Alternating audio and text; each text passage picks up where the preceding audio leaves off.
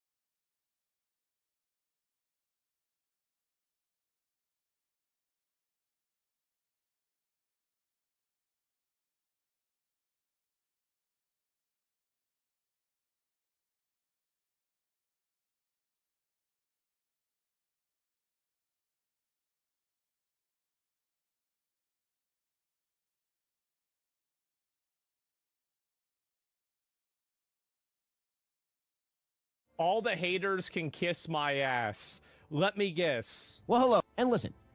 Well, New York Magazine claims there was a time when Ben Shapiro could reasonably call... Okay. Well, hello, everybody.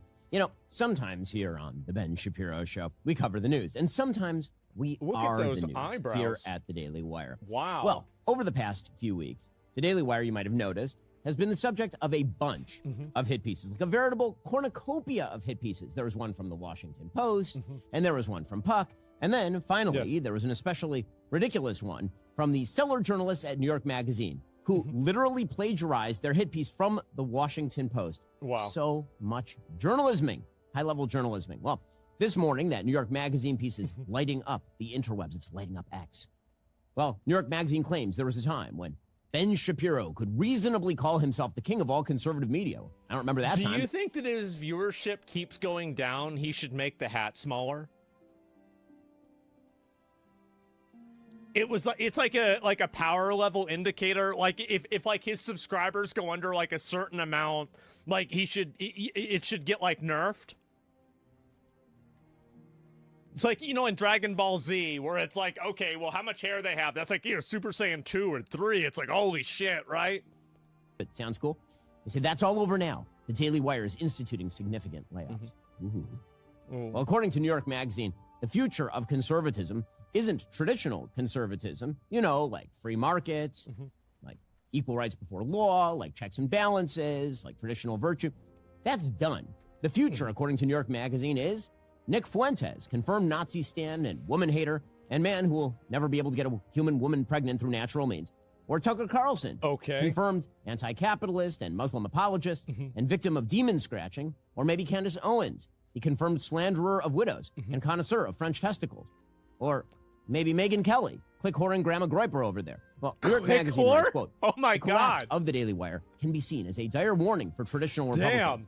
There are two realities to Shapiro conservatism in 2026. That's It brutal. retains a significant foothold among Republican elites, and it is being fast rejected by the future grassroots of the parties. First of all, that's just wrong. By the polling data, the positions that we take here on the show are reflective of the broad majority of Republicans. Uh-huh. That's just the reality. But I figured that we should address all of this head on. So it's true.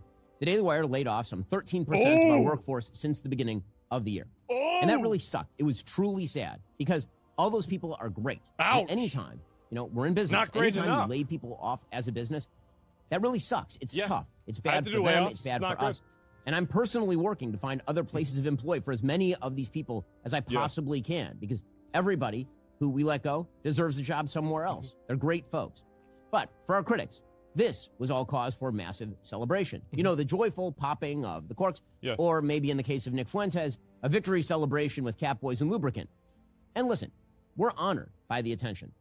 See, here's the thing. People only tend to write stories like this about major American institutions, right? Like Amazon dumps people. It's a big story. Or the Washington Post dumps people, and that's a big story. And thank God we are a major American institution. According to PodTrack, our podcast reach is 41 million people per month. We're ranked 6th globally. Wow. We have a total of 11 shows. Paramount, to take an example from that same chart, is ranked 4th globally. They have 145 shows. So on a per capita basis, we're killing it. We are responsible Per for the capita. 2 most successful conservative documentaries in history. Matt Walsh's Am I Racist? And What is a Woman?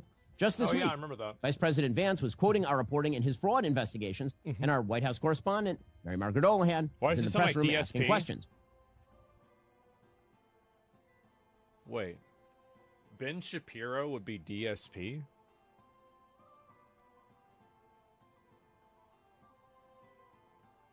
He could be JSP.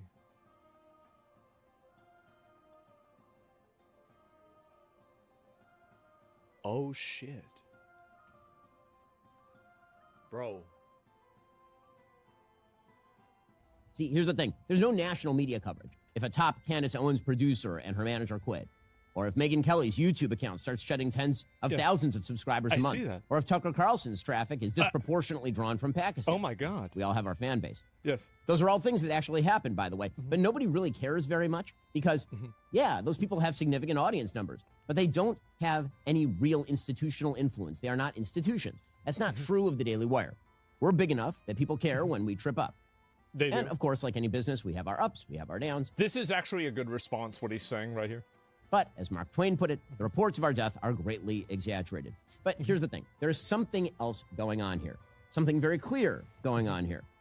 The media left and the woke right, that'd be like Candace and Fuentes and Tucker and Megyn, all of them.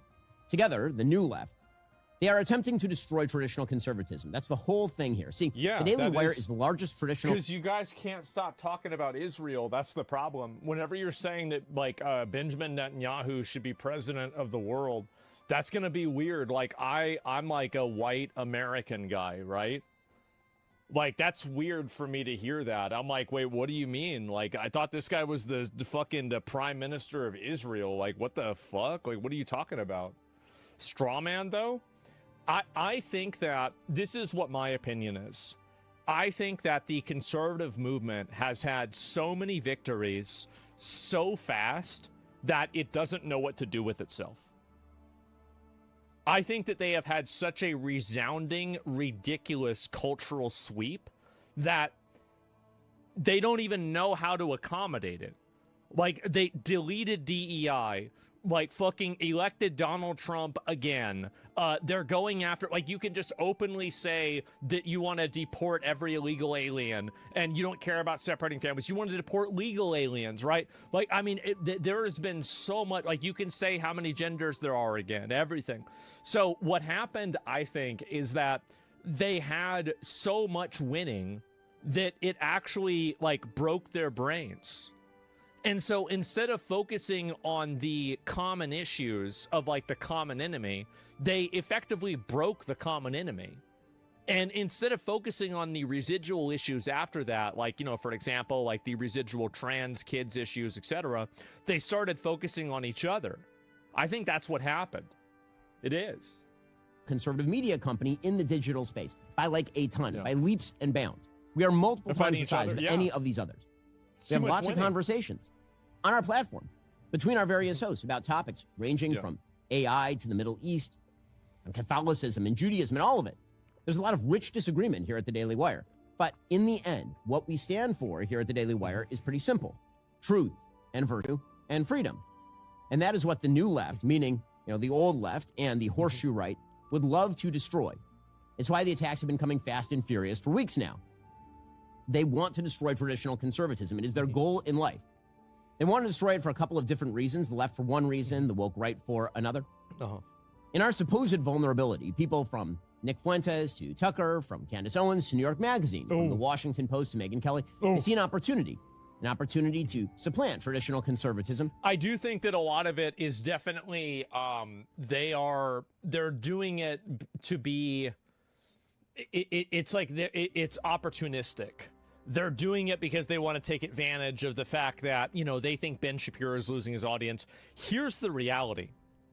A lot of the traffic for news channels and everything has gone down massively. It's gone down with everything. And do you know why? It's because nothing's happening. That's the reason why. So, and this has happened for people like Megyn Kelly, Tucker Carlson, Ben Shapiro. It's happened for me with my videos about this. It's just in general, because I think people, like, everything is now kind of at a stasis point, and there's nothing that's crazy that's happening. That's not a big deal. Sometimes a lot is happening, sometimes not a lot is happening. That doesn't mean that, like, you're failing. That just means that at a certain point, whenever your attention is built around current events and there are no high, intensity current events that are happening, you're not going to have as many people paying attention. And that's the reason why media tries to create all of these controversies. It's because the media wants to keep people paying attention. And I don't think that's a big deal. It's really not. There is a lot happening, though? Not really. There's nothing that's like, well, what's really happening right now that's interesting? You have the Iran standstill, right? There's like an armistice, basically, that nobody knows what's going to happen. They're like kind of just playing games behind some kind of fucking curtain. You don't really know what's happening. The China, what are you talking about? I'm being honest, right? Let's wait a couple months. Midterms will peak it again. Yeah, I mean, if you, Cuba, nobody cares about that. People don't really care about that much. Like, we're not even doing anything with Cuba. Trump meeting with China. What does that mean, though? Like, I mean, again, these aren't things that engage the average and the general population into politics. That's the point that I'm making. Whenever like a political season is in swing, right? So you have like the midterms and especially the presidential election, that's whenever you have everybody talking about these topics and, leading up to it and then following it about how it's resolved. And so when you don't have that, there has to be something else, but sometimes there's not. Ben is pissed on X, though. Yeah, these are normal things. Yeah, things go up, they go down. And that's it. It happens every time. So the amount of, again, popularity people have is going to be derived from what they're covering. It's the same as like any video game, for example. If you're talking about video games all the time and there's no interesting video games that are out, then you're not going to have as many people that are watching your show. But if, like, I mean, look at World of Warcraft. Like a new WoW expansion comes out, every WoW streamer has a fucking, what do you call it? They have like an increase in viewership, and it's the same with any game. So this is just normal. And I think that it's one of the big differences where it separates people that are doing things opportunistically versus people that are doing things because they have like an investment and they care about it. Because if the only thing that you care about is getting more people to watch, then that's what's going to happen. Things that actually happen, by the way, but nobody really cares very much because, yeah, those people have significant audience numbers, but they don't have any real institution. Conspiratorial, grievance-addled, nutty version of populism. Or, in Megan's case, just make some quick clicks and cash. It's a lucrative grift. It's a dangerous grift for America. So, why is this happening? Well, obviously, for the media left, we get it. We get it. For the media left, we get it. They're always happy to run this grift because they love a right that is crazy. They don't want a right that is characterized by normie beliefs. They want a right that's nuts, because the easiest way to make AOC president in the 2028 election is to have that nutty lady run against a conservative movement. If you think that hag is going to beat Marcus Rubius, you're out of your mind. Like, you're actually retarded. She's not going to... Are you kidding me? There's no way. Is focused on Brigitte Macron's testicles or demon attacks in the wilds of Maine. It's not or going to why happen. the Jews are responsible for your incurable gingivitis and horrific body odor and inability to get a date.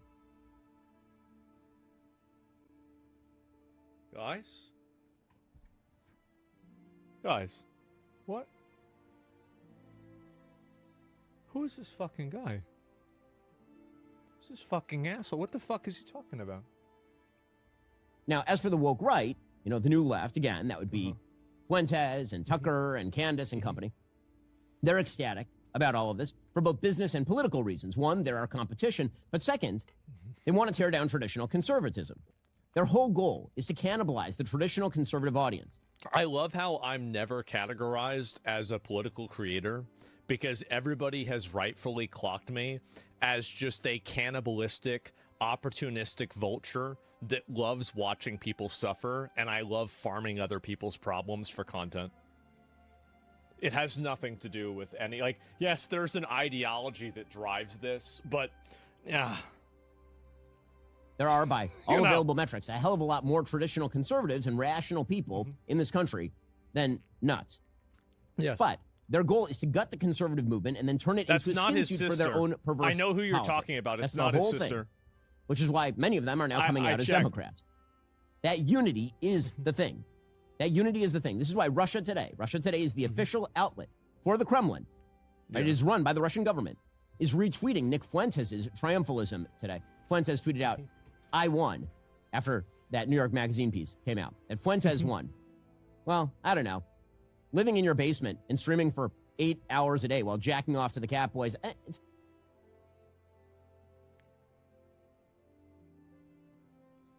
it's a form of winning, I said. All right, I mean, whatever floats your boat, my dude. You might call the Russia Today Fuentes get-together an online Molotov-Ribbentrop pact. Well, it's also why the Washington Post is happy to quote Candace Owens, the ranting bag lady of the internet, to explain that the Daily That was good. Wire's numbers are down. Again, that alliance between... It's crazy that he called Candace Owens a ranting bag lady and Megan Kelly a click whore. This is... wow. See, we got to get more to this. between the left and the woke right is totally real, and it's active. Yeah. This is why they are getting together to formulate stories. It is why they are repeating the same talking points. Now, Candace says that the Daily Wire's numbers are down because people don't want to be lectured. And this is the teenage point of view from Candace and Megan and Tucker. They're all saying the same thing. They don't want to be lectured. Don't lecture me. Megan tweeted in March 2026, "You're the coward, Ben, and your moral preening, priggish lectures and holier-than-thou judgments are the reason you are losing fans, and more than that, friends, at a record rate." All these people are on the same script. They're all on the same script. And also... You know what I hate to say? I kind of respect Ben for doing this. I do. I'm not like a huge Ben Shapiro fan, but he's held frame on this the entire time. He's right. Yeah. He knows it's over, but the thing is that, like, it might be over for him, but even if it's over for him, he's going out on his own terms. He is, but, like, I do think that if his subscribers go down, he should make the hat smaller. Like, I mean, you can't wear, I mean, can you really have that big of a hat if you're losing that many subs? I mean, come on. Because as people who traffic and misleading. crap for sweet, sweet lucre, they would Very love to be misleading. spared the lecture. They don't want to be lectured as they grift. So they're going to do the same thing that, you know, a 13-year-old boy would do if caught doing naughty things on his iPad. What? They don't want to be lectured. Don't you lecture me. Well, it turns out sometimes in life, people need lectures in decency, in reason, and in truth. You know, people who smear the wives of murdered men or cover for people who smear for the wives of murdered men. Talk about Those people deserve lectures. Yeah. Maybe the people who revive Nazi propaganda. Oh. Maybe the people who have a weird interest in the non-existent testicles of the spouses of French politicians. Or maybe the people who make a cause. I think that if Ben Shapiro was slightly more charismatic, he could totally wipe the floor with these people. Because he's right. When you have a ranting bag, like the ranting bag lady who's talking about whether the wife of the Prime Minister of France has a dick or not, and then she's also talking about talking to a person in a dream, and then after that, what was the other one? With, actual Nazi stands. Maybe those people deserve it. Yeah. Oh, with Erica Kirk trying to get her husband killed. I mean, really? Sure. It's pathetic. Maybe the people who are repeating talking points from Hassan Piker and mimicking the propaganda of Vladimir Putin. Or people who just randomly start cursing so much and are hanging out with the Groyper adjacent and embracing Islam. Oh. Maybe those people deserve lectures. I don't know. Well, listen, there's always a big YouTube audience for that sort of crap. Yeah. But let's be real. There's a massive online audience for pornography as well. People addicted to both deserve a bit of a lecture. But let's get back to the central issue. The point of the attacks on the Daily Wire. He really is. He is willing to go down with this ship. I respect this. I do. That is, dude, he's so sanctimonious about it. He's so patronizing. I love this. That was good, not gonna lie. It is. It's good. I'm starting to respect this. It's like whenever, I feel the same way about this that I felt with Mark Zuckerberg, and where they said that Meta is losing billions of dollars and Mark won't stop. I'm like, you are gonna ride this ship down to the bottom of the fucking ocean. And man, I gotta respect that. That's a man with a vision. It is. Might not be a vision I agree with, but you've got a vision for this. Respect, because you can keep farming them? Yeah. Is, of course, not just to attack the Daily Wire. It's to destroy traditional conservatism. That's the whole thing, the entire thing, all of it, every bit of it. That's the whole thing. The reason they are coming after the Daily Wire is because they want to come after you. They want to come after traditional conservatives who believe traditionally conservative things. It is no coincidence that at the same time, the Washington Post and New York Magazine and all the rest of these legacy left publications are attacking the Daily Wire. They're also writing strange new respect features on Ned Fuentes and Marjorie Taylor Greene and Tucker Carlson. The left wants those people to win. By the way, they're not hiding it very well. New York Magazine's piece says, quote, like the Rockefeller Republican of yore, the Shapiro Republican could go extinct entirely. That's what they want, right? They want traditional normie Republicans to go away. It's what they want, and it's what they hope for. And listen, maybe it will turn out that all these people who hate conservatism and what I consider to be traditional American principles, maybe they're right. Maybe it'll turn out that the future of the right, perverted by the algorithmic insanity of the internet, is sloppulism. You know, the Tucker-style grievance conspiracism, complete with the night-scratching demons. Or Candace Owens' usual brand of kookery. Or Nick Fuentes' transgressive Nazi cosplay. Or Theo Vaughn's man-child podcast illiteracy. Maybe. He's just really, bro, he's lashing out. He is, bro. He's, oh my God. He's just looking at it. This is good. Sloppulism? Oh my God. Cooking everybody. Is he wrong? I like Nick. The other ones, I think he's kind of right about. Yeah, I think he's kind of right. That's where the right goes. Maybe that's what comes next. Maybe that's all facilitated by the click whoring of the Megyn Kellys of the world and justified by an appeal to audience numbers, because none of these people ever appeal to morality. They just point to their clicks. Maybe Idiocracy wasn't a satire. Maybe it was a prophetic documentary. But here's the thing, from where I sit. That does not change one single thing for me. Not a single thing. See, here's the thing. I've been doing this since I was 17 years old. I started off when I was 17 years old writing a syndicated column on politics. I didn't do that because I wanted to get rich that way. That's not how you get rich. I got into politics because I cared about the truth, about saying things that I believe to be eternal and true, because I care about the ideas of conservatism. It's why I've done that for all these years. I care about free markets, and I care about private property, and I care about equal rights before the law, and checks and balances, and the Constitution. I care about... This is the product you've all been waiting for. Introducing my first tattoo. What? It borders on child abuse. Guys, these strangers don't know it, but we made this entire presentation for them. And because nobody except us knows what's coming up, they're gonna have to defend these terrible products on the spot. It's easy to bring to school and practice on friends. No. No? Not the kids. You're gonna haul.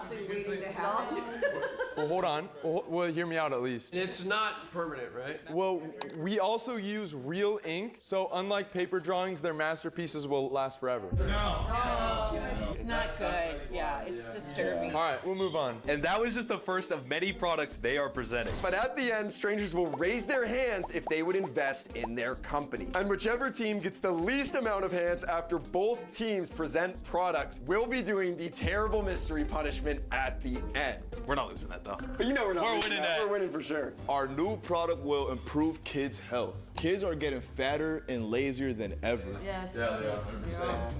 That's why we created the Tubby Tugger. That's crazy, dude. Well, hold on, let's see.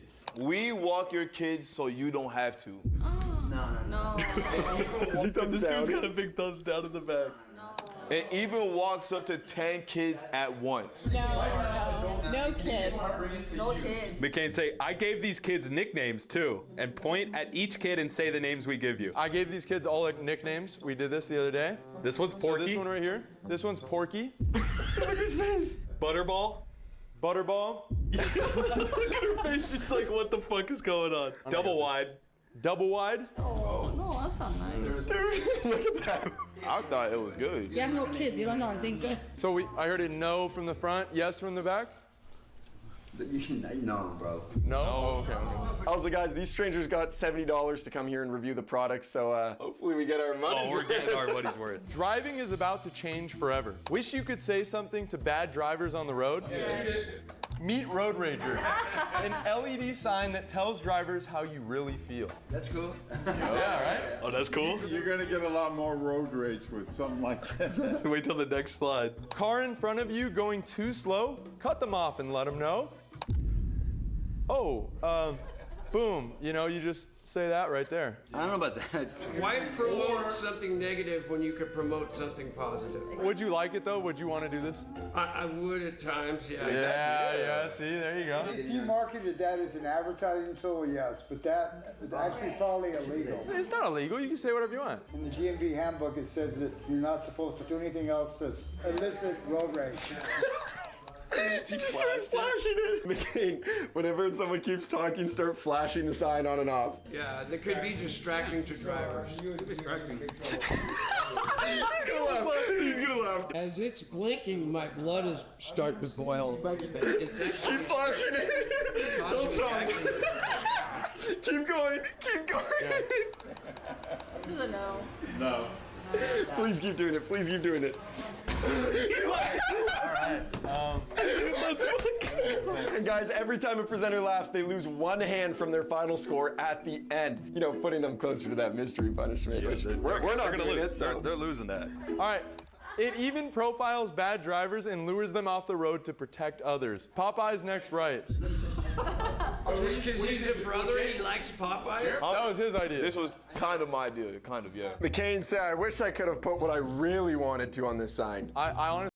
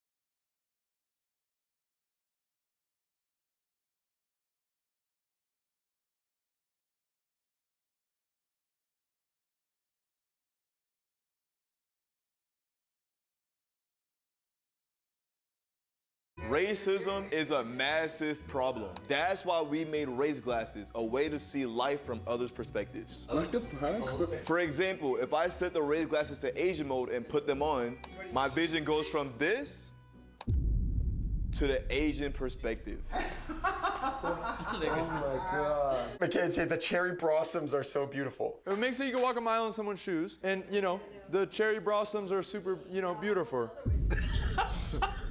Or try the Jewish mode, money detective. It makes it so, hold on. Who is this guy in the back, dude? He could be an entrepreneur, money detected, startup. Oh no, we wouldn't say that. And don't forget African American mode. Oh my god. Yeah. Jay, say basically they're just playing GTA 6 early. So basically they're just playing GTA 6 early, you know, early access. Well, you should make them hungry or broke. Oh, no.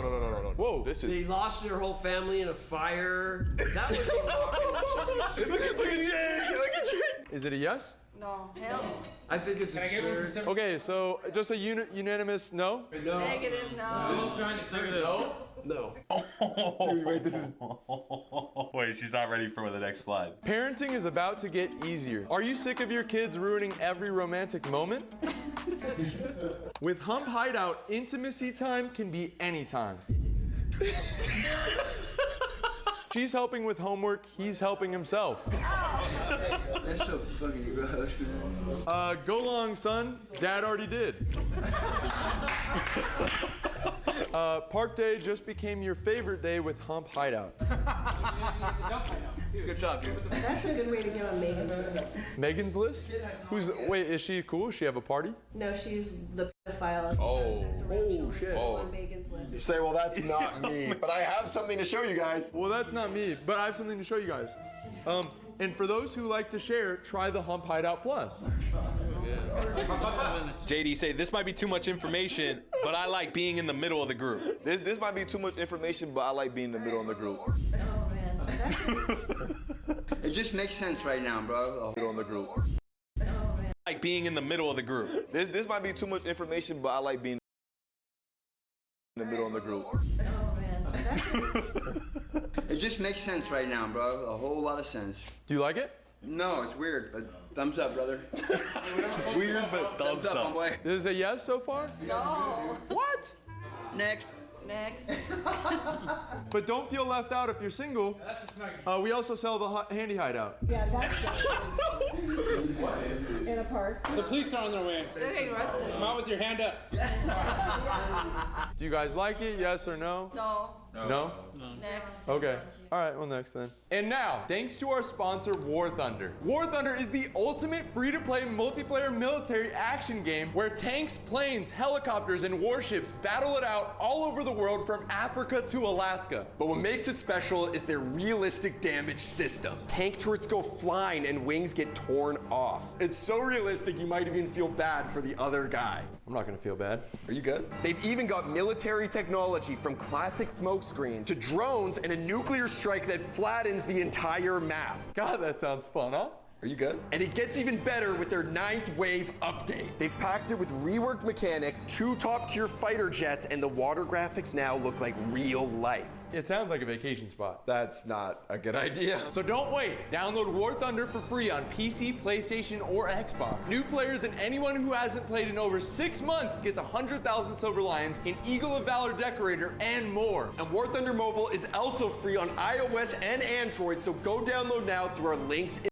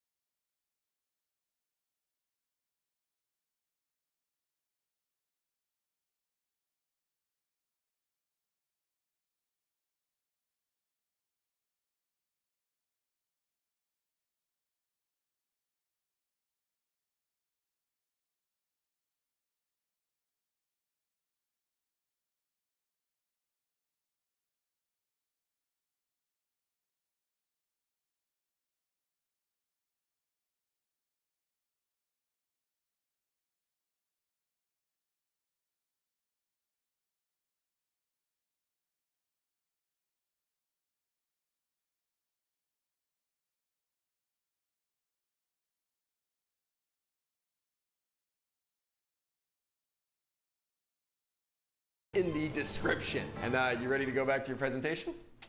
Oh, we have a new product to strengthen relationships. Tired of your wife asking you to spend time together? Introducing More Chore, endless dirty dishes to keep her busy. Genius. Isn't that a little chauvinist? I guess. I mean, in my relationship, that's just how it is. Oh, not mine. Not yours? That's a no. Well, hold on. I haven't gone through everything. More Chore dispenses a new dirty dish every 30 seconds so she never catches up. You need an easy loader. You gotta put it in, it goes in a circle. Do you want to make it easy or you I want don't, it I don't harder? want it to be Yeah, easy. you want it to be easy, yeah. It's a time wasting. No one's gonna buy that. Big thumbs down. That thumbs down is insane.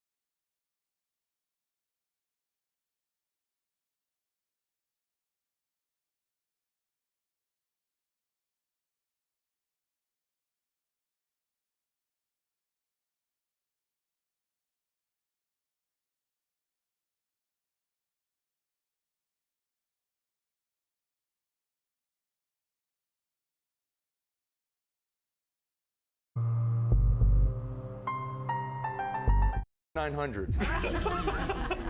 How long have you been married? 2 years.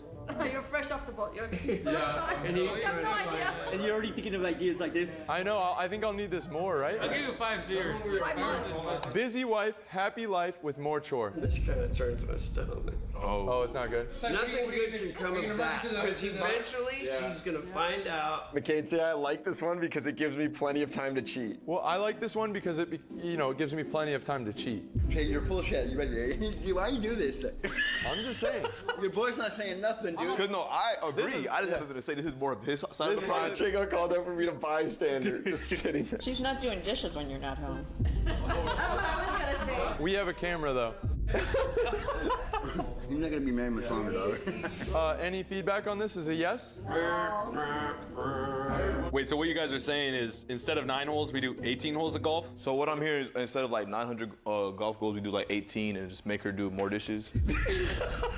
Or bring her with you and teach her how to golf. I'd rather bring my side piece. Can I bring my side piece though at least? Why are you pointing the homeboy, dog? No, not him. My bad. My bad, dude. No, not me. I know. He's pointing. So this one's a no. No, move on. Okay, we'll move on. They're gonna lose. They're out of it. This new product will keep you safe. Are you scared of criminals that could hurt you? 100%. It's dead silent. I am. Introducing Risk Radar. Know when crime is happening so you can avoid it.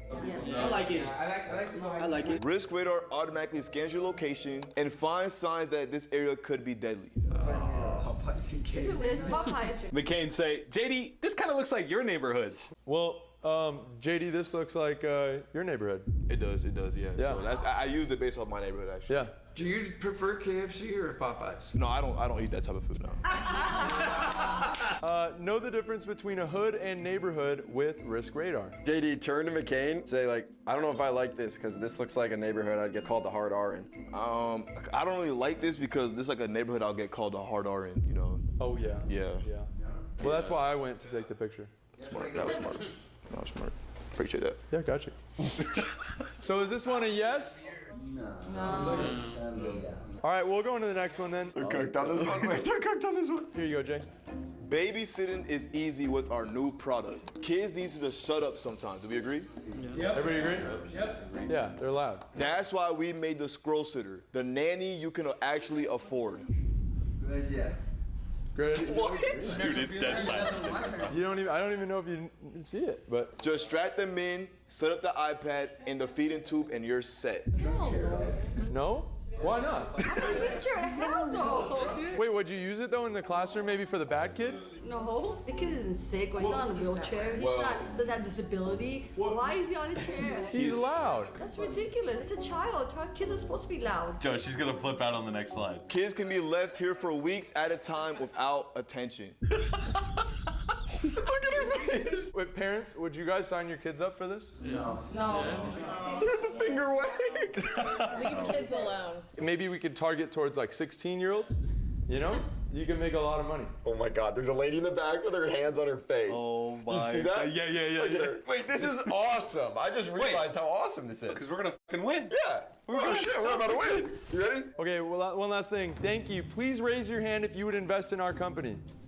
1, 2, 3, 3. Yeah. 3. And McCain left ones. Oh my God, 2. Let's go 2. All right, awesome. Thank you guys so much. Jay, how's that BTA? 3, I'm blaming you. How's that BTA? You got a belt? Can I use your belt real quick? BTA, right? Yo, hey, don't do it. Don't do it. Yo! Call them. BTA. Dude, who the fuck created that thing? You really like the sign. You know what's the LED crazy? sign flag. No, you know what's crazy? Our presentation that you're about to present is even fucking worse.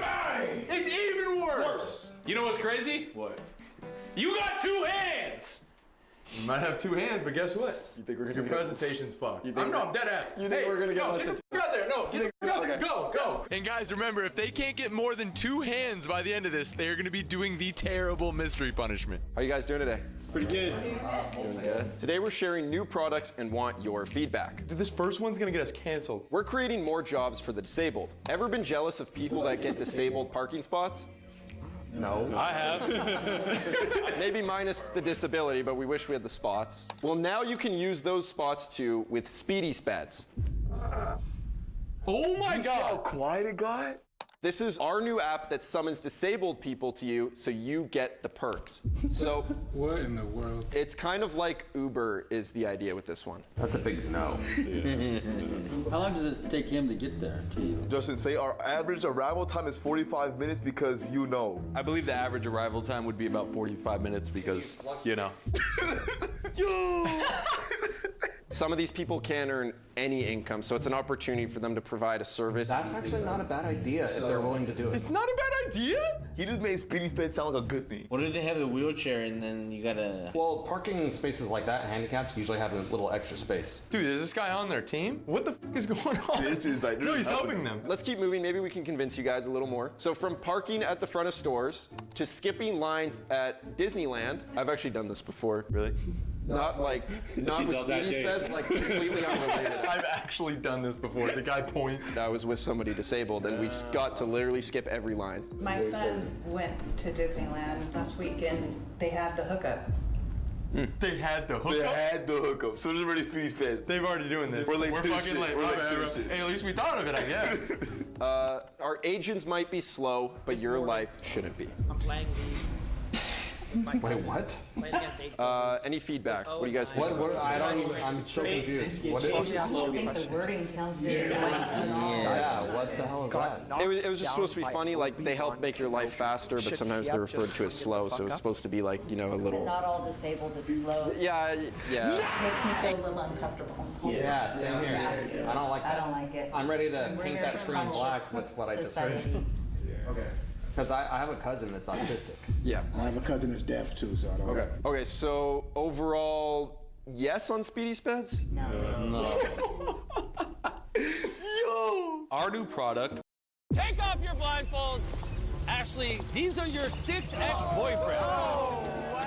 And the last ex standing, by winning her back over, will win $250,000. Anything you want to say to them? I have no words. Let's head on over to the camp. I invited you to my birthday. I'm a little sad you didn't come. Whoa! I was busy. Did she go to your guys' birthday parties? Oh, she's our birthday party. Because these guys are going to be living on a tropical island with literally everything you could possibly need. We can live here for the rest of our lives. Huh? This challenge is not about endurance. It's to win her back over and be the last one here. Every 5 days, Ashley is going to send one of you home. And whoever is left at the end will be left with a crucial decision. Split the prize pool with Ashley or steal the entire prize pool. That's all. Have fun. For the next 30 days, I don't think Ashley will have to lift a finger unless she wants to. No, we gotta set up a hammock for her. Gotta be the first one to do something. Just gonna sit over here in the shade. These boys are going to do everything. I'm Ashley. I live in Fort Lauderdale, Florida. Came here as an opportunity to have some fun. I'm just looking to see where these relationships go and to enjoy my time here. Here you go, my princess, my queen. Obviously, I have a different relationship with each one of the boys. There's a romantic connection with Mitchell. Happy to be here. Give me the kiss me right now. No, no. There's some of the other boys that I will flirt with.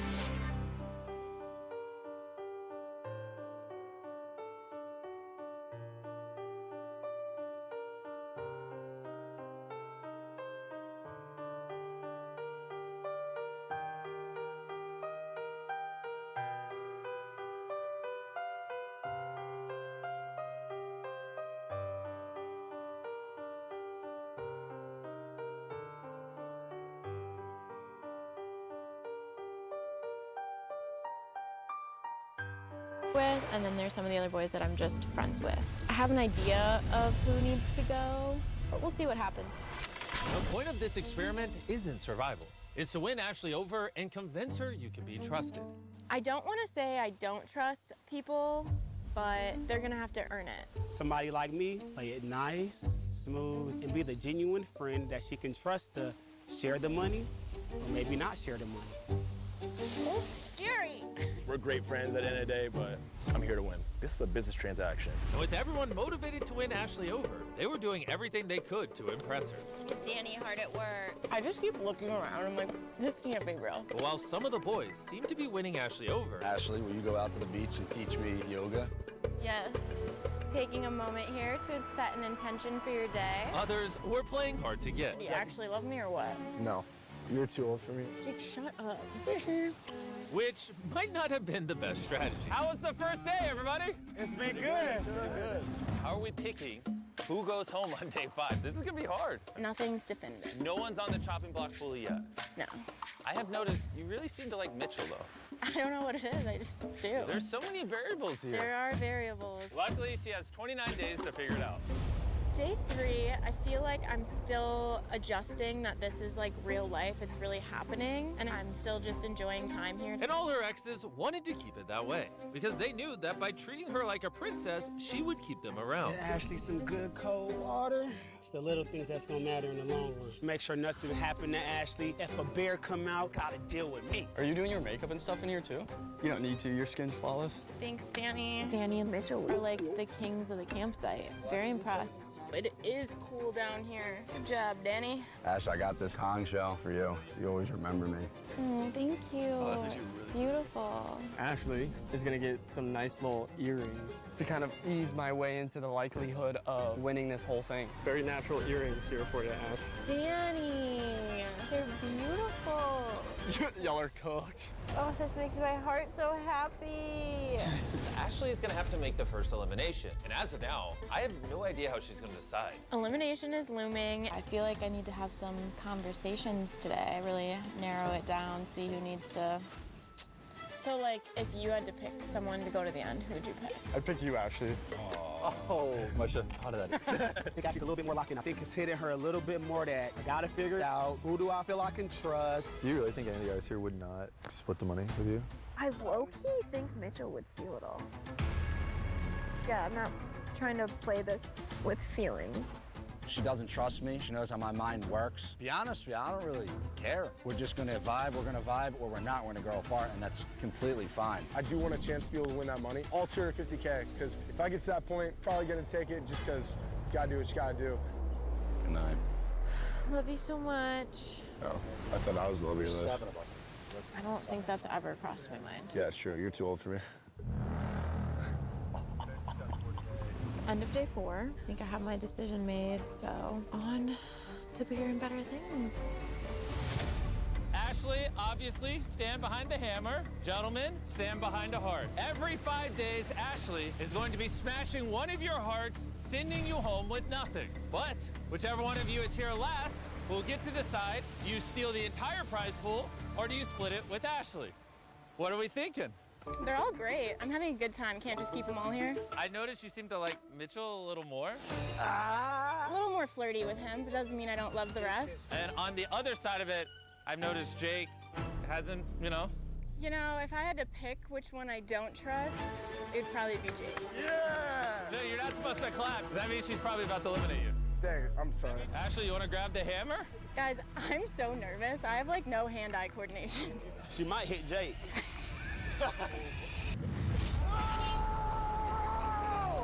Gentlemen, it's been a pleasure. Bye, Jake. I'll miss you. Not really, but. Then there was 5. You see that one coming? No. A mile away. What? Well, you guys know there's another one in 5 days, right? Yeah. Yeah, he said that, I think. Yeah. What's that plus their $250K? And to help Ashley make her next decision, she decided to make the boys compete.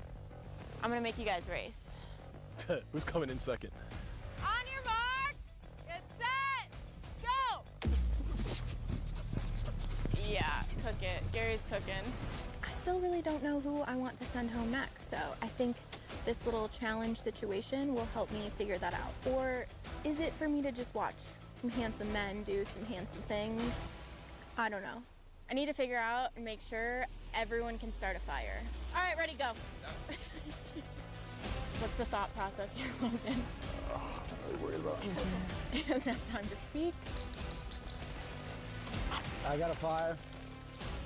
Looks like Mitchell's gonna have to stay here with me and take care of me. We're gonna do a talent show.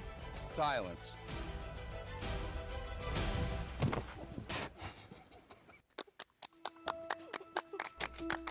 You want oatmeal? I'm good. Oh, I was gonna get you another cup. No, I'm good. I would love some, Mitchell. Thank you. I think the woman's supposed to be doing the one cooking. I'm cleaning. So thank you. There you go. This tastes incredible. It's so good with peanut butter. You know how to kill every moment. Anything I say or do is not good enough for Miss Ashley. And that's a problem. Are you trying to fight right now?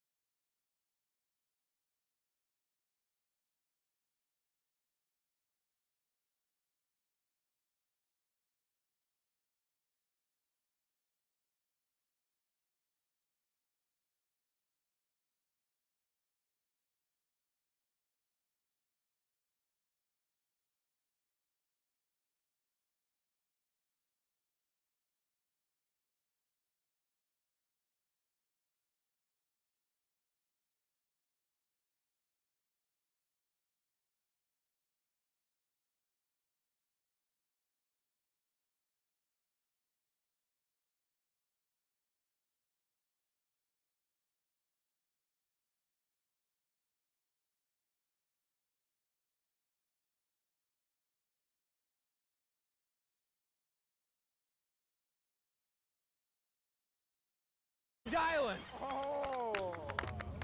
So you see this big contraption over here? Yes, sir. You're gonna be competing in a challenge for a special night with Ashley, and there's some amenities. Oh, wow. So the winner of the challenge gets 24 hours with Ashley here. You get a bed, a massage, a 3-course meal, and the rest of you won't be able to talk to Ashley until the elimination tomorrow. Oh. I'm nervous. Yeah, what's the game? What we gotta do? The first X to dig their key out of the sand, unlock the hammer, break the stone, and push the barrel up the ramp wins a date night with Ashley that could potentially secure their spot in the next elimination. Let's go! May the best man win! 3, 2, 1, go! Oh, it's deep. Dig! Come on. Got it. Gary has successfully dug his key out of the sand. Oh, he wants to win. But Logan isn't far behind. Unlock the hammer. Honestly, I thought finding the key would be easy, but clearly not so much. Oh, this is not good. I mean, Gary is just outpacing everybody. Gary hasn't struggled at all in this challenge. It's too easy. 15. Oh, that's not it? What the? Nobody's even close to Gary. He's laughing the whole way. Somehow, Derek and Mitch are still digging. I'm so confused. Which is crazy because we literally marked where the key was buried. Guys, this is kind of sad to watch. Logan's catching up. You're almost there. Lock it in. Lock it in.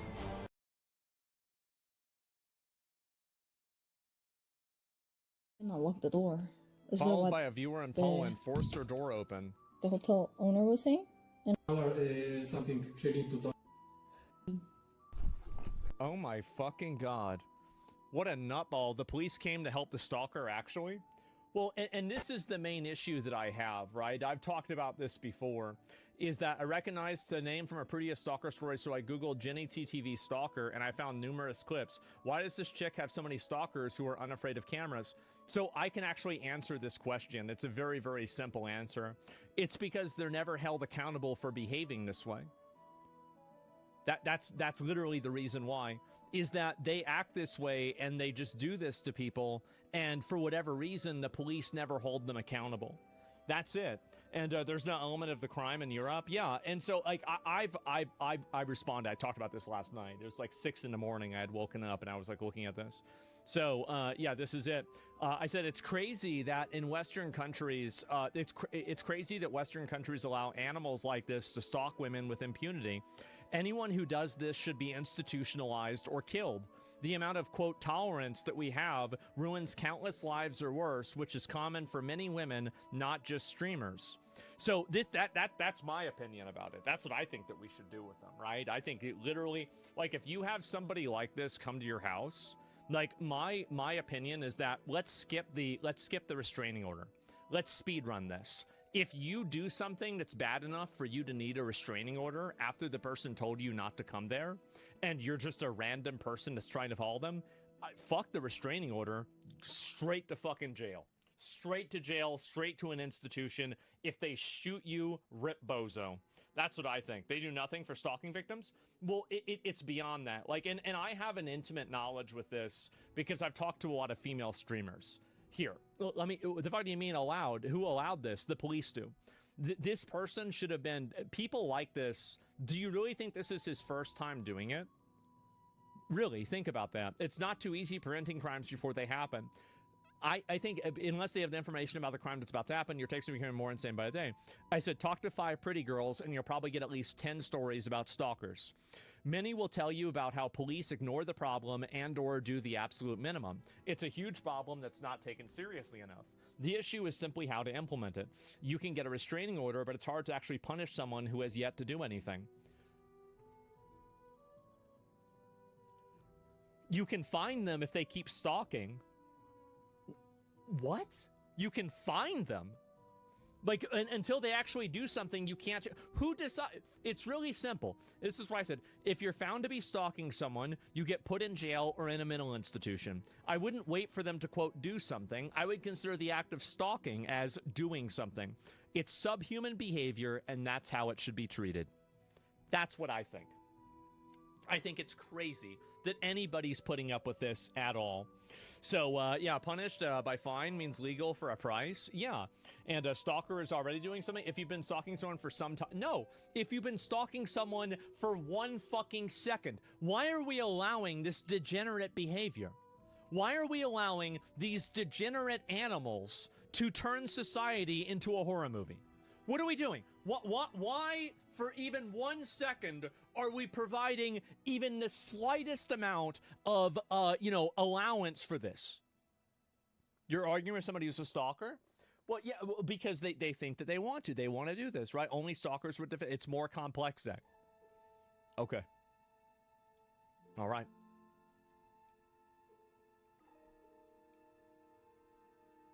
Explain it. Explain how it's more complex. I want to know. I want to understand this. I want you to help me understand it. Hopefully you can be able to do this.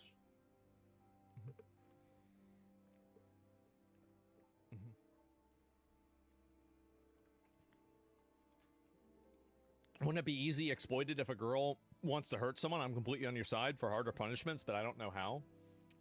If a girl tells you to leave her alone and you don't even know her, and then you don't leave her alone, I think you need to be institutionalized. It's really simple.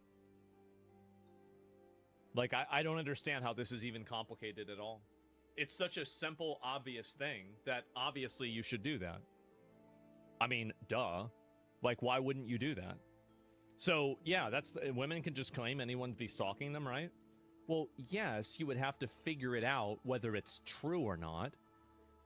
I mean, yes, duh, of course. Like, yeah, so, of course you need to have an investigation to figure out whether it happened. But, like, after you figure out that it happened, then what would you do? What are we talking about? Oh, my God. Sidewalk makes you a stalker. Yeah, let me see this here. For example, small time, a girl can tell the police I'm a stalker out of revenge and get me in trouble, right? Well, how would you be stalking her?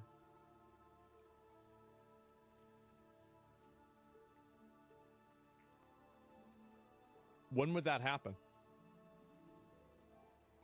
It's blatant degeneracy. If anything, the stalker shouldn't be allowed in the same state as the victim, but honestly, in my opinion, they should be left in prison to rot. Yeah, I mean, like, I'm just confused. Why would that happen? Like, I'm gonna be real, guys. I think that men being afraid of false accusations is the male version of the illogical position of women choosing the bear over the man in the woods. That's not probably what's going to happen. It's not.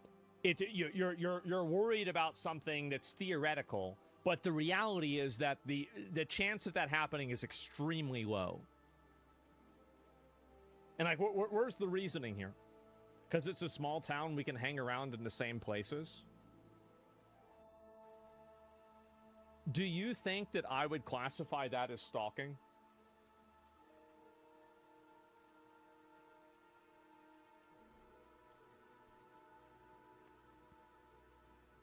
Do you think that I'd classify that as stalking?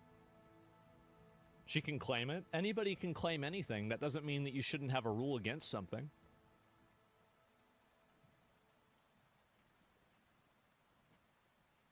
I'm totally against the behavior, of course. Well, then what's the like, every single law can be applied in a way that's unfair.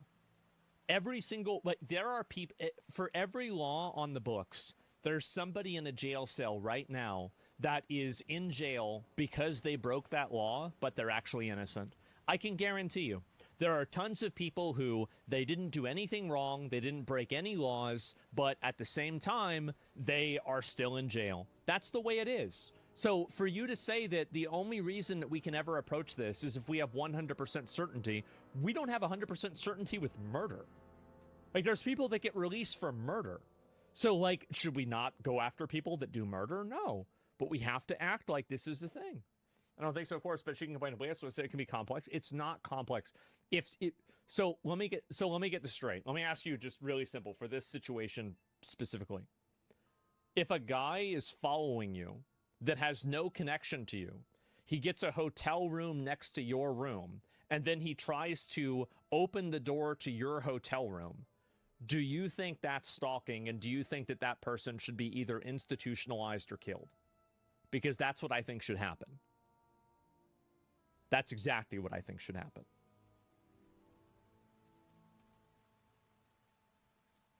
Like, it's not like, and that's criminal 100%. Okay, so there we go. So really, and of course there are going to be gray areas. Of course there are going to be things like that. Like, I mean, you can't say something for everything, but you didn't specify the implementation, so people are filling in the gaps on how a bad implementation like current laws can do. Everybody can interpret things in a bad way on purpose in order to try to make something seem like it's not something else. The ability for you to avoid that is impossible. You can never avoid that happening. You can never get away from that happening. That's just simply the way things are. So, yeah, that's it. And save. Yeah, you remove the, yeah, I mean, if you remove the context out of anything, then of course that makes sense. But you should watch the initial meeting of him and Jenny, and he was being creepy, asking her out. Yeah, I mean, like, I think that a lot of you guys that think that you're going to somehow get, you know, caught up in some stalking thing and you're going to get put in jail. I think that the only people that are defending this are people that don't have any social skills and are afraid that, you know, them interacting with a woman is going to get them put in jail. I'm not talking about you being awkward around a girl. I'm talking about you going to their house whenever you don't know them. I'm talking about you trying to get inside of their house whenever you don't know them. I'm talking about you trying to contact them, interact with them, or touch them whenever you don't know them. I'm talking about legitimate, real, bad, threatening things that happen. I'm not talking about somebody messaging a girl on Instagram, calling her pretty 15 times. Just block them, who cares? But I'm talking about people that actually invade your personal space and do things in that way. And that's the main point, that, yeah, researching where they are. Yeah, if they pull you, if they find out that, like, you're trying to triangulate another person's location to figure out where they are, immediate fucking institution. Immediately jail. Like, why do we allow this to happen? Why do we allow these fucking animals, these absolute subhuman fucking animals, running around, terrorizing women, terrorizing people, causing problems, and for what? For what? Why do we do this? Because we're afraid that somehow maybe somebody is going to have a bad experience? They're having bad experiences every fucking day. It's happening constantly. I'm so sick of this. I am. I'm so sick of this endless empathy for bad actors, mentally ill fucking freaks, and degenerate animals that should be locked in a fucking cage. That's what I think. I hate it. I absolutely fucking hate it. And I hate the people that make excuses for it, thinking that somehow they're going to be a victim of it one day. Just be fucking normal. That's what I think. It's embarrassing, bro. It's so fucking embarrassing. And it's not empathy, it's concern over the mental illness of many women. Oh, really? Right. Yes, mental illness. There's a Chris Brown, it was Chris Rock, or Chris Tucker or somebody, where he says, you know why you hear so many great stories about the crazy girlfriends? It's because the girls with crazy boyfriends are dead. I understand that there are crazy women. I get it. There's plenty of them. I've dated them. But the difference is that this is a legitimate physical impending threat, and there's no reason that anybody should be thinking about it otherwise. That's it. Literally just be just be normal. Just be normal. Like, and by the way, the reason why I'm saying this, here's the reason why I'm saying this. I understand that my stream, my community, has a lot of incels in it. There's a lot of people that are incels that watch the show. Can you just stalk a fake girl? Stalk an anime girl. Don't do it to a real girl. The reason why I say this is because I know that a lot of people in my audience are going to push back on it. I don't say it because I know that I'm going to farm easy W's. I say it because I know I'm going to farm easy L's. It's because these are the people that need to hear it the fucking most. Is because you might not understand how bad this actually is. This problem, and by the way, do you want to know why all these women hate men? It's because men stalk them, groom them when they're underage on the internet. Nothing ever happens to them. They get to live the rest of their life free while this woman is fucking traumatized. And so, yeah, she goes on the internet and she hates men. Is she a stupid bitch? Yeah, she is. But we made her that way. We shouldn't have let that happen. It's outrageous. The hell are we doing? The hell's wrong with y'all? What are we doing about this? Bullshit take, you've not dated any of the actual crazy ones? Listen, if you're having a screaming argument at 3:30 in the morning while your friends, your roommate's mother is helping you bring in boxes and she's throwing your shoes from the second floor down to the first floor and saying, take these with you too, you motherfucker. And then the next morning she texts you at 7 in the morning, I love you. And you're immediately hooking up that morning, and then you take her out to eat fucking Mexican food and buy her ice cream. And then after that, you spend the night together, and then you break up the next night after that. And this is year 1 of a 3-year relationship. I'd say I'm a fucking expert. Okay? All right? So that's the way it is. I don't want to hear that. I've been there. That's the way. Yeah, exactly. And watch the clip of Nick roasting Hassan. I know. I will get to that. I just want to talk about this a bit more. So, yeah, dated OnlyFans Girl Sky. It's pretty out there. Yeah, sure. And so, anyway, yeah, there's a lot of experience. I do. You're too benevolent towards women. Try having a girl steal your housekeeping and make a copy and appear in your home randomly one night telling you don't fuck her. She'll claim you tried to rape her. What are you talking?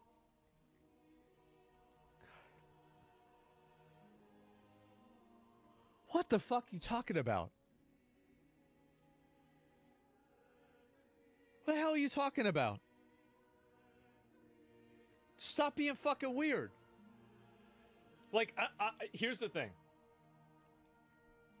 This is a big test that I apply to every content creator.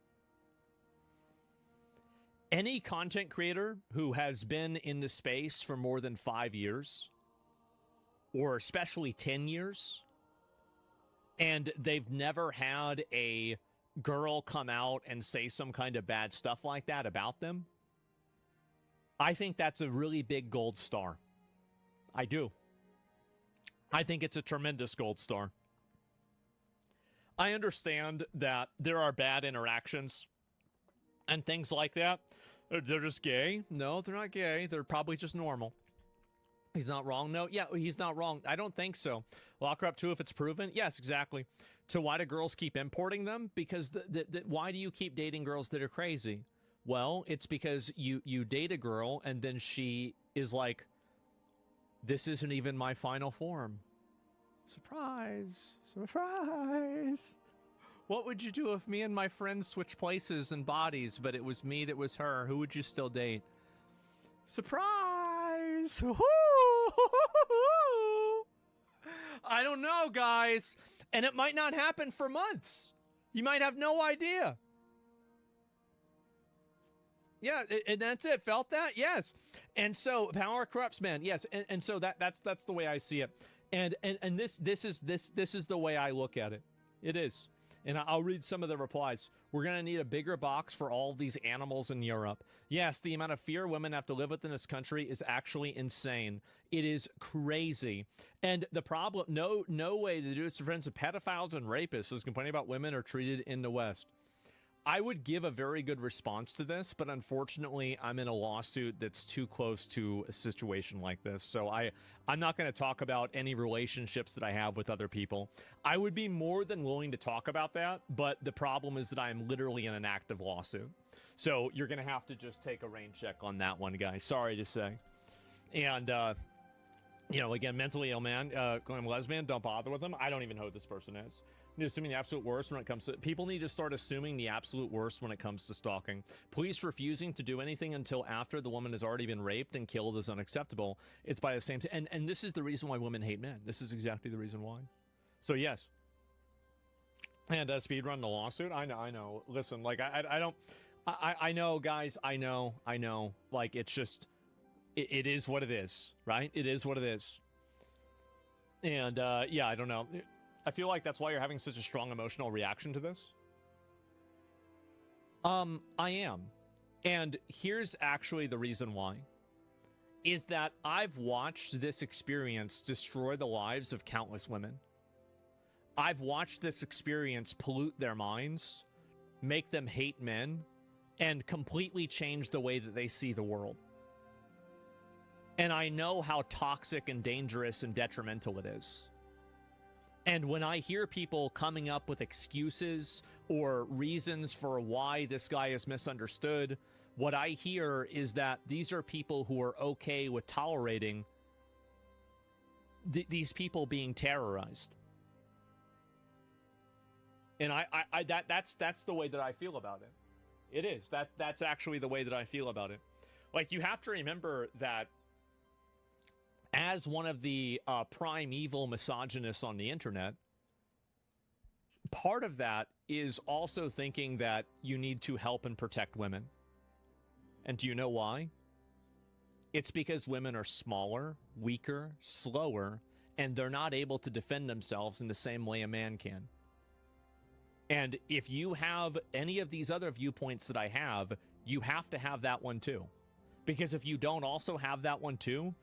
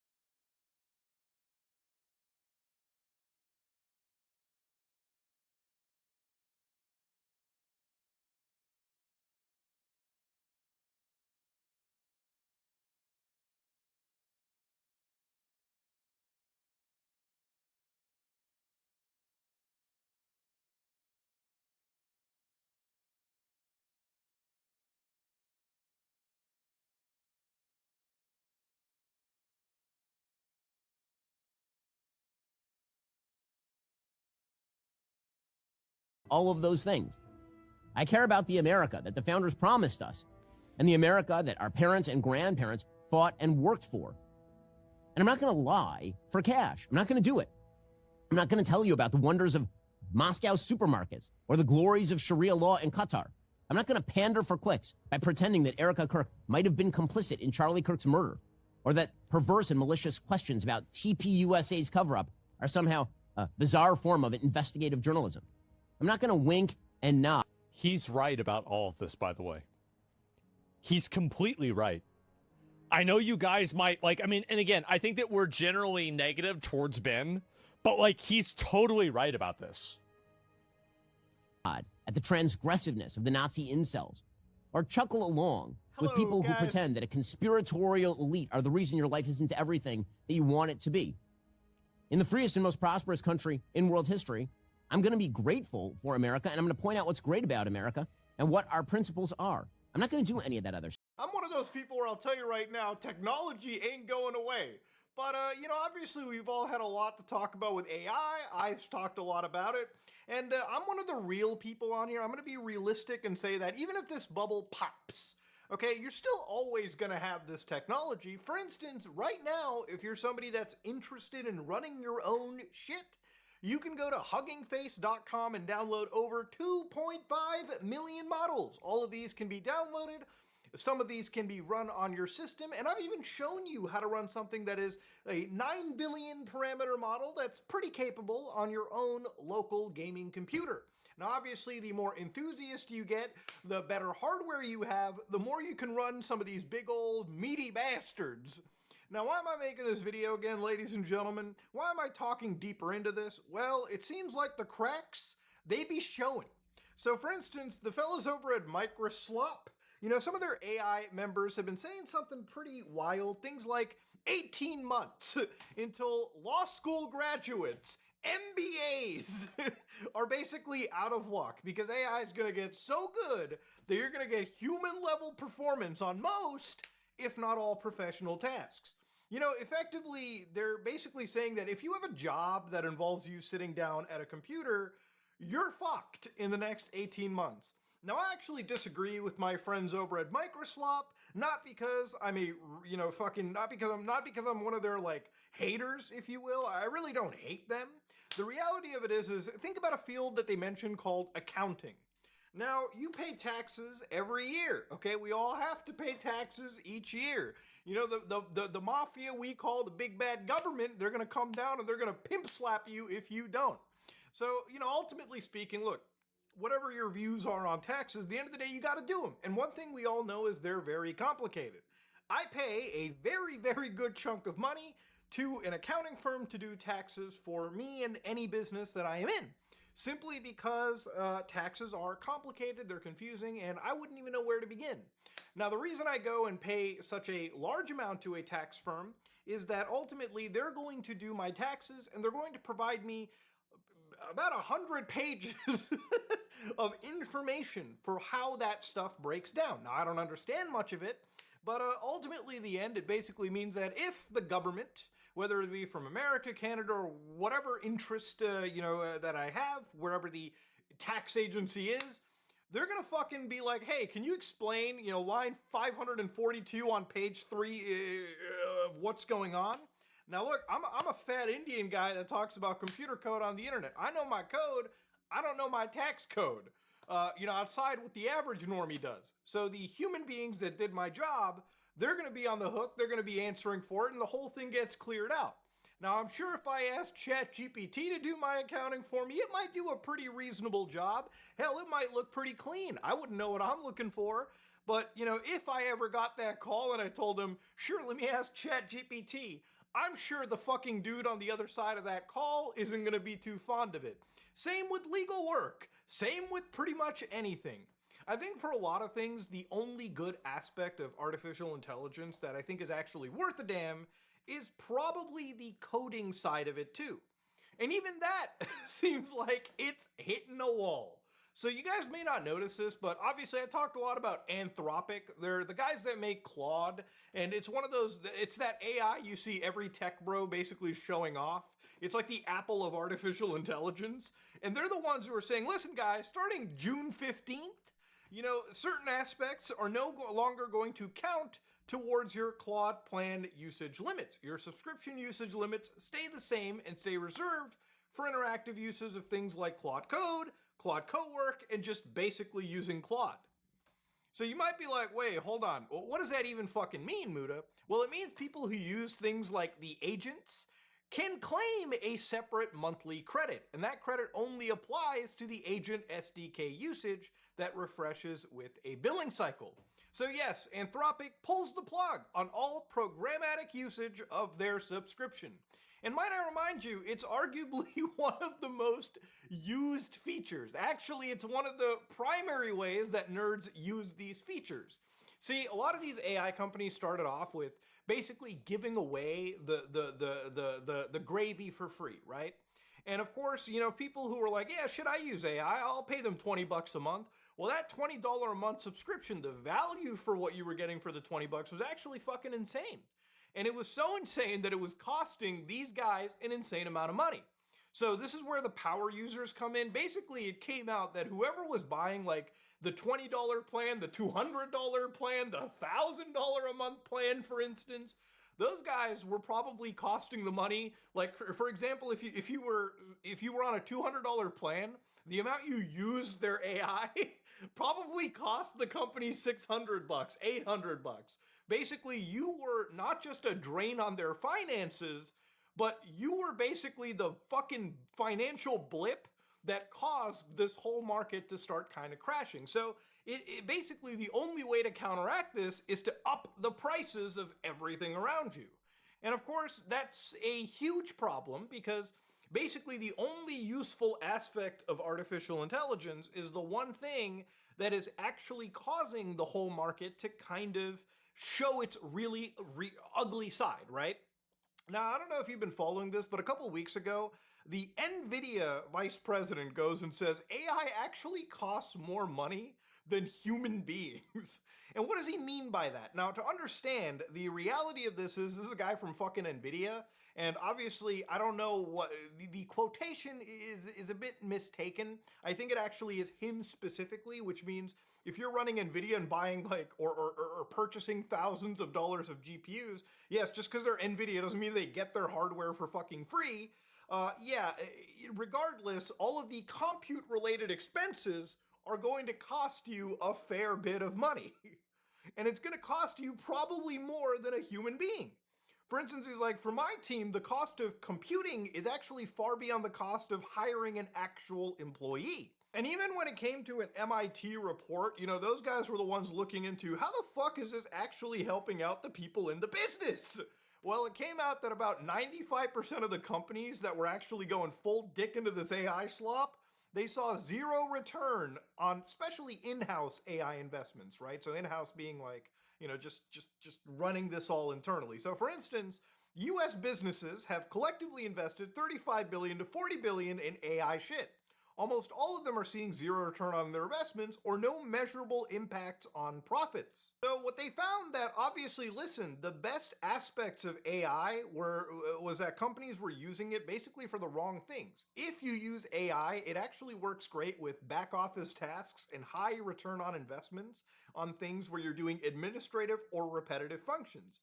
You know, basically the reason why you would actually use an artificial intelligence in the fucking first place. You know, I think a great analog is something like video editing, where you know how like you can like keyframe or like cut people out of like rotoscope individuals?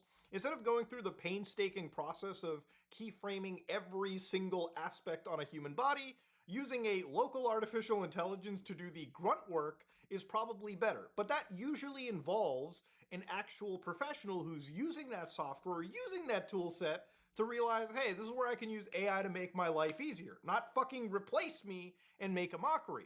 But that doesn't stop a lot of these big tech companies, and basically any company. This is effectively the layoffs chart, the layoff tracker. Nice. And basically over here it shows that out of all these companies in 2026, 110,000 guys and gals working in technology were basically thrown out. They were gone.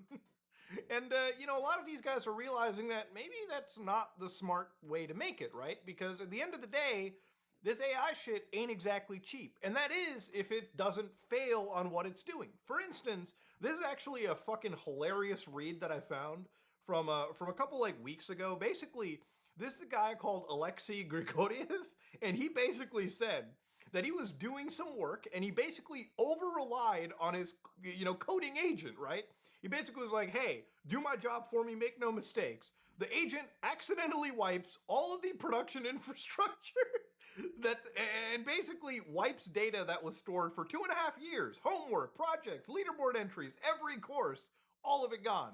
And to make matters worse, all automated snapshots, which are the backups, right? They were deleted too. So you had to upgrade to a next tier of his AWS account. So you have to go to Amazon and go like, Let me go up one more tier for the better assistance, right? And then Amazon came in and they're like, thank God AI exists because you have to pay us 10% more and we'll just run a fucking backup for you. Again, this guy could have probably avoided the headache if he just didn't over rely on the AI slop. So ultimately, at the end of the day, AI cost him more money than made him, at least in this specific instance, right? So look, that bubble be a poppin', ladies and gentlemen. And one of the reasons why it's so expensive is I like to show you guys on my channel, like, why. So for instance, if you go to an artificial intelligence, right, and just here, I'll show you exactly what it looks like. So I have something called Llama CPP, which is, again, a AI that I downloaded. So to show you, I'm not anti-artificial intelligence. Like, I think the technology is going to be there. I think I use it much like something to get rid of repetitive bullshit for me, not replace everything, right? Like, is AI good for helping you out on researching things on the internet? Sure, yeah, it can look for obscure stuff while you do other things in the research pipeline. But to give you an idea, I got this tool called LM Studio, and through here, if you just want to download an AI model, it's quite simple. Just clicking on the little search robot here, you can download things like Gemma, Quen, Nemotron, LFM, whatever you want, baby. But here I actually ended up going and just downloading something called Quen 3.6, and you can see that this version by Unsloth, which is the one that I'm using, has been downloaded like 1.7 million times, showing that there is a growing amount of nerds who are realizing, shit, I ain't fucking paying for this AI crap out there that's surveilling me, storing all of my shit, training off of my data, and giving me less as time goes on, you know what I mean? Especially when you look at all these AI companies that like make you fit into their own worldview. Like the amount of AIs that won't do things like, for instance, I do a lot of security analysis work, like I do a lot of virus investigating as what my channel does, as what I've done for years. You know, going into some of these big AIs and telling it, hey, can you analyze this like exploit? And then the AI's like, whoa, I can't do that. It's naughty. It's scary. And then I'm like, fuck that shit. I'll just use a local AI. I'll use one that's fucking obliterated so it listens to what I'm saying, bitch. You know what I mean? Sure, it ain't as good, but at least it listens. So here I downloaded this tool, and of course, using a, again, tool known as Llama CPP, I ran the actual AI. So the reason why I use things like Llama CPP instead of LM Studio is it actually works a little bit faster, and also you can finitely control a lot of what you want. Things like context, things like how it caches, things like how it quantizes, how it reasons, basically optimize it to the point where it runs on your system.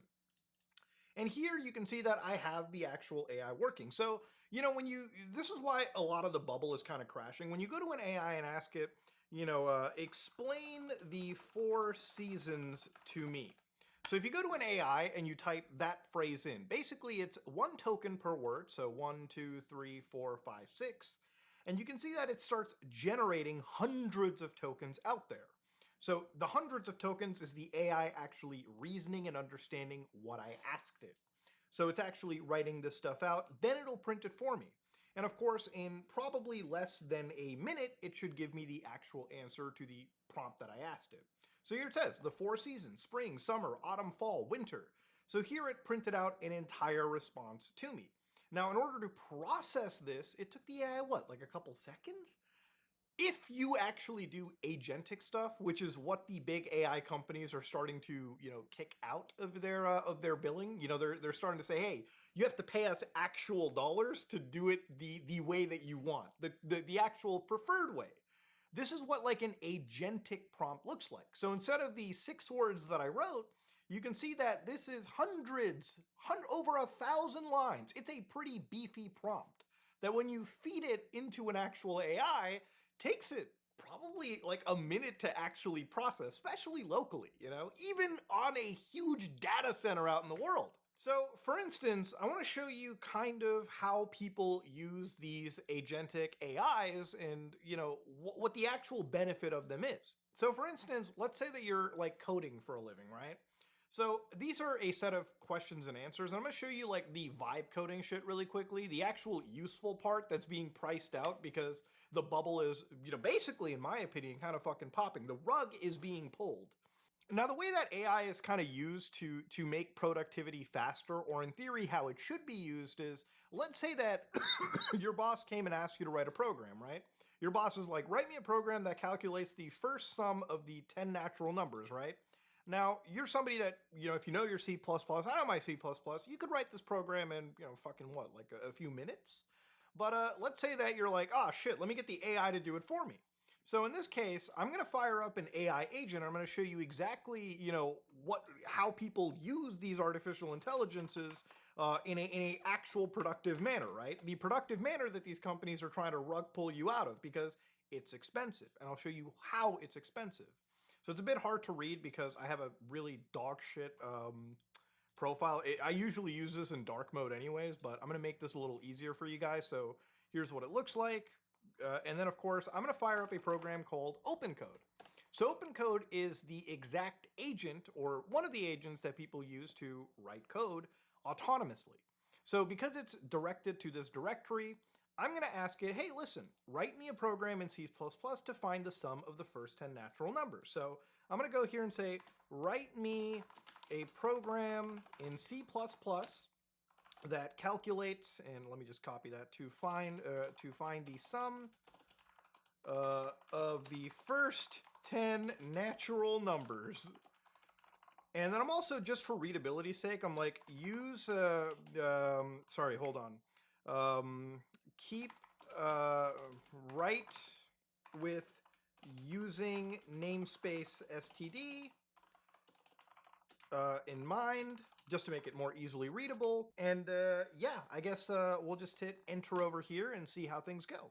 So now you gave the AI a prompt and it fed that big meaty bastard into the actual prompt machine. So it's actually processing it through, it's doing it, the actual GPU is fucking lighting up right now. You can see that, again, just to do this simple job, the actual AI, if you look carefully at it, it's using 98% of my fucking GPU. It's maxing out everything. It's gonna heat up my room after a bit. So of course, as you see that it's writing this code, and generally by now you probably would have written like basically the fucking program, but you can see that obviously the local artificial intelligence that I have is doing this, and ultimately you could probably use a lighter model, which is one of the big reasons why AI companies are fucking up a lot, because everyone just uses the most heavy set shit and drives their costs up to no end. But you can see right over here that, boom, it actually wrote the program. So again, this is basically 12 lines of code, and you can see that it includes that user using namespace std, which allows you to kind of read things a little bit easier. So in the main function, it initializes a sum integer with a 0 value, and then it creates a basic for loop. If you've done anything, you've probably seen this for loop where, again, for I being less than 10, which is initialized over here, it keeps adding it until the 1 turns into 10. And of course, the sum constantly gets added with the value of 1, right? So 1 plus 2 plus 3 plus 4 plus 5, and then all the way up to 10. And then it counts in the console the sum of the first 10 natural numbers is basically this printed text, then the sum, which is calculated here, and then a line that is ended. So you could have done this yourself. It's literally just 11 lines. And partially the reason I showed you this as an example is that if you're a fucking vibe coder, right? Like, imagine, extrapolate this to like some big serious function, right? You have to be able to read the code and understand how the fuck you reached here, because a lot of people who are now coding, I guess, are just telling the AI to do something. They're not even reading this shit, and they're not even understanding it. There's sometimes the AI will write actual garbage, and you can probably fix it up yourself and make it better. It saves you time, but it only is good if you know what you're looking at. So you can see right over here, it actually has the program. So if I do, so if I actually run it for you right here, it'll tell you the sum of the first 10 natural numbers are 55, which, if you were to go back to your boss, that's how it should look, except it didn't actually print the numbers. So actually, let me ask the AI, hey, above the sum, can you also print the 10 numbers that were calculated, that you calculated as well? So again, instead of actually like doing it yourself, a lot of people will just ask the AI to do it, and the AI will actually change that. So here it is. see out the first 10 natural numbers. So as, it's running the loop, it'll constantly output that loop as well. So it see out, the actual number into a value and then put in a space between it. So you can see now, look at that. It actually does the calculation for you. What a novel fucking concept. And again, if you know what you're doing, then yeah, this shit makes sense. I think for a lot of people, like, they run into like crazy bills or they fucking make shit super expensive because, they're getting rid of people that are able to understand the stuff and use it properly. And they're just, a lot of these big like middle managers and like these big company like executives think like, hey, if we can just replace every programmer with this fucking like prompt guy that can just write prompts but not read the code, that's probably going to be better for us. But that's not what the future of this shit is, okay? The future of this is you use it like a fancy autocomplete, like a fancy scaffolder, and you still are able to understand this. This is why I think it's going to get really scary in the next couple years when a lot of programs have like actual security flaws simply because the AI built these programs and it's going to be very easy to exploit with other shit. Now, of course, obviously, you can't really get rid of the humans too. For a lot of this AI stuff, there is genuinely a benefit. Like, for instance, this one group of guys that were writing like a fucking exploit for Mac OS. So remember, Apple spends like a shit ton of money securing their systems. These guys ended up finding an exploit through their own actual like, human intervention. And because they were like, hey, listen, we know what we're doing. Let's get Mythos, this Claude spooky AI, which is genuinely really good, and say, hey, listen, here's an exploit we think we found, go through the repetitive bullshit, which it did, and it ended up actually discovering stuff that would have taken these guys, let's say, fucking a month in something, like fucking 10, 20, 30 days.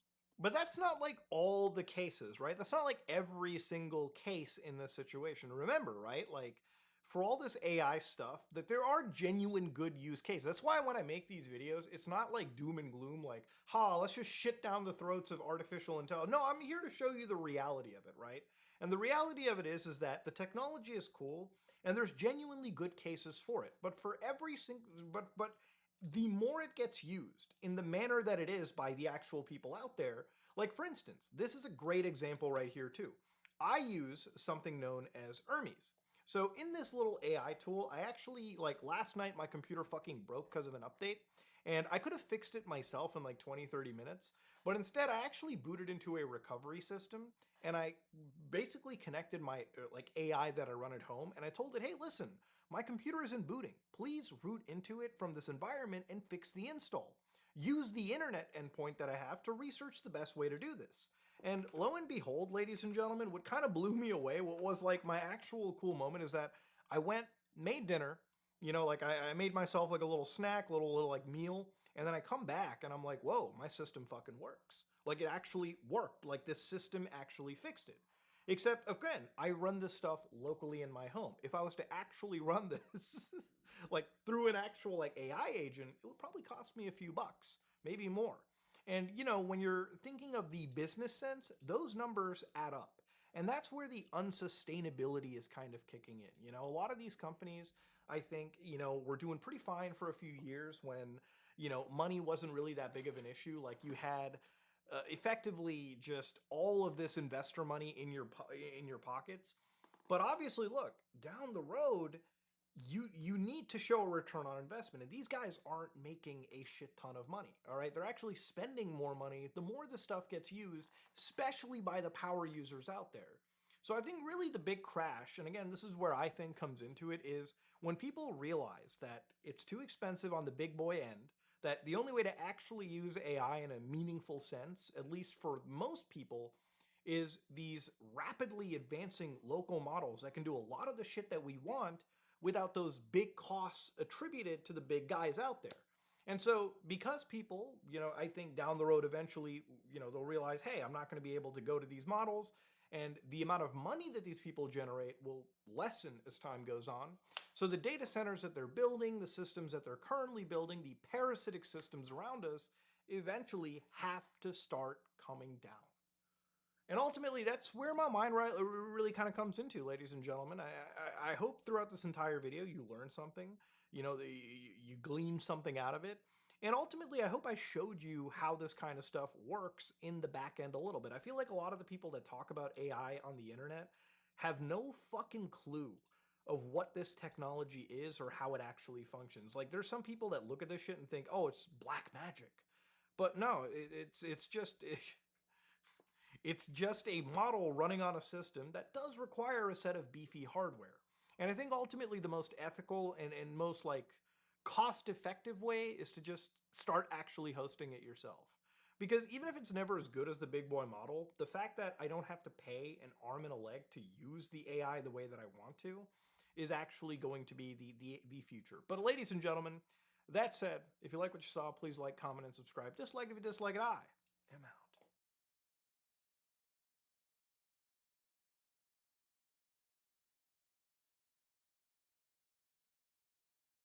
My object starts with a story. Have you heard about that Howard Hughes, the eccentric billionaire? I've heard of him, yeah. You've heard of him? He comes up. You know, in the middle of the Cold War, he built this massive ship. Do you know this story? Like a ship that floated. The ship that floated. I know. I knew more about his airplanes. Okay, it's called the Glomar Explorer. Oh. And he did this big announcement to the whole world, and he said that he was going to go out on the ocean and he was going to mine these worthless-looking black rocks at the bottom of the Pacific Ocean. For what? For iron, nickel, gold, whatever. For whatever. For whatever. Okay. Just about plausible enough to seem true. Yeah. It was actually this massive stunt that the CIA were doing. What he was actually doing. Do you know about this? Wait, I remember this story vaguely. Let me guess. Mm-hmm. What he was actually doing was... No, I don't. Tell me. He had nothing to do with it at all, really. He was just a cover. It wasn't his ship. The CIA was doing something. Yes, the CIA wanted to steal a sunken Soviet submarine. For its technology? Yeah, work out what they were doing on there. So they needed to send over this massive ship that was going to go down to the bottom of the ocean, but they needed this cover story, and they were like, Howard Hughes, and, you know, this whole, like, oh yeah, rocks at the bottom of the ocean, lol. Yeah. And it worked. It was this really great piece of theatre.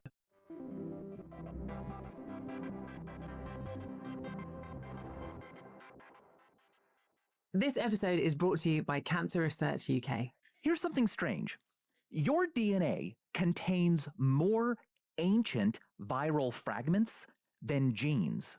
The genes that build our cells make up only 2% of our DNA. And for years, that is what scientists focused on. They treated the rest, the ancient viruses and stuff, as junk. But now we know that hidden majority, sometimes called the dark genome, influences how our biology works and how diseases like cancer behave. It's a reminder that progress rarely comes as a single breakthrough. It builds gradually. Cancer Research UK plays a central role in that progress, supporting decades of research into over 200 types of cancer, work that's helped double survival in the UK over the past 50 years. For more information about Cancer Research UK, their research breakthroughs, and how you can support them, visit cancerresearchuk.org/the rest is science.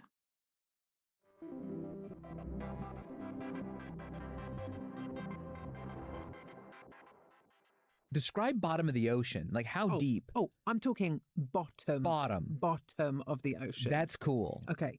Now I have to tell you first, before I hand this to you, this is now, I think, one of my prized possessions, but I feel very guilty because somebody, I don't know who, sent this to me as a gift to my Cambridge office. Okay. And they had a really lovely letter in there, and there was a map from exactly where it was recovered, from what part of the ocean.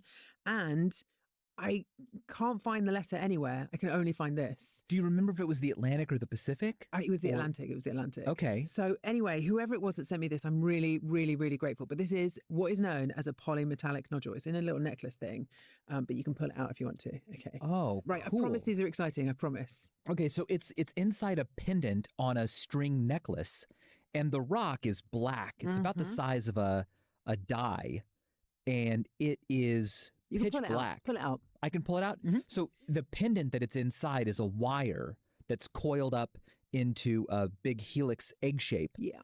And it's like a copperish brass wire. So I'm going to, how do I get it? I don't want to stretch this. Yeah, go on, you can stretch it. You can stretch it. I'm going to stretch it like I'm breaking an egg open, and I'm going to get the rock out. This is a great way to hold the rock because it won't fall out in normal use, but it does come out. polymetallic nodule. Yes. So it has many different metals in it. Yes, and it feels really metallic. I gotta right? smell it. I don't know. It's got almost a chalky texture. It does. Can I lick it? Yeah, go on. What's going to happen? Oh, no, wait. No, I'm joking. It's really dry. Is it? It's like I haven't drier tasted than it. I would expect most rocks to be. I think it's a little porous. Is it volcanic? No, it is not volcanic. Look, it's leaving dust on my fingers. Yeah, now I know. I'm gonna clean my tongue. I'm sorry. Because what if there's probably lead in it? Oh God. Hold on. Anyway, I did it for you all. God, I hope there's not lead in it. It's not very dense. No. Like, I'm making it sound like it's made out of polystyrene, but no, it's definitely a rock. I'm just going to do a quick little mouthwash. I probably should have risk assessed the idea of you licking a polymetallic nodule before I suggested you do it. Better me than like my child. I agree. Okay, I'm sure you'll be fine. Okay. I mean, surely the ocean washed it. Surely the ocean washed it. Okay, so right, the thing about these rocks, okay, they have the most unreal history, present and future, right, as three separate entities. So the way that they're created, these rocks, I mean, why are you getting rocks at the bottom of the ocean? Surely it's all sand, right? It doesn't make any sense that you would have these rocks. But what happens is that a tiny bit of debris, right, and it's things like a shark tooth, or even longer ago, maybe a megalodon tooth, or a little bit of a meteorite, something like that, floats down in the ocean and then settles in the mud right at the bottom. And then they begin their life like this, but over millions and millions of years, I think you've got all of these underwater volcanoes. So they're spewing out this very sort of metallic rich debris all across the place. And over millions of years, manganese, nickel, cobalt, they slowly come out of the seawater and end up bonding to this original seed, this original piece of debris. And this is, by the way, one of the slowest geological processes on the entire planet. They accumulate at about 1 millimeter every million years. Wow. Right? It's unbelievably slow. When you find them, they're roughly the size of a potato or a grapefruit, maybe. Really? And they're like these unbelievable pearls, with this incredibly interesting center and then extremely rich surrounding. So the fact that they're so old, you have to, that was probably, the original seed for that was probably around the time of the dinosaurs. Yeah. Okay, that's what we're talking about. These grapefruits that are sitting at the bottom of the ocean that have been there since the time of the dinosaurs. But because they have so much metal in them, no lead, thankfully, we hope. Is that confirmed? Let's check. Just pretend to check and then tell me that it's fine. What is this process of rock formation called? Okay, it's called hydrogenous precipitation. So the idea is that the top half of the nodule is kind of exposed to the seawater. Yeah. And then it just absorbs all of these dissolved metals as they float past. And what, do they attract more? Yes. Oh, so it really is like a pearl forming in an oyster. It really is. Except the oyster is the entire ocean. Exactly. Wow. So the other thing about these is that they essentially act as natural batteries because they've got these really tightly layered metallic isotopes. Yeah. They have this naturally occurring electrical charge in them. And when you get loads of them together, and you get sort of, because over the course of millions of years, you get them. When you have thousands of them that are clustered together, the combined voltage can actually be like a volt, 2 volts or so, which means that you can split seawater into hydrogen and oxygen. Oh, yeah. And it oxygenates the bottom of the ocean. Yeah. I mean, that's cool. Oh my gosh. That's fun, isn't it? You're welcome, fish. You're welcome, fish. Enjoy.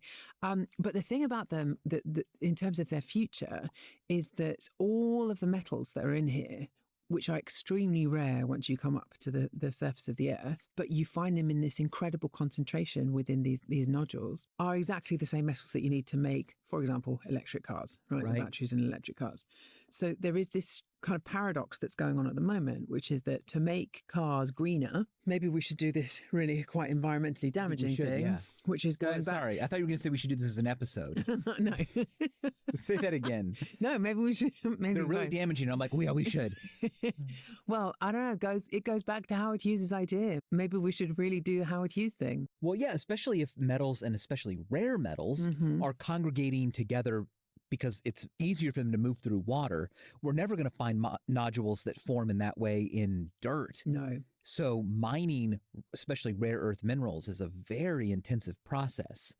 But the ocean's already allowed time to collect them together. Yeah, although I think it probably would be quite disruptive to marine life if we went down there and got them. But there's like a lot of them. There's a lot. I mean, the ocean can spare. Control and how a self-checkout scam gets out of control in an instant. Uh-oh. We're gonna walk in there. Stop. Do it. Dude. Okay. Yeah, I'm outside Officer Brown GM by speaking with the the loss machines. prevention officer.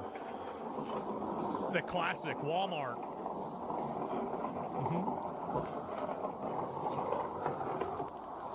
And there he is, got the basket? okay. And let's see it. This reminds me of playing Warcraft He's going through on my checkouts, dad's okay? computer. Let me know if he blows past. Okay.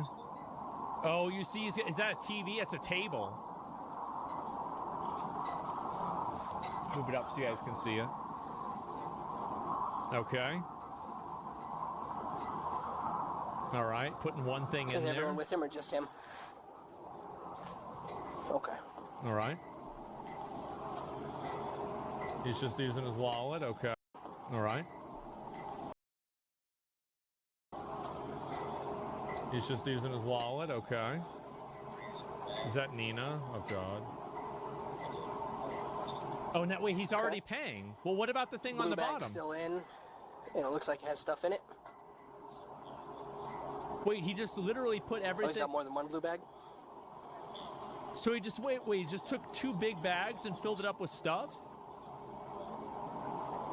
He just gave that guy the item. Okay. What are we doing? Jesus, look how heavy that is. I'm sure it's not full of stuff. What an animal. Who the fuck just leaves their cart there? They should just arrest him for that. We used to be a country, you know? We were. We used to be a country. And now we have this shit. What is this? You're helping random girls get home safely at night?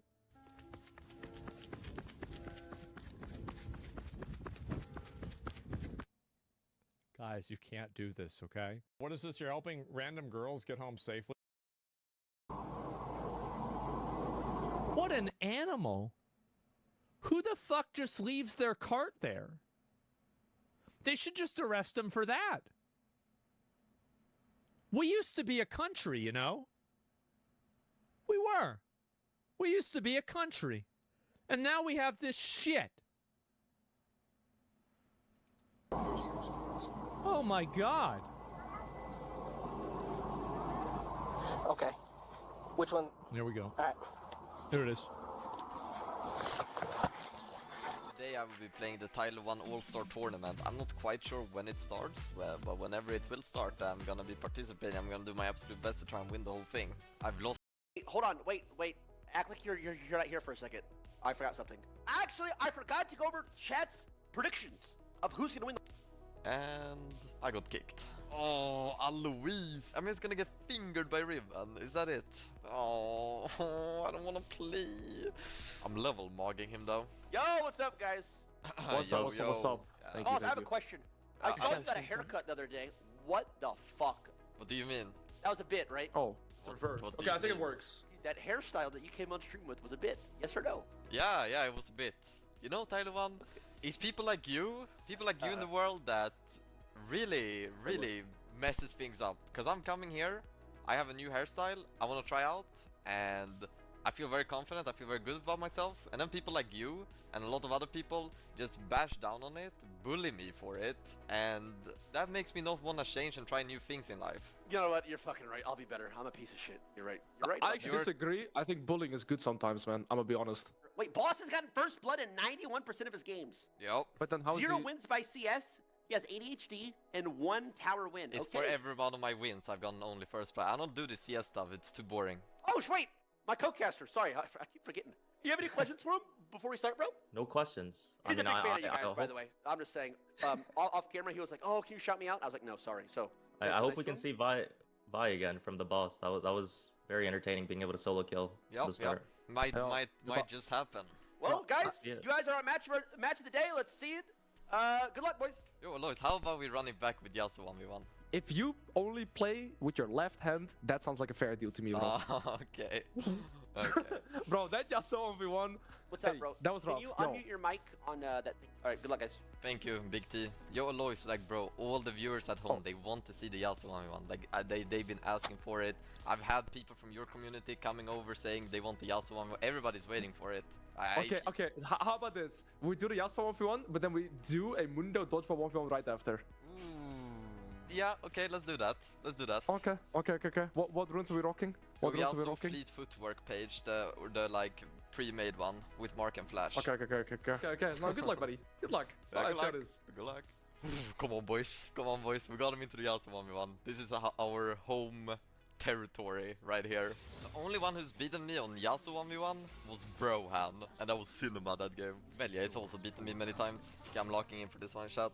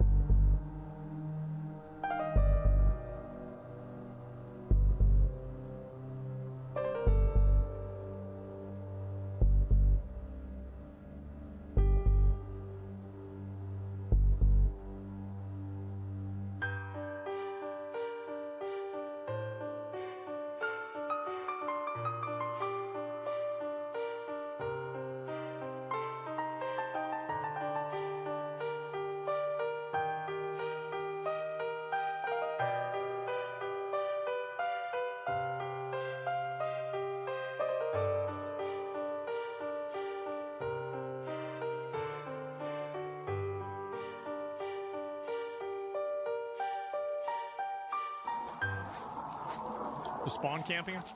He's gonna come right out. Oh, he just walked around it. How's it going? We can go in here and talk. We're gonna walk in there. Stop. Do it.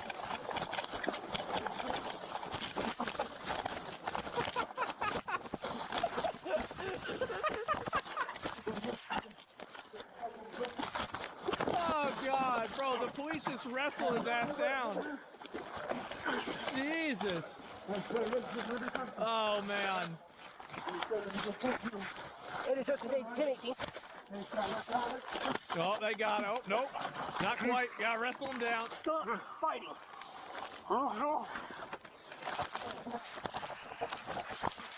Man. Had to wrestle him down, huh? Catching a bonus charge. You want to get taken? Yep.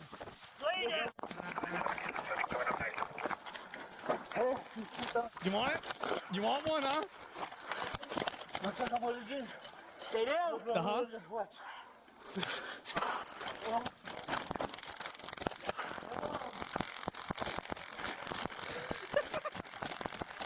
I mean, you gotta admit, like, this guy, he really wants what's in that duffel bag. He does. Like, it's impressive. He's evasive, bro. Yeah.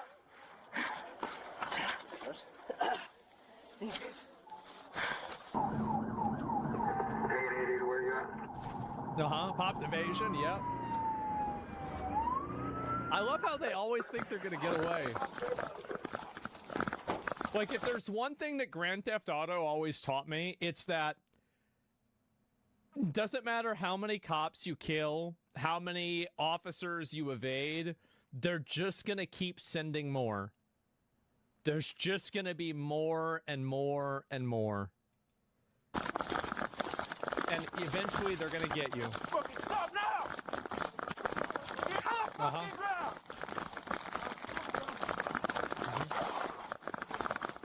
Get on the fucking ground! Put your fucking ass behind your back! Hurry up! Let me talk to you. Get the fuck on the ground. You try out there. Was he on? Is he at a, does he have a meth buff? Why is he getting up? He might be meth buffed. That's why he can't PCP. Yeah. On the west side of Walmart.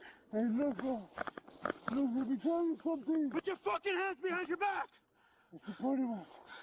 Hey, please. I think he speaks English. I'm not sure though.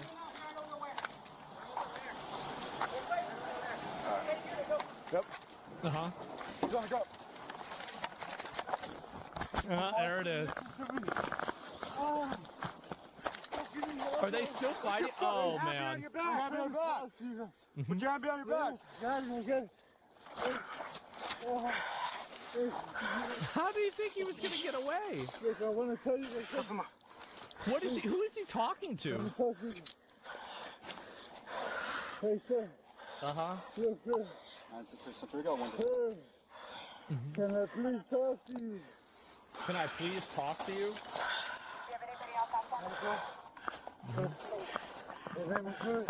Oh, they already got him roundabout? Yep. Well, you think he was thinking? I don't know.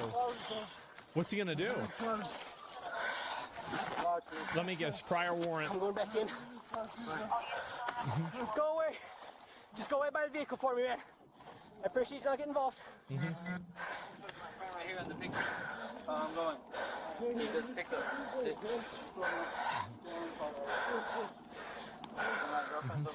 That's fine. Keep going. I can't breathe, bro. Huh? I can't breathe. Look, bro. Classic. We got medical on the way. Classic. Of course. I wonder why it's hard for you to breathe. Look, bro. Well, man. I wonder. I'm listening. Well, if you don't have me. What you want? What is it? They get the gloves on before they even get into this guy. Yeah. Let me sit up. I'm not gonna run, bro. Here's the second armor. Please, bro. Hold on. Is he really trying to get away again? There's no way, right? Jesus, they're moving them around like a tuna fish. Really? You gotta zap them again, yeah. Flopping around like a fish, Jesus. Oh my God. Might be inhaling toxic substances through the skin. He has like a toxic atmosphere. In his head, he's free and they throw him in the patrol car. I bet he is. Okay? Yeah. Okay. Oh, yeah. I was scuffling with him on the ground. Tried tasing it. Didn't get a good. Man. Yeah, it's fine for now. Man. I need to go inside to get a couple things. Let me get a couple things. I'll be back to interview you, sir. Uh-huh.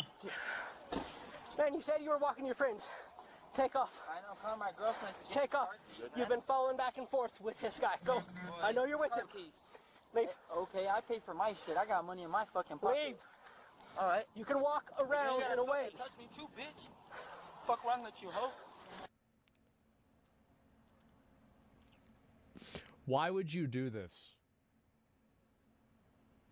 Why would you do this? Like, it's... You're asking for it. Yeah, what do you think is going to happen?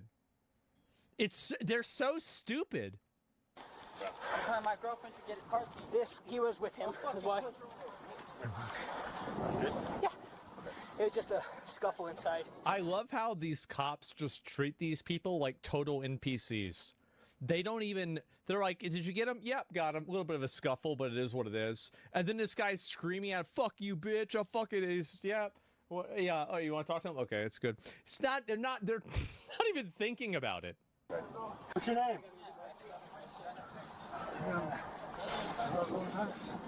What? The water dog? Any witnesses? Any get 49? This gentleman. You get this 49 no place? Yeah, she said he saw him reaching for my gun. I didn't see I was in a fight, so. Got it. Not good. Let me go inside. I said my phone's over there. Oh, not good. Yeah, we were following him. We were watching him, so. Gross, I know. I fucking take that one thing and then he fucking tried to take off with all the stuff. Yeah, what a surprise. Could never guess that. Yeah. You need to walk away from me, man. You need to go. I'm waiting for my girlfriend, man. You staying right with me everywhere I go. I'm fucking going this way, motherfucker. Get my fucking girlfriend for the car keys. It's just, why do you do this to yourself? Why, like, you know, like, he's gonna fuck himself over. He is. I'll be right back. All right, I'm back. What's wrong with you, man? You want him in the store? You're trying to distract them? Maybe. Why is it always Walmart? Just come outside. What do you mean? Why? Because we're done with you. Why? Because we're done with you.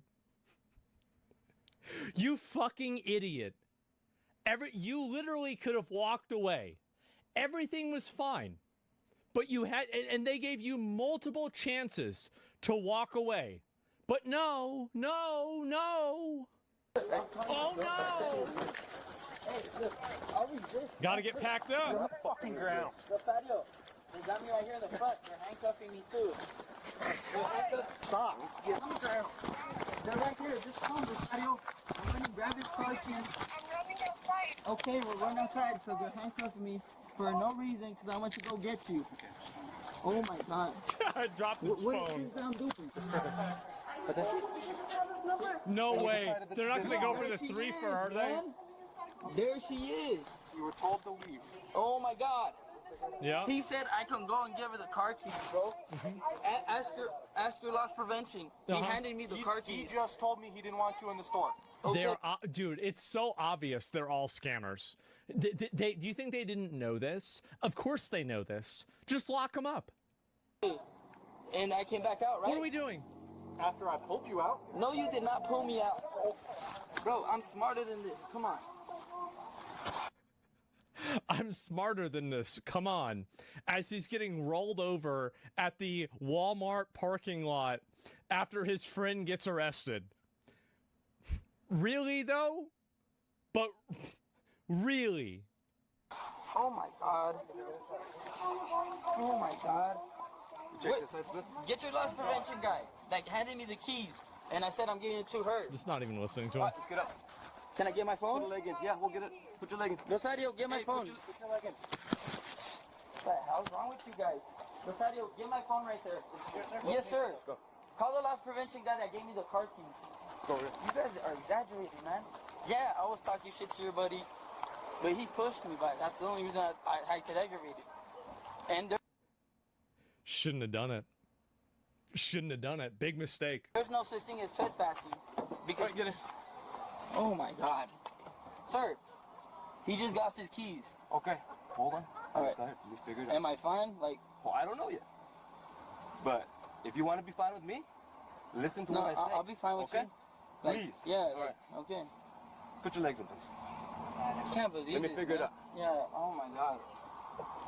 Like, you could ask the loss prevention guy, he's like, these are his car keys. Here. Okay, put your legs in, please.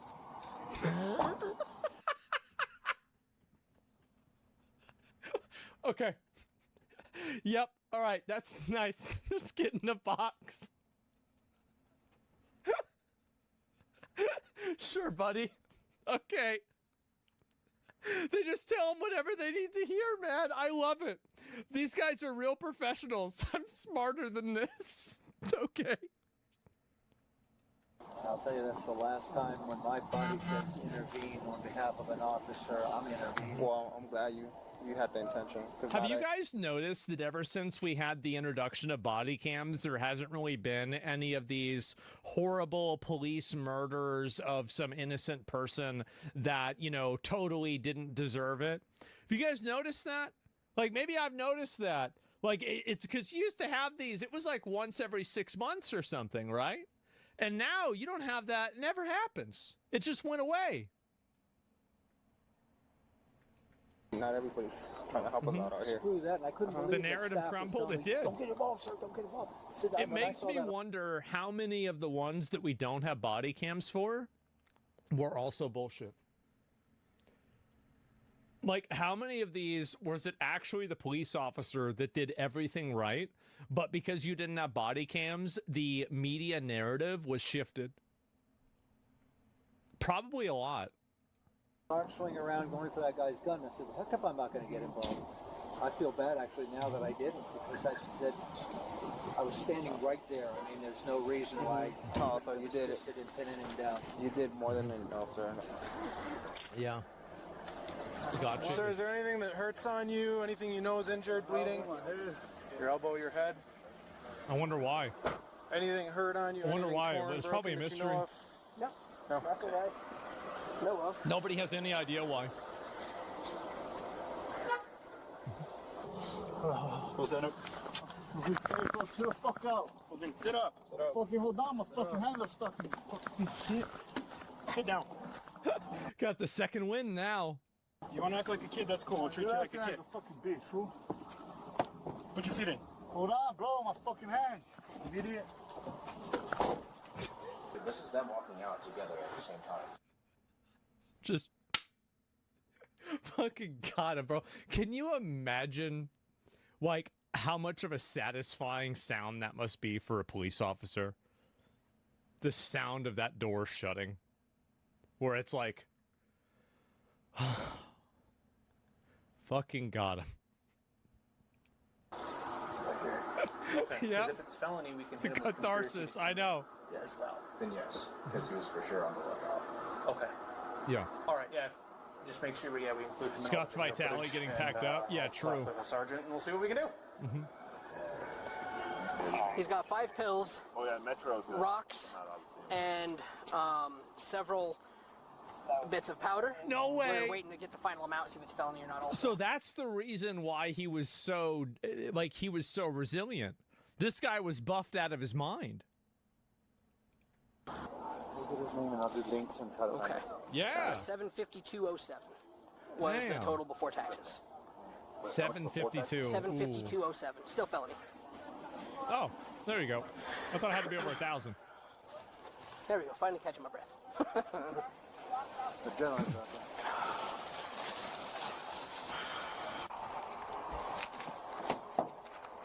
So we're gonna transport you to our station, okay?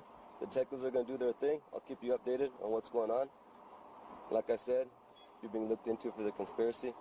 Why, all right? Why is it conspiracy? Why is it Because you were going conspiracy? around with him and conspiring with him. But why is it conspiracy? Because you were conspiring. Even though I did not, he's the one that ran out on his own. That's for the detectives. And I paid. Hey, Jose, we don't need to have this conversation. Okay, so because I'm only telling you what's going on. Yeah. No. Oh my God. But no. I need to empty your pocket. Could I empty your pockets out? Go ahead. Okay. It don't matter, man. All right. My girlfriend, I'm going to the police headquarters. Yeah, we'll tell her for you. All right, I can reach in these pockets and empty everything out? Yeah, Man. there's nothing. She's smarter than this. Man, like, I paid for my shit before he ran out on his own. You're so stupid. All You right. know I'm showing you exactly right what now. he was doing. You know. Yeah, it's empty right Wait, there. you're not gonna. Right? There's nothing in my unit back there? Yeah, I'll drop an 8-ball Coke, whatever it is. Okay. I'm just I don't informing like you. that, bro. I like to keep people informed. No. All right. Like, I was trying to take a trespass, but...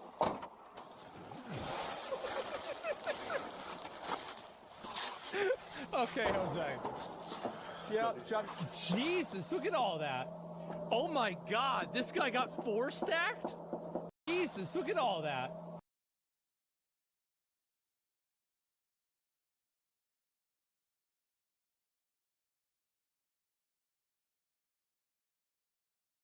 Oh my God, this guy got 4 stacked? Wait, all charges for both men were dismissed? Wait, why? What?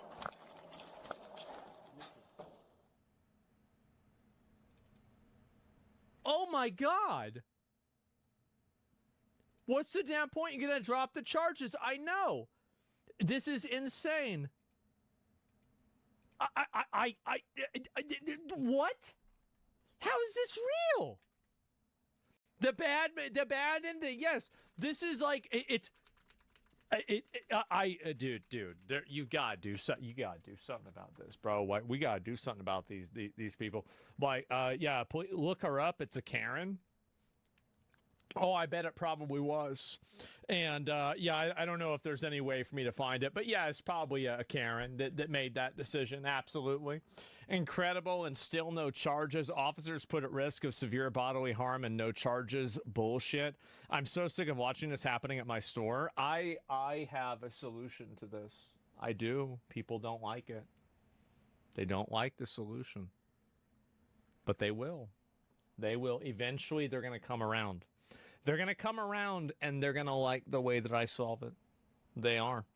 And then we're out. Yeah, I think so. I think, by the way, if somebody's shoplifting in your store and they're running out with your stuff, like, the only reason that I don't think you should be able to shoot them and kill them is you might hit somebody else. Like, morally, I think you should be able to do that. But I just, like, somebody else might get hit, right? And, yeah, it's it. I mean, I don't know what to say. But, like, yeah, it's just, or if it's food, maybe. I mean, I know you can't have people stealing food. You can't have that. I know that, like, maybe you've been like psyoped by like Twitter or something. There are like multiple different resources that people have that they can get food from the government or other charities. So if somebody's going to a Walmart stealing food, they are doing that because they want to, not because they have to. There's food stamps. There is other supplemental insurance. There's food pantries. There are churches and mosques and synagogues that have this. There are secular charities that also provide food. Like, there are so many ways that you can get food if you need food. They don't need food. They are just stealing because they like stealing. That's it. And so get rid of Karen authority first. I would get rid of all these. What I would do is, like, if I found out that somebody was like letting people off for things like this, I would just wait till the person commits another crime and then charge the judge as an accomplice. I would, because if you make a bad decision like that and somebody else gets hurt or something happens that's problematic, it was really your decision that made that happen. And I think that's fair. I mean, like, why is it that you're able to do that? And there's never the problem and the reason why we have such lax like judicial rules is because there are never any accountability measures. The moment that you apply accountability measures to the people inside of the judicial system for making biased and bad decisions is the moment that this goes away. Like, that's it. Judges need to face consequences. They do. And I would put them in jail for like pretty much their whole lives. I would. And I would do it like, I do it in like waves, right? So like I would do like, you know, maybe 5 or 10 of them at the same time. And then like, it's like, okay, well this, you know, maybe this stops everybody from doing it. But then if that didn't work, you need to do it again. I wish the Republicans and conservatives had more of my mindset on this, but unfortunately they're too trapped inside of a prison that was created by their enemies in terms of an ideology that has been preventing them from being able to solve this problem and make the world a better place. So it's unfortunate to be that happened. They just didn't want to change the demographics of prisons. Well, I don't know about that. But yeah, that's it. Why is it that just the judge's fault? The lawmakers gave the judge discretion whenever they wrote the law? Well, I mean, because discretion should be used in a good way. And if it's not, then the judge shouldn't be a judge, right? I mean, it's pretty simple. You need to have discretion, but you also need to have justice.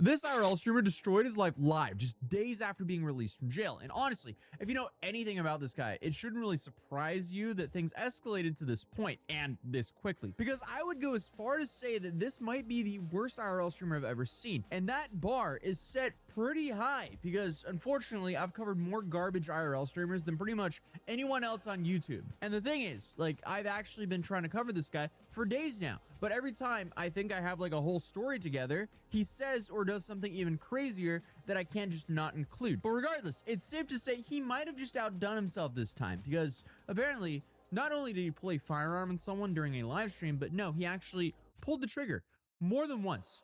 I walked up to him because they were pointing at me. They were laughing. They were pointing at me, and I said, "What's up, guys? How y'all doing?" I said, "Y'all like the new suit?" He said, "Walk away from me." I walked away from him. He came back up to me. He literally said, "I have PTSD. I feel like I'm in." He said, "You start saying all that out to me, I'm gonna hit you." He hit me. Started wailing on me even after I had to defend myself by shooting him. He's still wailing on me. So I can only assume this absolute tragedy will stop him from making any more insane headlines for at least a day or two so we can get a video out on this. But honestly, you never really know. Regardless though, if you're lucky enough to not know who Chud the Builder is, real name Dalton Levi Etherly, good for you. But unfortunately, I guess I'll change that now because this guy is probably the most controversial and polarizing streamers online right now. And again, as I said previously, that bar is set pretty high because we've covered the worst of the worst, you know? So when I rank him worse than Johnny Smiley or even Vitaly, you know things are bad. And like many others we've covered here on this channel, he's been permanently banned on Kick, if that tells you anything about his character and content style. And since then, he's moved on to even more degenerate corners of the internet to live stream. And unfortunately, he feels like this like inevitable product of a cursed prank content creator and an IRL nuisance streamer that we often cover here on this channel. Because the dude is reportedly 28, probably had nothing going for him and thought, hey, why don't I just go viral by any means necessary? The dude wants attention. He's going to do anything to get it, which I guess includes allegedly baiting a fight to potentially take someone's life and claim self-defense. It doesn't get too much worse than that. You following me to my truck now? We got 18 rounds for you. We ain't got nothing else. Don't follow me to my truck. I bet you won't follow me to my truck. Come on. Look at him. Look at these now. 931 Seville. They ain't. Look at these. Hey, thanks for the new truck you bought me. Yeah, this is pathetic. This is just straight up harassing strangers, minding their own business for his own stream content. And I mean, here on this channel, since we first started covering pranksters and IRL streamers, we've been advocating for a very simple right, that if you go out in public, you will not be harassed and antagonized by some IRL streamer or prankster for their monetary gain. We don't want to be content for someone without giving consent. Because it's safe to say this kind of creator pushes the filming in public laws pretty far. Because there's a massive difference with someone harassing someone repeatedly on camera for their own monetary gain and someone filming a video in public and, you know, you pass by in the background. There's a big difference there. So, I mean, if there's anything this channel is against, is people who harass strangers minding their own business in public for profit. But unfortunately, in 2026, I guess that's just too much to ask for, because awful platforms allow these people to thrive. Because, as I stated earlier, if you've seen any of the clips of him going viral online, it doesn't really feel like a shocker that he ended up shooting someone, and apparently himself, during a fight on a stream. And yes, you heard that right. Apparently this absolute genius grazed himself too, according to reports and audio that is said to be from his own stream immediately after the shots were fired. Did I shoot myself, or did it graze it? It penetrated, yeah. But we'll get into that. I just want you guys to understand how disgusting this guy truly is. Because Chud the Builder is essentially a stage name for this strange fake cowboy character that he LARPs as online. Of course, it's probably way easier to go viral if you just act stupid and insane, so that's clearly what he does. And this is in addition to being just shockingly hateful, because at the core of his content is just aggressive racism and hatred used for shock value. No more now. Get out of the road. And then he pairs that with the apparent desire to pull various weapons on people who react to him and then claim self-defense. Here. Back the f up. So essentially, the way he gets content is he's just racist and hateful to strangers on the street, and then when they react, he threatens to pepper spray them or pull out his firearm. So clearly, we're dealing with a great person here. Because if the mountains of footage of him yelling racial slurs at random people on the street wasn't enough to convince you of how terrible he is, then maybe the clips of him actually macing people who are merely verbally confronting him, that'll probably help. He got Fendi glasses on. You ain't got. You got lens crafters on. Yes. This dude, that's why he's making money and you ain't. And he got the V-Lone on. What you wearing? Your work shirt?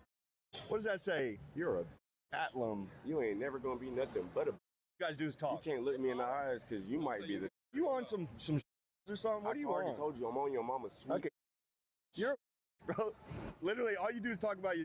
I'm sorry. Come back over here. Okay. Let's Come back over here. Let's not fight. I am. Touch me again. Touch me again. I don't want to get pepper sprayed. I really don't. Go pick up my hat. You heard me. Fuck your shit. Touch me again. Touch me again. That's what I thought. Thank you. Don't hit me with that. I ain't gonna pray you. That wants to put his hands on me again. Go home with you. Let's go get his ass. Hail Hitler.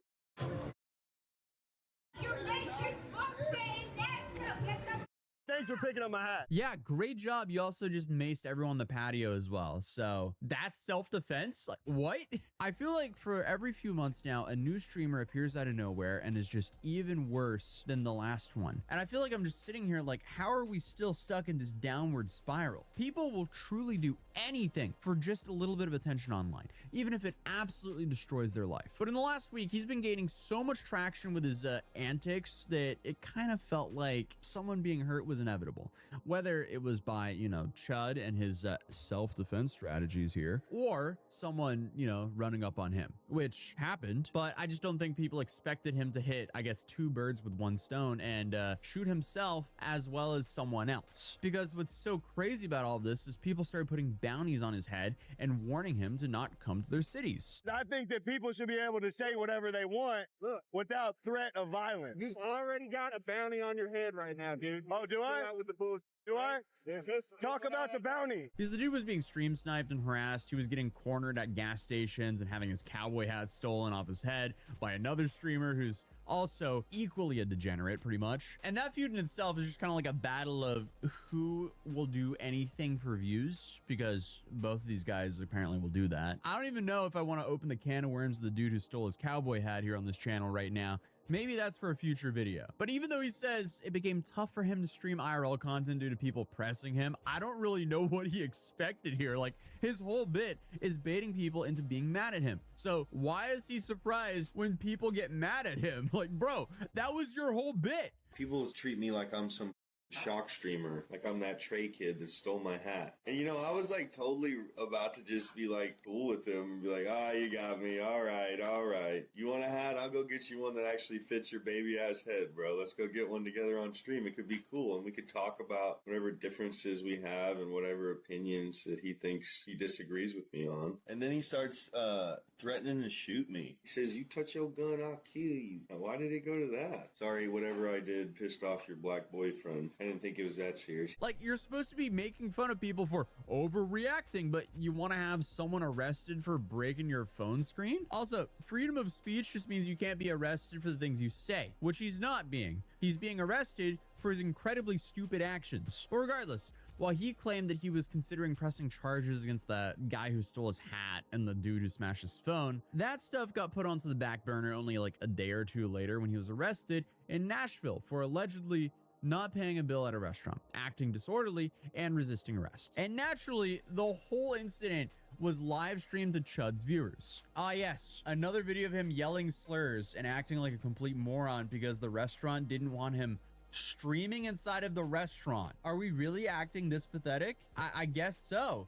But for a guy who loves yapping about people's rights and freedom, he sure does hate private businesses who are exercising their rights. Like, dude, this doesn't make sense. But regardless, he was released on Mother's Day and proceeded to moan on Twitter and on his stream about how unfair all of this was and how he could potentially sue everyone else involved. I can't even, like, my whole family doesn't even with me, bro.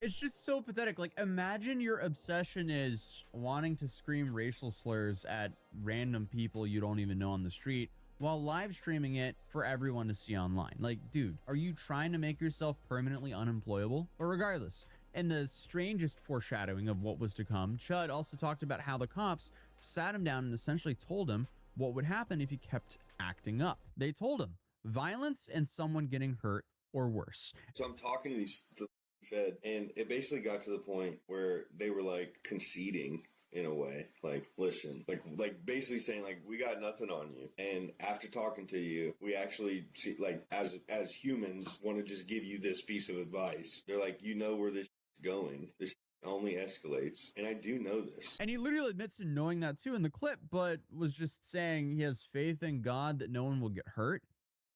I just have profound faith in the Lord that things might not go the worst way possible. Dude, what? There is nothing honorable nor godly about what he is currently doing. But then, to make things even worse, you now have tweets that were recently tweeted where he's outlining his plan to eventually bait someone out to the point where I guess he can just fire at them and take their life, and it would be justified because it would be self-defense. Yeah, that's going to be used in a court of law against him. Apparently, that tweet was from a week ago. And just like he predicted, Chud is now making headlines for reportedly firing multiple shots into a man outside of a Tennessee courthouse. So according to this news article, he'd been scheduled to appear in court in Clarksville on Wednesday morning over a $3,300 debt allegedly owed to a credit company, according to Montgomery County court records. That civil case was filed in February on the behalf of Midland Credit Management. But the reason he was there is kind of irrelevant, because what is relevant to the story is what happened outside. Because I guess outside, an altercation started with a random man, and according to him, the guy punched him and he ended up using his firearm as self-defense, but also managing to hit himself with his own firearm. So apparently during a scuffle, he also grazed himself, and both men were transported to a hospital and both are reported to be stable. So luckily, it sounds like the victim will survive. Not much info can really be released about him due to medical privacy laws, but now it just seems like it's a little bit of a waiting game until we hear from either the authorities or Chud himself or the victim. But Chud also has other court dates, so he's currently stacking court dates just like Clavicular. So it'll be interesting to see how all of this goes, because it's safe to say that tweet of his and his past behavior is not going to help him whatsoever. But honestly, at the end of the day, anything can really happen in a courtroom. But I would absolutely not be surprised if we see charges filed against him for this incident. It's now the next day, and yes, he's now been charged with attempted murder employing a firearm during a dangerous felony, aggravated assault, and reckless endangerment with a deadly weapon, according to the Montgomery County Sheriff's Office. He also has been booked into the Montgomery County Jail. And right now, there's still a lot of stuff up in the air. But here's some footage from the scene at the courthouse. Deputies say Dalton Etherly, better known on social media as Chud the Builder, was involved in a fight leading to gunfire. Both men were hospitalized. Deputies just arrested Etherly, charging him with attempted murder, aggravated assault, and reckless endangerment with a deadly weapon. Tonight, he's being held in the Montgomery County Jail. So, in Tennessee, he's currently facing 60 years in prison for all of those charges combined. And there's also been a whole bunch of details that came out. Because according to a Facebook post by someone close to the family, Chud the Builder's victim has been identified as Joshua Love. Josh is apparently married with 2 kids, and according to a source, Love was shot in the shoulder and stomach and currently is in surgery. And another important detail is apparently the guy is a veteran. Both of them have GoFundMes and Give Send Goes. Chud has raised about $100,000, and the guy who was shot has raised about $30,000 currently. And what's not helping either of them is both of them have very extensive criminal records. So when it comes to this case, it's going to be really interesting because a lot of people are claiming that the guy who was shot doxed him multiple times and was actively trying to find Chud. But again, Chud made all those statements online essentially saying that this was going to happen. And we've seen footage of what happened in the aftermath, but we don't have any footage of what exactly went down. So it's safe to say, I mean, this will probably be one of the biggest cases of the year. And it was all for nothing. The dude threw away his life because it seems like he wanted to harass and pepper spray strangers on the street for his live stream content. The guy is no different than Johnny Somali. Or well, he's worse because he clearly has a willful disregard of human life, all in the name of just farming some social media content. This is, without a doubt, the bottom of the barrel when it comes to streaming. But now he's made his bed, so I guess he just kind of has to sleep in it. Since I recorded the last bit, Chud has had his arraignment, and now he got a $1.25 million bond, meaning he at least has to come up with, what, 10 to 15% of that if he's even going to get out. So over $125,000 just to have some freedom. You know, my favorite line from the is, you got freedom of speech, you just don't have the freedom of consequences from your speech. I'm on set initial bond at 1.25 million. See, as you can see, the more you around, the more you're going to find out. I don't know if he's going to get bailed out before his court case. So, again, this is so unnecessary. Why did you make your life this difficult for yourself? Here's a quick news clip from the arraignment. During Friday's hearing, the judge pointed to seriousness of these charges and public safety concerns, as well as Etherly's existing bond status in other cases, while setting that temporary bond amount. This was just all so preventable. Why would you do that to other people and to yourself just for the sake of some content online? Clearly, it's not worth it. So overall, this is just one massive tragedy that shouldn't have happened, but we'll definitely be covering the story moving forward. So subscribe if you're new, and I'll see you guys in the next video. Peace.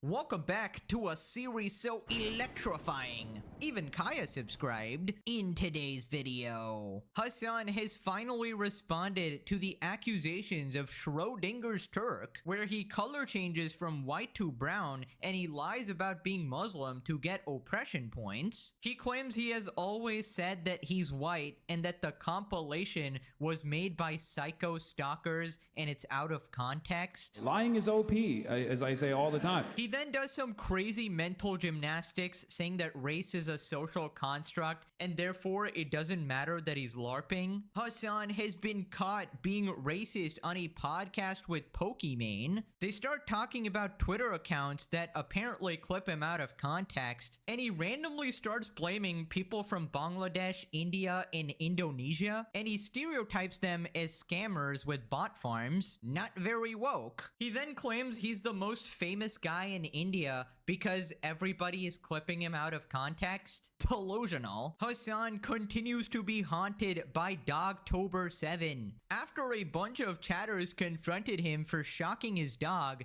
XQC is calling him out for failing to debunk it. Asmin joins in, calling Hassan a big fat liar. Chatters are asking him to donate Kaya to a loving home. Hassan is very mad. He then started bullying random people on Twitter for their appearance, only to find out that it's his own paying subscribers. Pathetic. Smash like, or you gotta listen to me sing K-pop. Too late. I gave a second chance to Cupid, but now I'm left here feeling stupid. Ba-na-na-na-na-na-na-na-na-na. You're cocked.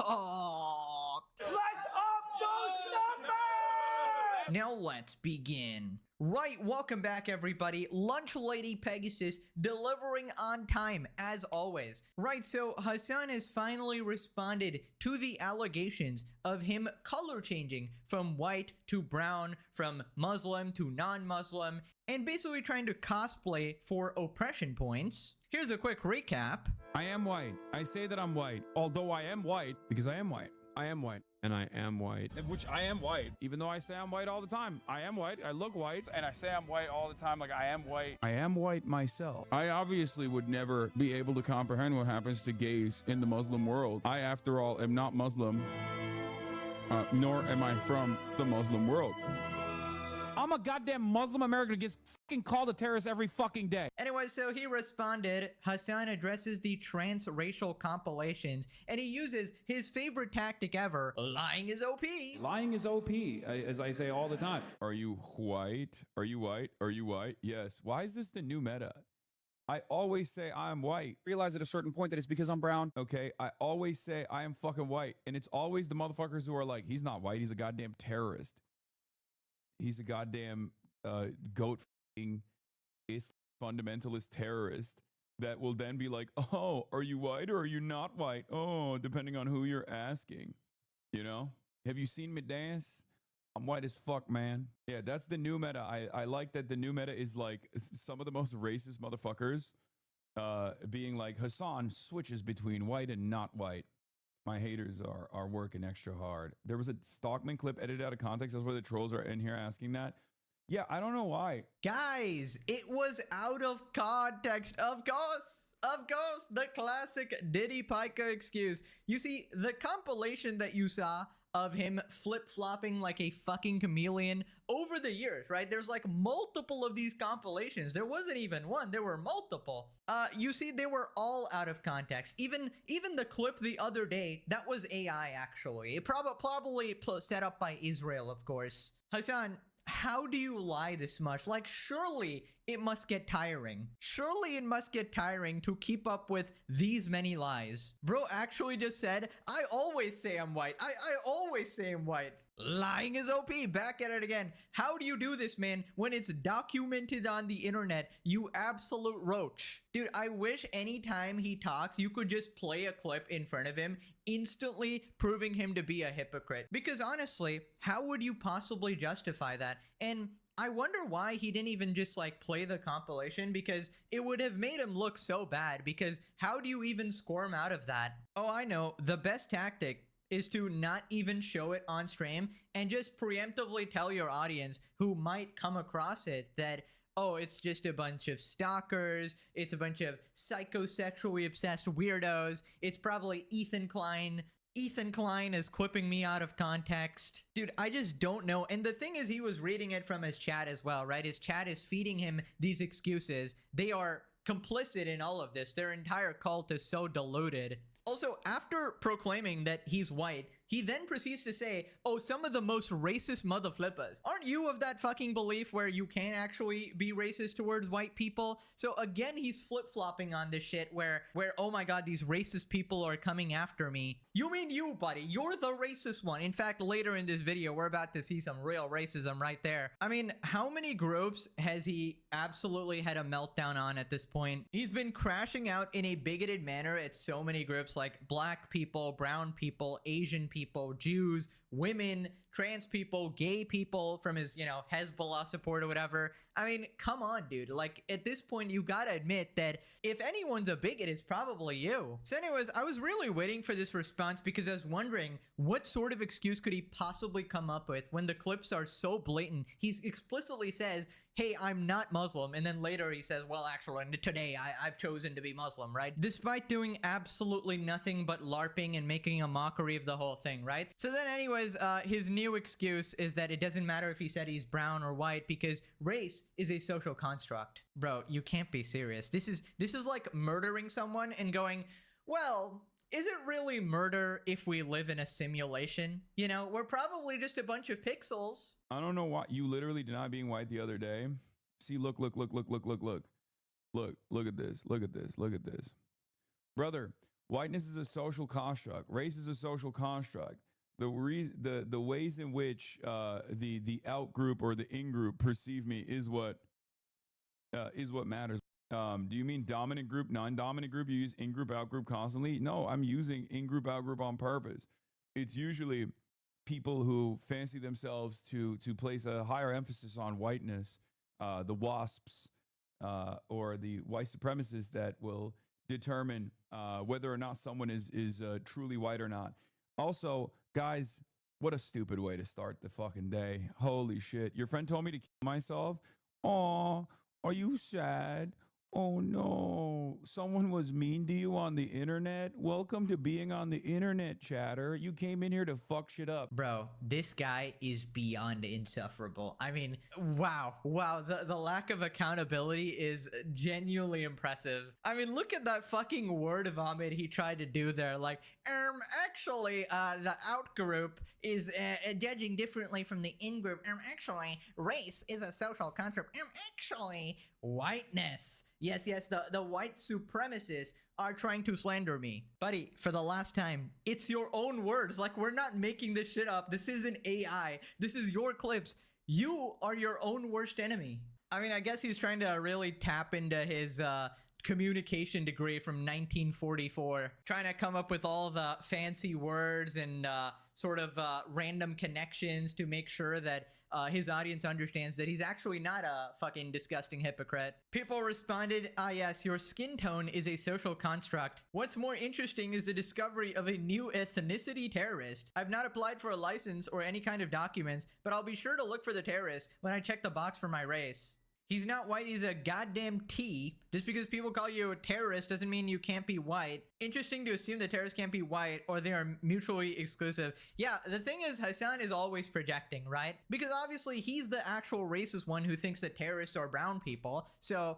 obviously for him, it just doesn't compute. Schrodinger's white boy. So now you're white? Dude, do you take requests? Like, don't stop on race. Be freaking gay this June. Well, he's probably got that down. I was wondering how he'd swerve his audience on the blatant hypocrisy this time when there was so much video evidence. Oh, that just doesn't matter when it comes to Hassan's audience. We've been through October 7. We've been through the day he shocked his dog and lied about it. If he could get away with that, that was basically a litmus test where he can get away with literally anything. He could probably murder several people on the street, captured on camera, and his audience would justify it. This snake is an excuse for everything. Bro's breaking out the 2017 talking points. And speaking of racism, apparently a clip of Hassan is going viral of him being explicitly racist on a podcast with Pokimane, of course, Mr. Savior of Brown People here. Hassan jokes about being the most famous person in India due to how much he gets clipped and misunderstood from those clips. Bro, what the fuck is this delusion? I've realized back in the day, people would clickbait, obviously. It's always been the case. But nowadays, the new meta is just like taking a clip, lying, and just lying about it. Like, they're not even massaging. They're not even trying anymore. They're not even massaging the truth. They're not like, oh, brings up controversial topic and is emotional. Like, they'll just be like, in support of thing that she is actually against in the clip. Yeah. And what's even crazier is they'll put the clip on there. So it'll be like, I've noticed this is something that they do with me all the time, where they'll put like a minute and 30-second rant that I go on, right? So if you actually watch it, you're like, this is not at all that's not at all what they said.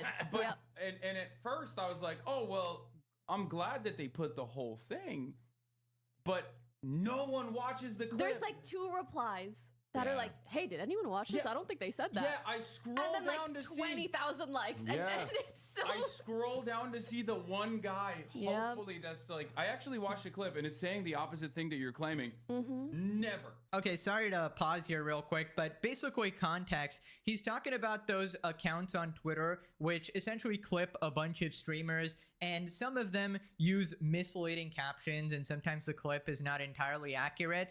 These are basically people who are like engagement farming on Twitter, trying to get ad revenue. And you know who else does that?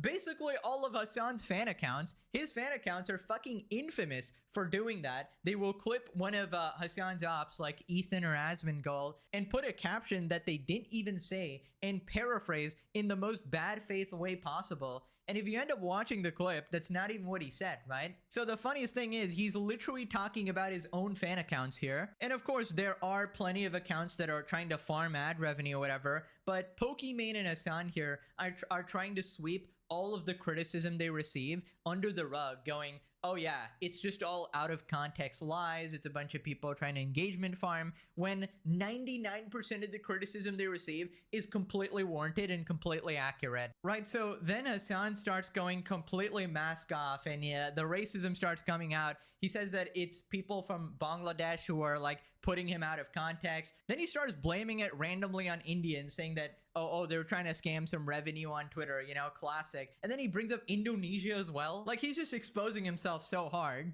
It's like buried between like 18 different algorithmic hustlers from Bangladesh whose names are like Save the White Race in the West 1488, you know? An AI picture of you as Shocker from Spider-Man hitting Kaya with like a It's just like, yeah, this guy. Now, I feel like I might legitimately. Marsh liked that one. Yeah, I might legitimately be the most. I'm gonna be the most famous guy in India because all the white supremacist accounts, are like, oh, whenever we post about this guy, people the Westerners, they love it. Right. Most famous guy in India. Holy shit, dude. The level of delusion of this man. You are not that important, pal. Also, the funniest part about this clip is Pokimane just awkwardly sitting there, wondering if she should laugh. Wondering, oh, wait a minute. These guys are being pretty racist here. Should I just go along? I mean, I'm Queen Mr. Woke here. I need to wait. Let me check if everyone else in the room is laughing right now. This sort of racism seems normalized. Might as well join in, right? Also, the logic here is so fucking warped, all right? So the first level of things that are happening here is the classic of basically saying that Indians are scammers. Never heard that one before, you know, real original. But then there's this second layer, right? And this is the Hassan Piker layer, where basically, according to Hassan, Indians are all like closet white supremacists, and they're essentially all self-hating, right? And because Hassan is the ultimate anti-racist, they want to ruin Hassan's career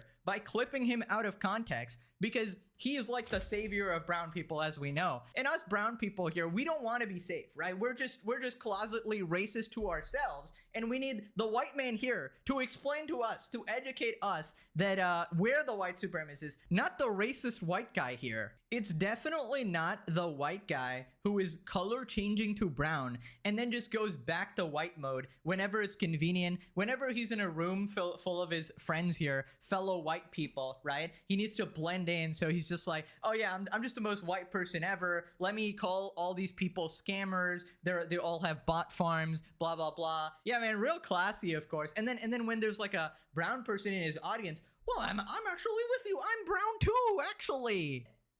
By the way, let me reveal the third layer of why he's actually doing this, right?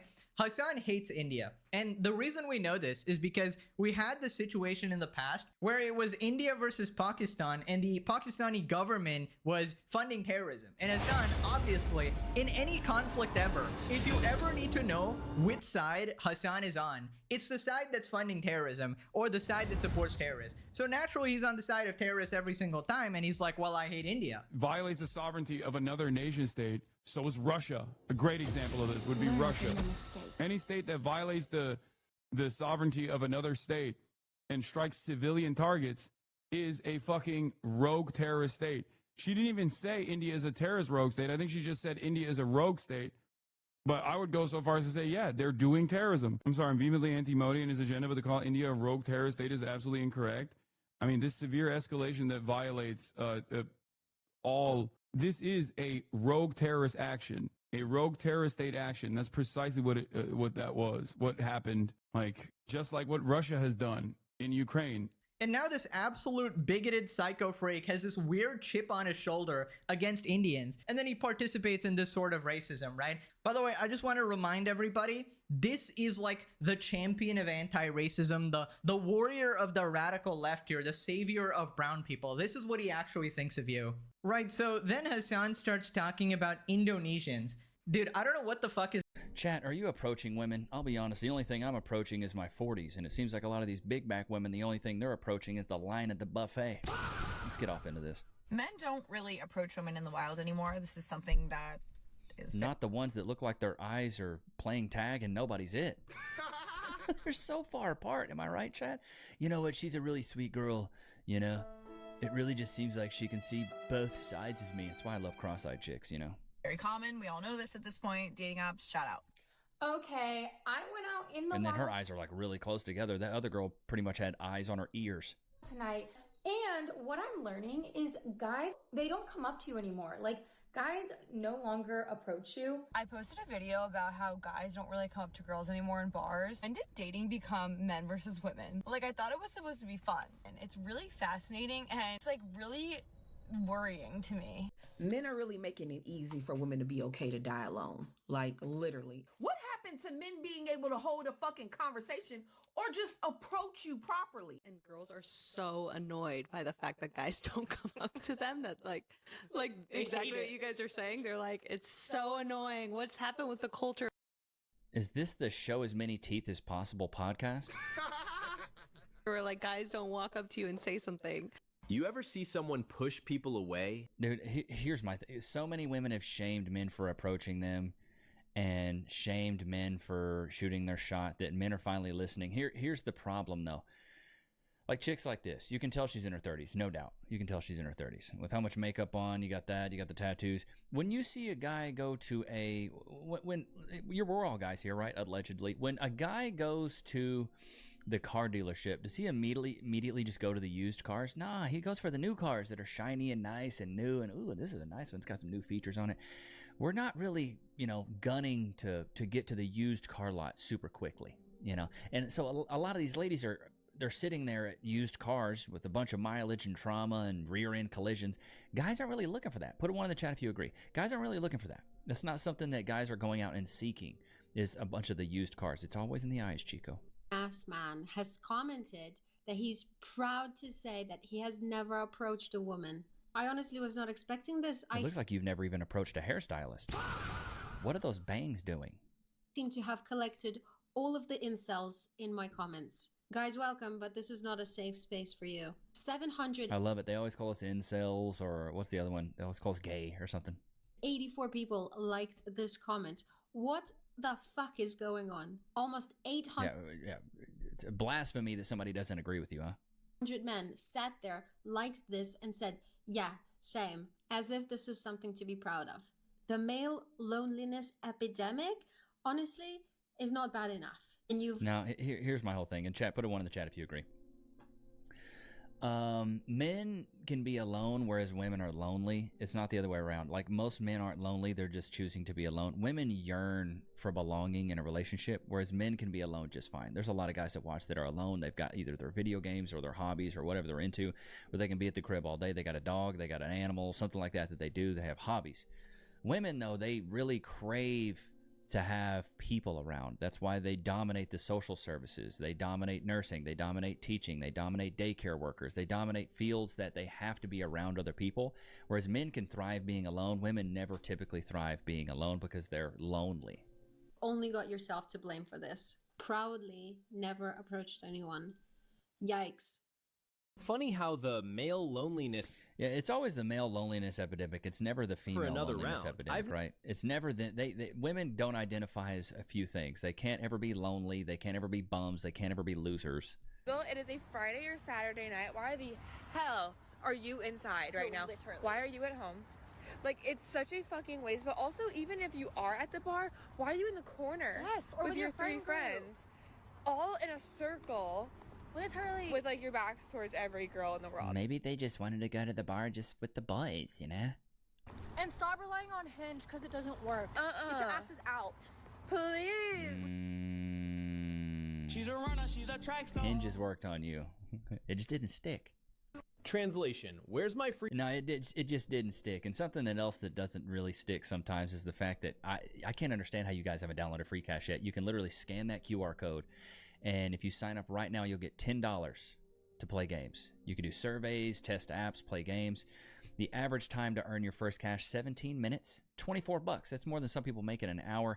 You literally click the game that you want to play, and you can cash out day of. I've got guys that have made over $2,000 on this. Eric from my Discord has made a lot of money. So you can go, scan that QR code, click a link in the description, and you can get $10 for signing up right now. Never say in your life, chat. I don't want to ever hear you say it in your life that I've never done anything for you guys. I'm doing this for you guys. $10 right now. If you need it, need some extra beer money, whatever it is you need, you can click the link in the description. It's super easy. Just go sign up. It's not hard. It's not hard at all. All right, let's get back into these clips. What do we got here? What do we got? What is this? To finish my life being single. I would rather die as a single man, having never gotten laid before, than wife up a lady who's absolutely contentious, who makes me want to sit in the corner of my roof, who makes me want to run out into the desert and die there. Proverbs 21:19. I would rather be single for the rest of my life, because that sounds so much better. I think this is becoming more of a man's view in this day and time. Agreed. My son is 18, and I was like, you don't want to have a girlfriend? He's like, I don't want to invest time and money and everything in a girl that I don't want to marry that's been with all my friends. I don't think people realize this is going to become extremely common, where men, like generally speaking, in their nature, don't really need other people with them. I mean, I can go to church. I have my boys at church. Like, that's my community. I don't need to have a wife. I definitely want one, but I don't need it. Whereas women in general, psychologically, sociologically, they need that partner. And when we find women who are single in their 50s and 60s, they are crushed. Name one other contract like marriage. Facts. Factoids. I say men thrive off being alone way better than women do, bro. That's why we have that crazy cat lady trope. They get old, they buy a bunch of cats, and they need to have somebody to depend on them. What is this? She looks like the Saw doll.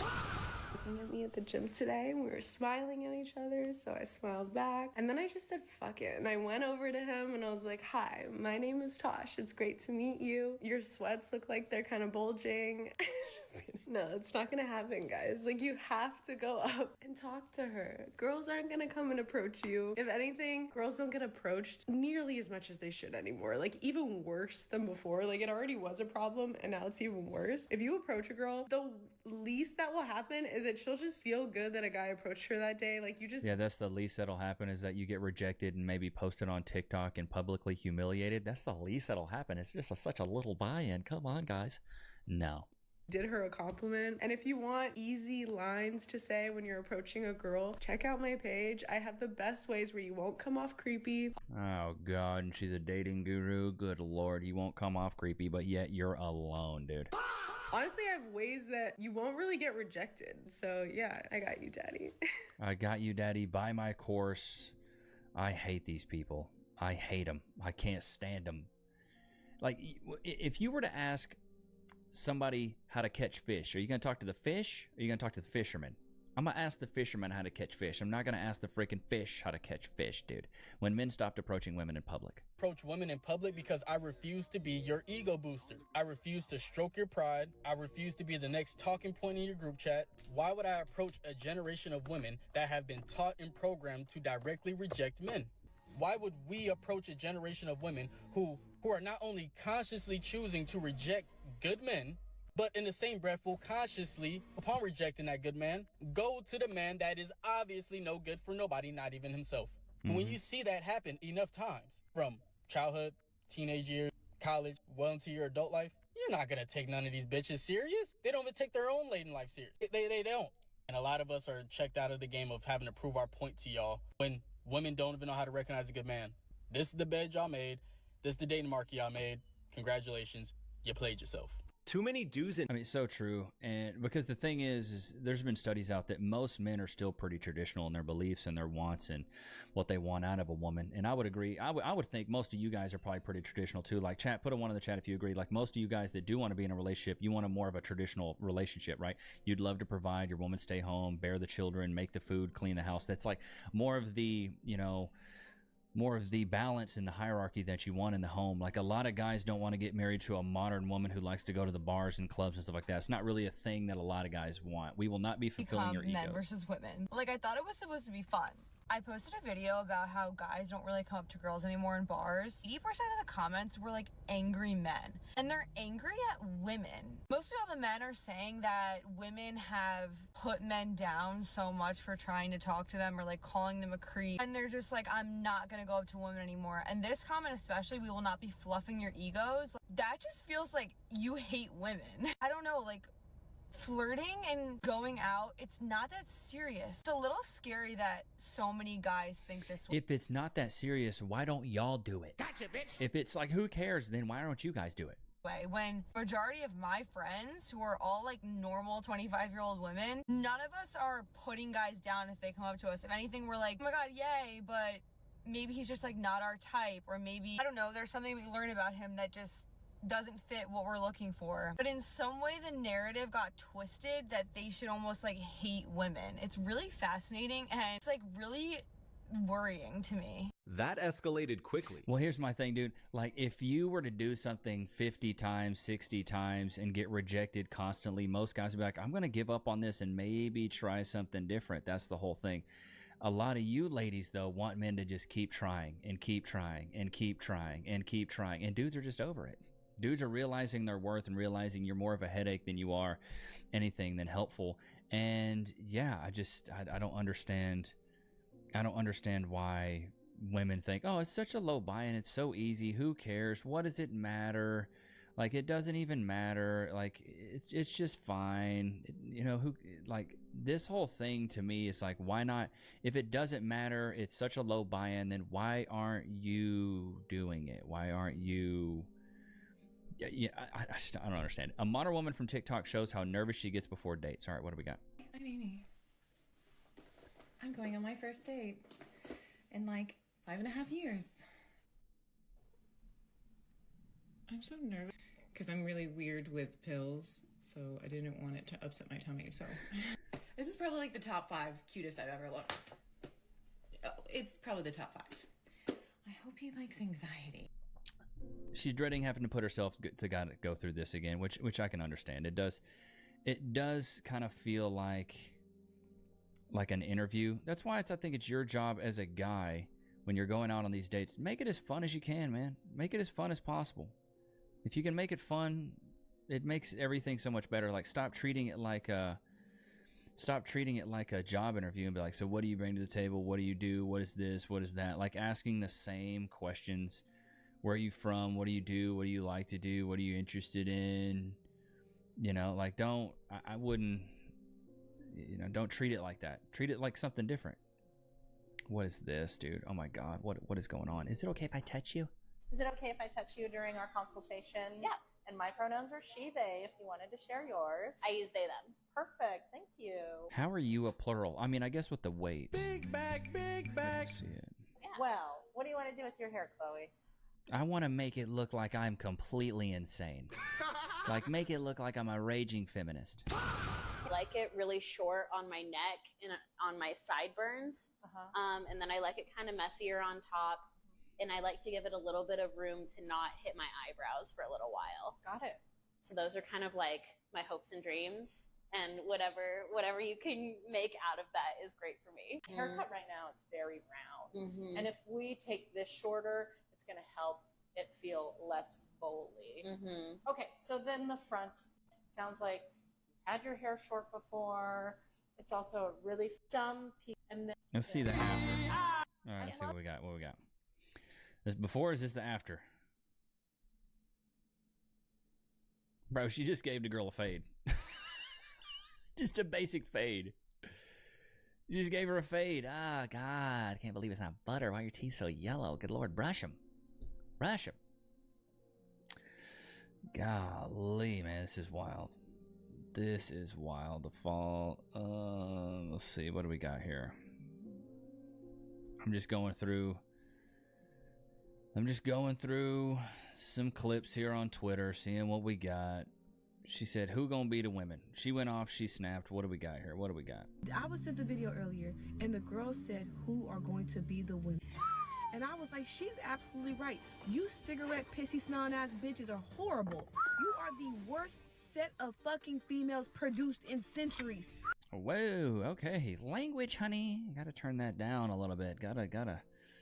Here we go. All right, here we go. What do we got? Whatever clip. What percentage of men make at least $1 million a year? In the U.S., What is it, like the 1% of the 1%? That's a very small percentage. I think it's 1 out of 10. Oh, so 10%. 10%, 5%? Let's say 10. Okay. I would say 3%. 3%. 3%?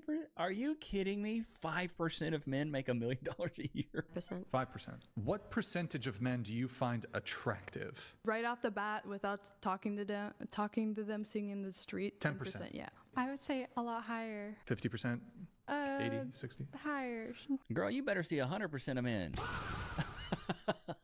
Looking like the Blair Witch Project, you know what I mean? 100%.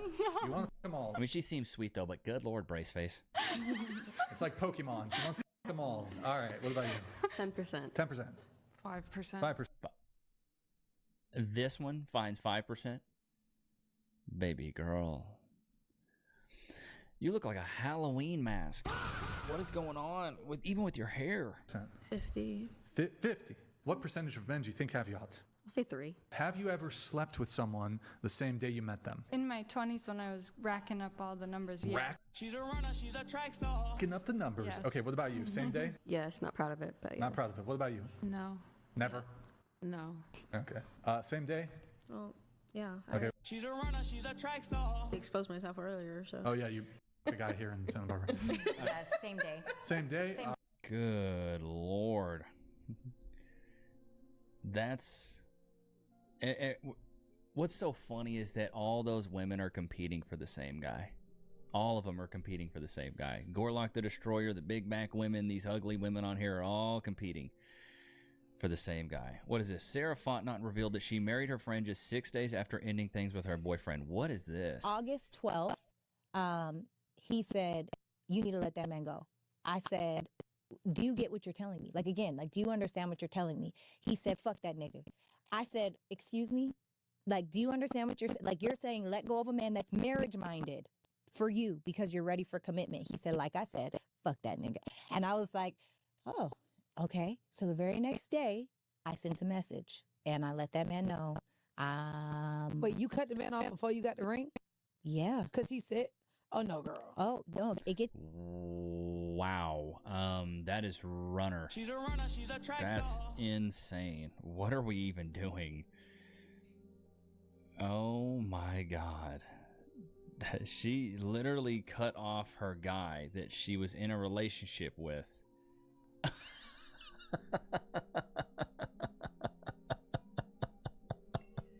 Okay, so we covered this chick on a previous episode. Basically, she's pregnant by some NFL player, and she was all mad that he's like cheating on her and stuff like that, even though she was never wifed up to him. So let's say, I think she's had her baby. Let's see what she's got to say. I just truly think it's time that people stop blaming women for the partners they choose and start blaming the partners for pretending to be something that they're not. I am so used to Women are allergic to accountability. people's judgments and opinions and whatever they want to say about what I share on the internet. But what I've realized is that there are so many people quick to say, well, what did you do in this situation? Or you knew what you were getting yourself into, or you know who you picked. And that's not true. So you didn't know. This is the whole, like, I'm just a girl, you know? No woman ever knowingly goes into a situation thinking this person's going to hurt me. This person... You're a liar! ...is going to lie to me. This I'm sorry, honey. He was an NFL player. What did you expect? Prince Charming? person is going to turn out to be a completely different person than the one he's showing me.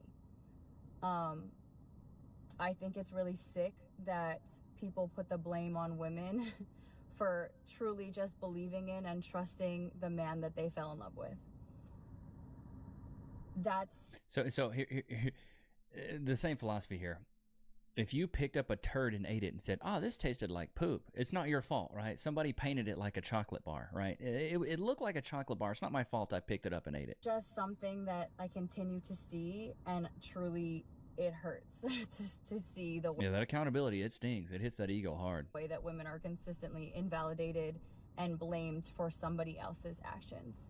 And at the end of the day, You know what I think about people that say at the end of the day, it's always something stupid afterwards. What do we got? having a kind heart or having love for somebody and hope in your heart and just being truly hopeful that the person that they're showing you is truly who they are. Okay, here he did show you, right?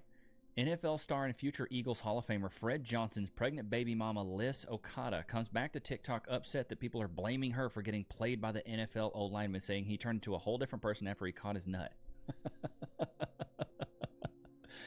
I'm just saying, you get with an NFL player, what did you expect? Did you expect him to just be Mr., you know, like, I'm just gonna stay down with you, baby. Don't even worry about it. You know, it's just me and you. These NFL players have so many options, bro. They have so many options. Why would he sit there and want to be loyal to you when he's got so many options? It's insane to me. So stupid. Oh my God, does this have music? Okay, it looks like it has a little bit of music, but dude, I love these. Have you guys seen these, chat? Look at this, like, okay, not a bad looking couple here. She looks all right. Oh my God. Ooh, he's got that Rachel Zegler French fried potatoes underbite. Dang, his underbite's bad. Oh my God. Get that fixed, dude. Go to a dentist. Get it fixed. All right, this is what schools are doing to kids now. What do we got? I don't care about human life at all, actually. So you don't care if someone got a gun right now and just shot everybody here? Like, actually, no. Actually, no, I don't. Okay, wow. Honestly. Wow.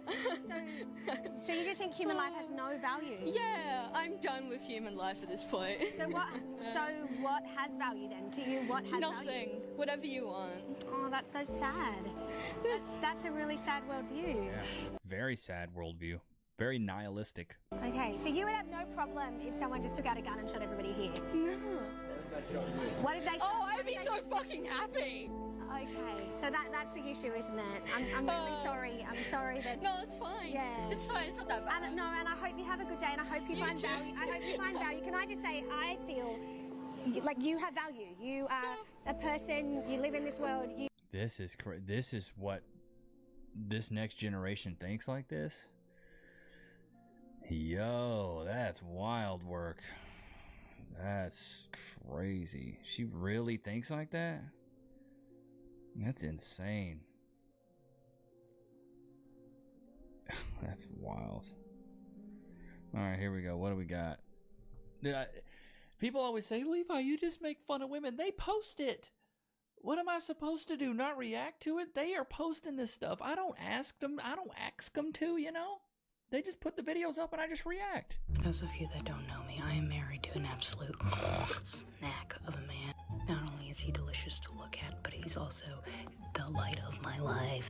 The legs to my table. On top of being delicious to look at, he's also a loan officer. One day he was working from home. I also happened to be home. He was on the phone with a coworker, right? Okay, and they're talking about a buyer. When all of a sudden I hear his coworker say, "Is she hot?" Talking about the buyer. To which my husband responds with, "Yes."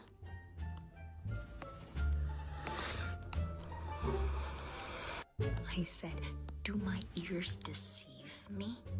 Did my honey bunch's little pumpkin pie just slip?" The blood rushed to my head. I said he better be as nervous as a pregnant nun right now.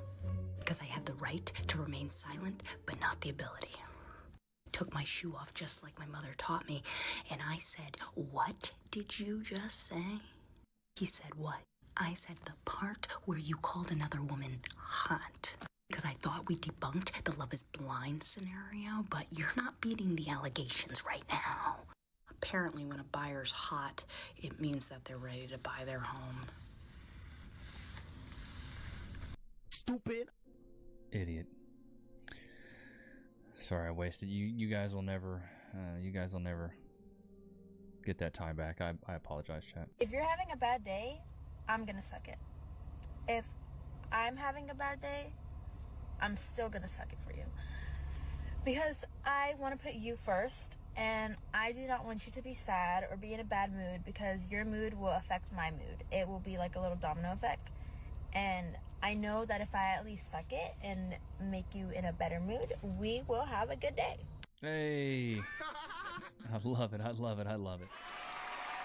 Yeah, I'm saying we need this philosophy adopted across countries, across nations. You know, this needs to be something that's adopted worldwide. You know, why not? All right, let's see. What do we got here? I'm just scrolling Twitter here just to see what we have. Let's see what we have here. What is this? Somebody said society is cooked. What is this? There you go. Plus size preview. Big back. Garment glider plus. Oh my god. Okay, I know where this is going, and I can't even watch it anymore. This is so wild to me that if you can't even put on your own Depends, it might be time. It might be time to, maybe lose some weight. It may be time. Apparently there's a Wasian meetup in New York City. What? Okay, there's a Wasian meetup in New York today. There was a party full with like 3,000 people. I'm meeting up with some of my friends and we're gonna go see the Wasian meetup. I'm coming out of the subway and I already found other Wasians. Other Wasians I found. Hello. Yay! We just saw the big clump. It's bigger than you think it is going to be. Okay, maybe this isn't 3,000 people, but it's a lot of Wasians, okay? And I know all of them. I was trying to take this video to show how many people there were, and then my friend Zach just showed up out of nowhere. Dude, I literally just... Everyone had name tags on with their mix, so we made it to the front to get some name tags. Should we write Asian Dad? Yeah. Yes, it's true, we're both Asian Dad Wasians. Yes, of course we put it on our name tags and proudly displayed it. Then the organizers started some announcements. They did a roll call to see which types of Wasians there were, which of course showed out for Asian Dad. Also at the name tag station, there was a Wasian bingo, which was cute. You could meet other Wasians that would check off your bingo list. And then the organizers started the lookalike contest for famous Wasians. So Keanu Reeves, Alyssa Liu, Bruno Mars. Solveig and I both entered the lookalike contest. She entered for Leve because she's also Icelandic. And then I entered for Lola Tung because someone at the Soho American Eagle once told me that. But I guess that was not enough because I did not win. Bingo, you guys!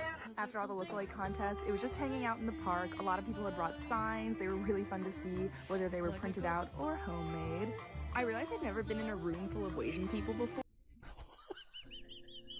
This is wild. Wasians.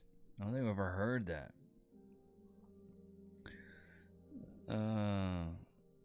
Okay, what is this? Stuff she's cool with is clients doing as a therapist. Shit I'm cool with clients doing as a therapist.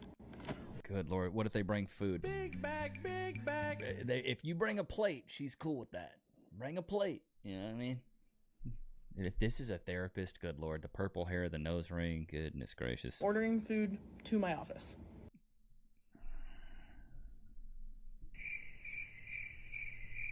What did I say? I'm blind reacting. What did I say? I said bringing food, and the first thing she said was food. The second chin checks out on that. That is totally.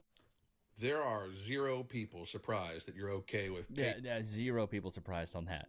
I guessed it before it even happened. I guessed it before he even said it. I knew exactly what it was going to be. My Lord. Oh my God. Bringing food. We knew it. We knew that. That's a no-brainer. Goodness gracious, bro.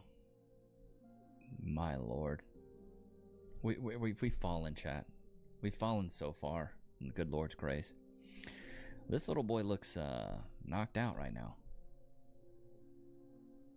He looks completely asleep. So I hope you guys enjoyed today's episode. Don't forget to like, comment, subscribe. It's always good to have you guys out, man. Until next time, peace.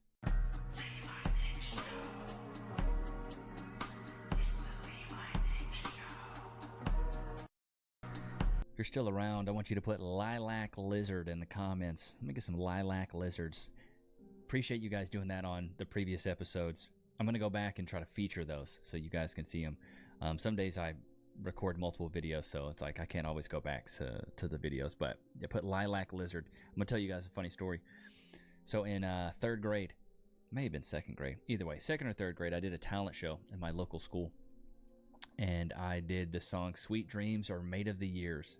Sweet dreams are made of the years. And now anytime that song comes on, Cass likes to casually roast me. So she's like, there's your song, right? Get up and sing it, baby. Do your thing. Any of you guys put a 1 in the chat? Do you remember that song? Yeah, man. I didn't win.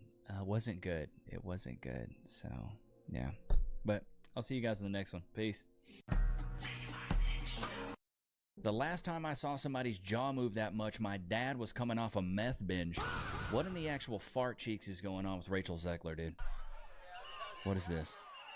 She's fine, guys. Honey boo boo, this is not serving. That's that sling blade. French fried potatoes. That's what that is. What is going on? What is going on? The internet is in a frenzy right now. From Rachel Zegler, like, dude, and look at some of this stuff, dude. Just look at some of this stuff. This is absolutely ridiculous, bro. Just swinging that chin. She's a ball chinian. I don't get it. It doesn't make sense to me. And like, there's so many creators just coming out, just cooking her, frying her. No one. Rachel Zegler at the Met Gala. I just don't get how she thinks that jaw movement is like cooking. In what world, in what beauty standard are you talking about where you got to do that to look good? The sling blade? The sling blade special? Never understand it. Never understand it. I don't get it. But dude, some of the memes are so good. She's fine, guys.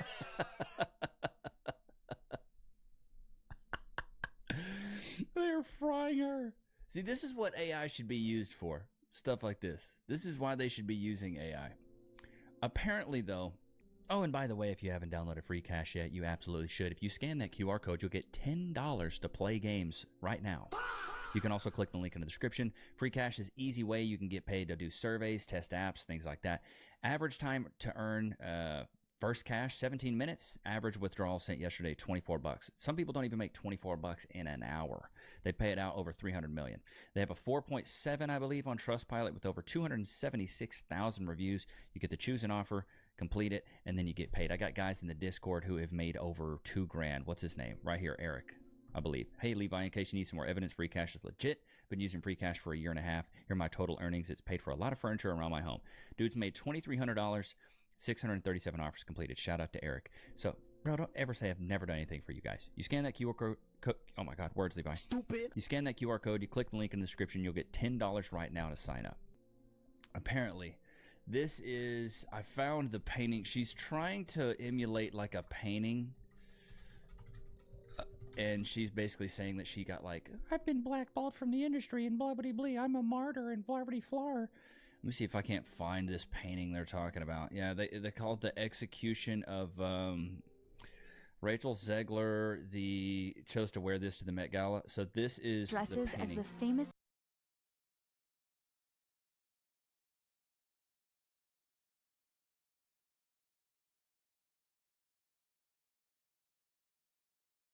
So she is comparing herself to a princess from the 1500s. And saying that that's her and her public in an execution. That's what she's basing this entire thing on. Honey boo boo, you're not her. You're not her. Not even close to her. Not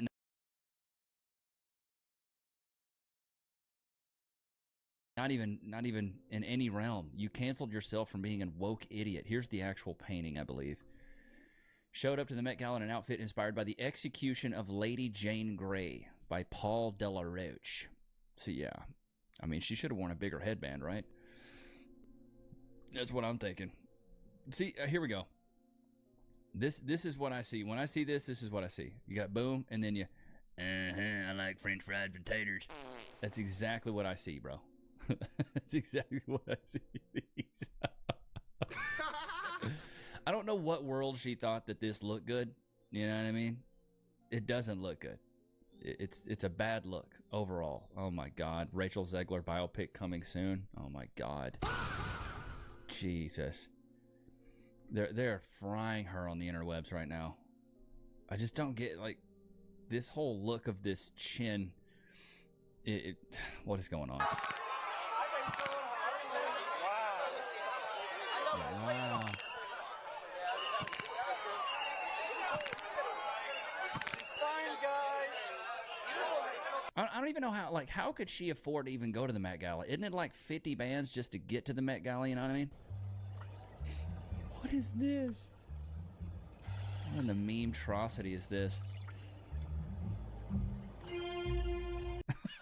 What is going on? But this is what AI should be used for. This is why we should be using AI right here. Stuff Where like has this, you the know what path I mean? gone? This feels so strange. My God, look like you remember on Ed, Edd and Eddy when they would have the jawbreakers in their mouths? That's what this reminds me of. This is what this totally reminds me of, is when they have the jawbreakers in their mouth, you know what I mean?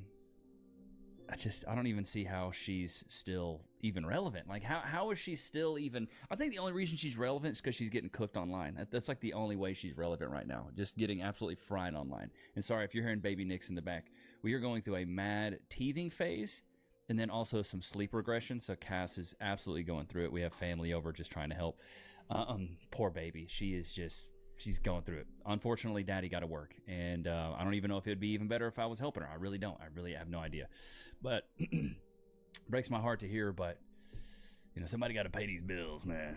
Baby Nick's got to eat, so Baby Nick's has to eat. But yeah, dude, this Rachel Zegler situation, I just can't believe that. The bridge. I'm just surprised she's even still relevant. I can't even imagine it. I feel great. Well, you know, what I shared with Tom Brown's team is that, you know, that first they sent us the illustrations over. Johnson wore skirt. I mean, when you're worth, I guess, like $1 billion, you can really wear whatever you want to wear. It's skirt. And I was like, well, look, you know, in our culture, Polynesian culture, we rock lava lavas. We rock skirts. The most masculine men, but not that I'm one of them, but the most masculine men. Man in the movies in a dress at some point in their career, and he's not wrong at all. And also, it don't. Well, that's part of the Hollywood way, right? You know what I mean? You got to wear a little bit of a dress. You know, you got to put a dress on every once in a while. He's wearing like a $2 million watch, $3 million watch. This dude's got so much freaking money. Like, you know what I mean? What is this? Sarah Paulson wears dollar bill over her eyes to call out the 1%. The actress, who is worth an estimated $12 million, used her outfit to call out the world's elite while attending the $100,000 per person Met Gala. I'll never understand this. Really sticking it to somebody there, honey. This is so stupid, dude. God, just they're performing. Do you understand why the guillotine was so popular in revolutionary France? Oh my God. Never thought you would be so kind. Well, I have a false image. Yeah? I have and why you false wanted to give the toughest test to you, to friend of to you? which? The friend of you. You said he's friend of you. Oh, Why yeah. you wanted to give him the... Seized nearly 80 dirt bikes and ATVs after trapping dozens of teens during an illegal street takeover on a California bridge. Video shows riders trying to push through traffic to get out. We're switching gears, by the way. Okay, we're done with the Rachel Zegler Met Gala stupidness. This is that whole teen takeover. I don't know if you guys have seen this, but basically teens are like taking over streets and just being a nuisance. Before realizing every exit was blocked, most of them ended up abandoning their bikes and running on foot. 9 people were arrested, including one who tried to hide in the water. Police also recovered 2 firearms and impounded several vehicles used in the takeover. See, all this shit is for clout. You ain't got to do this on the This is so stupid. Teen takeover? Like, what are we doing, bro? We're letting our youth down so bad. Our youth is just... Come on.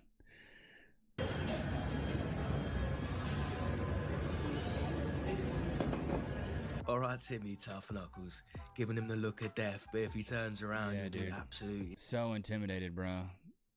Bro, you're not even in like crazy good shape either. Don't go to a public gym. What is up? Living off the edge like a. We didn't know Clay Thompson before Meg the Stallion. What? You're a liar! You mad? I'm about to let you know, Clay Thompson was somebody way before you knew. Baby, did you ever hear about the Splash? Bubba lining up, just another day. The Splash Brothers. I'm dialing in. Goodness gracious. Like, these dudes won multiple NBA They call titles. themselves bad bitches and listen to Megan. Yeah. Megan the Stallion was, it's whatever. He did her diabolically dirty, which deservedly so, because she's an idiot. Just like, look at this. She's just like freaking out. He's just sitting there. He's like, yeah, I knew I wasn't going to take her serious. This is why that's why I always say you can take the girl out the streets, but you can't take the streets out of the girl. It's just like, it's embedded. It's in them. They can't, they can't let it go. Oh my God. When you take your married bestie to see Theo. Alright, I'm married, by the way. I have 2 kids. I didn't do anything. He's a cop. He works here for Metro. We knew this was going to be entertaining. I did not do anything. Imagine if a married guy went though, right? Hugging on another woman. I'm married, just letting you know. Women get away with this stuff all the time. It's awful behavior, but they get away with it all the time. What do we got? Some crazy psycho in LA started harassing a peaceful Christian street preacher. She aggressively grabbed his arm, tried to unplug his mic, and tried kicking his speaker. Against me. My friends, God loves you enough to send his son to die for you, but he does not love you enough to just let you keep defying him and rebelling against him and to just shake his head and be like, it's cool, I'm gonna love you no matter what, and you can just live however you want to live, right? I'll be honest, dude. Like, I'm religious, but the street preaching stuff, it does get a little bit annoying. It's like, start a church. Maybe live stream yourself doing it. Like, I never understood the street preaching stuff. It was never something I understood. So, I don't know. The internet successfully bullied Akash Singh into leaving flagrant. Address the elephant in the room, no pun intended, okay? As I'm sure you guys are aware, our boy Akash, he really went through it earlier this year, showed amazing resilience and, selling out Radio City recently, setting records in Toronto, just crushing stand-up around the globe, and literally just like living the dreams that he would tell me about at 2 in the morning when we're eating egg sandwiches at Veselka. So it's been amazing to see, but the experience has put things in perspective for him. And he's made the decision to focus all of his energy on stand-up. He is going to be stepping away from the pod. It is bittersweet. We wish that he did not want to do that. But at the same time, it's very hard not to root for your friend, literally living his dreams. And if he feels he's got to give everything to that, then that's exactly what he's got to do. And we're going to rock with him. We hope you guys continue. Yeah, it's all about focusing on comedy. Yeah, focusing on the simp core. I hate my husband core. I did a whole episode on him, so I'd go check it out if you want to know more about it. Kevin O'Leary gets emotional after receiving his one-of-one piece unique AP. Canadian person. I genuinely have spent my entire life here ever since I was a little baby. I was a man that grew up in the Great White North, and to be honest with you, it's just everywhere is a shit show. Now, I've been talking a lot about American, encryption stuff, age verification shit. I wasn't really talking about a lot of shit that was happening back in Canada land. Ladies and gentlemen, we've got something known as Bill C-22. Now, what is Bill C-22, ladies and gentlemen? Bill C-22 is the Canadian... what is that? What is that bullshit, guys? The Lawful Access Bill. Now, ladies and gentlemen, what is one of the things that I've been teaching you about on this channel for years now? Taking care of your internet safety, your security, being safe against viruses, encrypting your dog shit on your computer, protecting yourself against the scary threats that are out there. Now, it seems like what the Canadian government wants to do is basically find a way to get some of these big tech companies to basically just open that little encryption for you a little bit. Basically let yourself be goat-seed by the police. Now, of course, ultimately, there's only one rule when it comes to encryption and protecting yourself. You either give people full control over an encryption or you just give them nothing at all. There's no half measures here, Walter. There's no half measures in this situation, okay? You either have it or you don't. To give you a great example before we go further into it, a security guy was saying that Microsoft secretly has a backdoor into BitLocker. BitLocker, which is basically Microsoft's drive encryption, which keeps your laptop safe from prying eyes if it ever gets stolen, right? The data that you might have on it. Well, this individual was thinking, wait a minute, there has to be something behind it. There were some claims that were made, and obviously this guy proved it by releasing an exploit known as Yellow Key. Yellow Key, which allows you to basically bypass, and again, these are the instructions that are provided, copy all of these files to a USB stick, put it into the computer that you have right in front of you. You can plug that stick in with the protections turned on, reboot to the recovery agent, and then you can basically enter commands that will allow you to access a system that you don't necessarily have permissions for.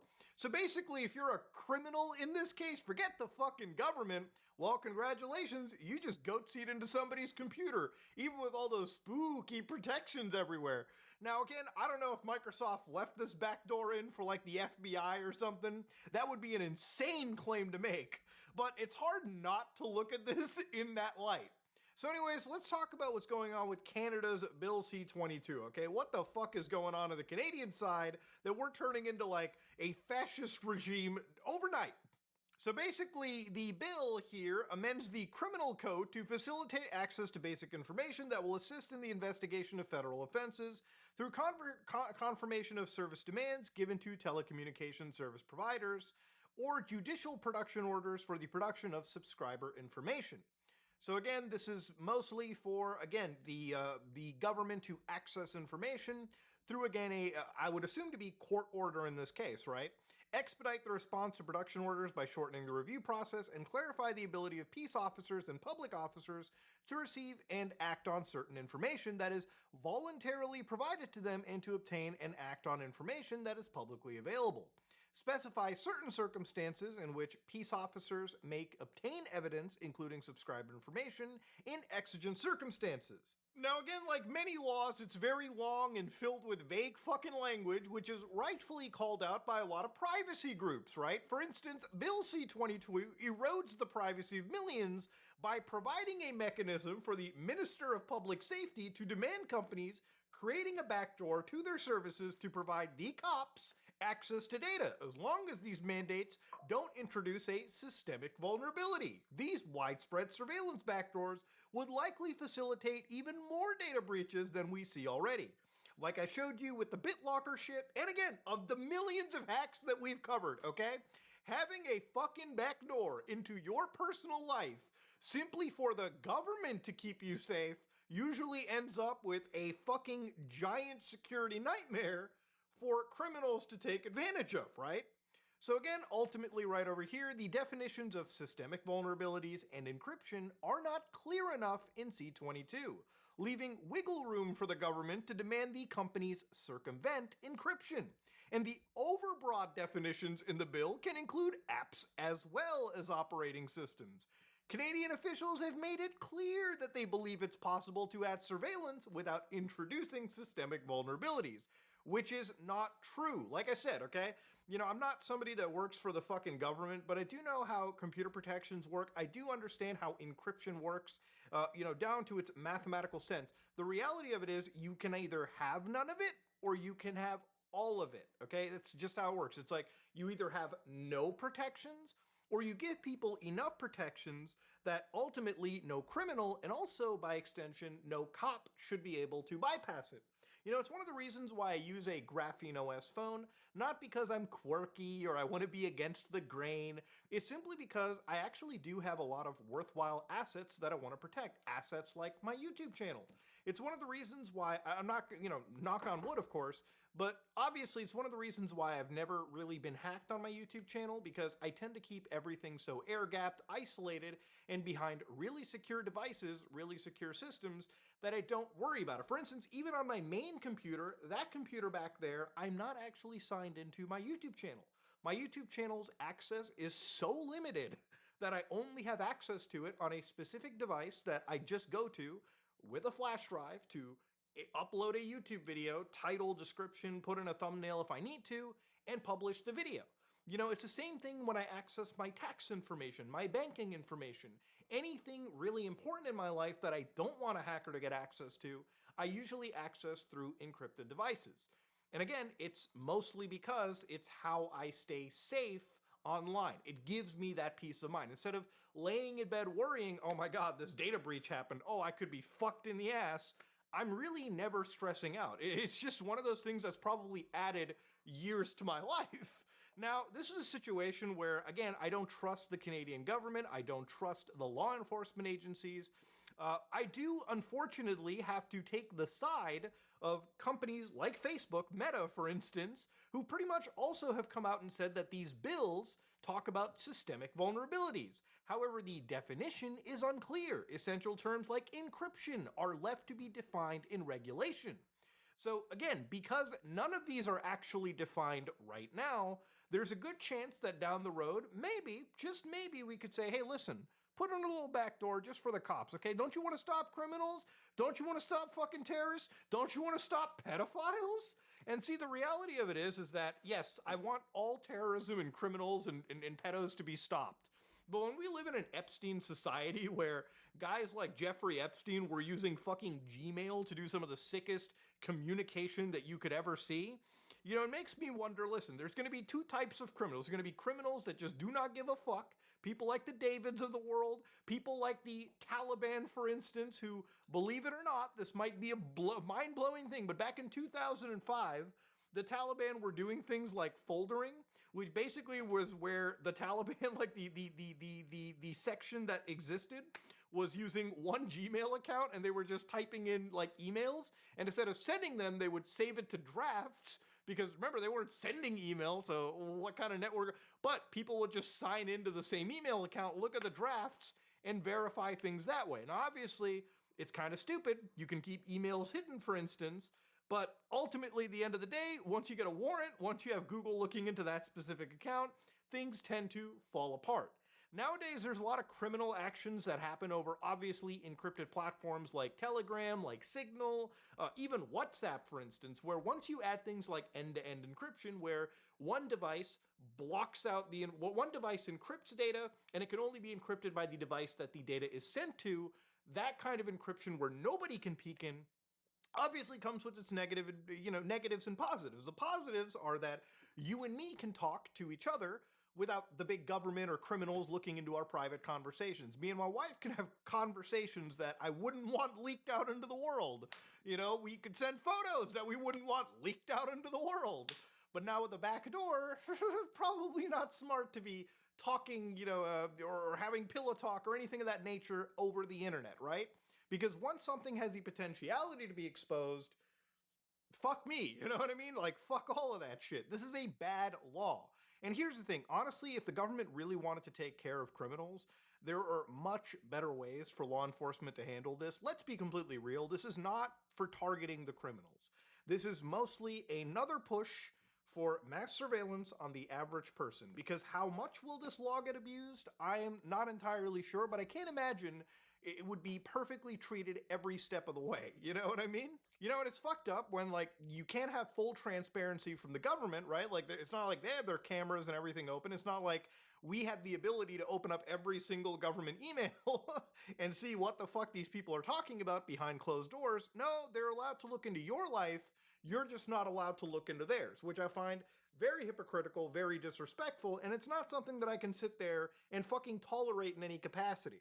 Now, even the actual services that I use, and this is where it actually personally affects me, NordVPN, and I know that I don't really push any like sponsorships for them or anything, but alongside Mulvad, I tend to use NordVPN when it comes to mostly watching Netflix over the internet, and or watching any service where I need to bypass geo restrictions and whatnot, or just browsing the internet in general. I like to have levels of encryption and security. And even companies like NordVPN, who literally are like, listen, we might have to consider leaving Canadian jurisdiction because this would fuck us over. This would fuck not just Canadians, but all these tech companies over too.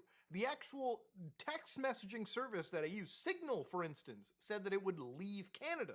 Because yes, Signal is one of those services where the only thing that they tend to store is like really meaningless metadata that you can't get anything out of, requiring these individuals to break the very fundamental thing that they are selling to the audience, that they are pushing to people, is fucking insanity, okay?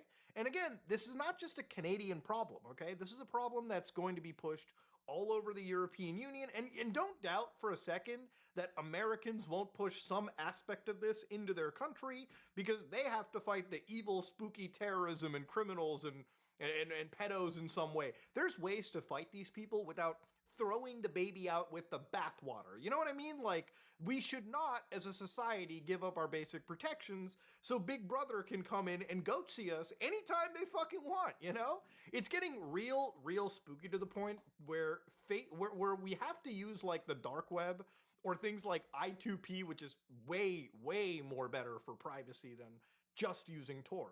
Like, for instance, in Canada, right, what's really funny for a lot of people is that when you try to access our premier news service, which is like CTV, because of another bill which forced a lot of these companies to pay up to Canadian, like, journalism, and it's not necessarily one-to-one the same story, you can see that obviously for Canadians, we can't even access our own Canadian journalist website on their own page through Facebook.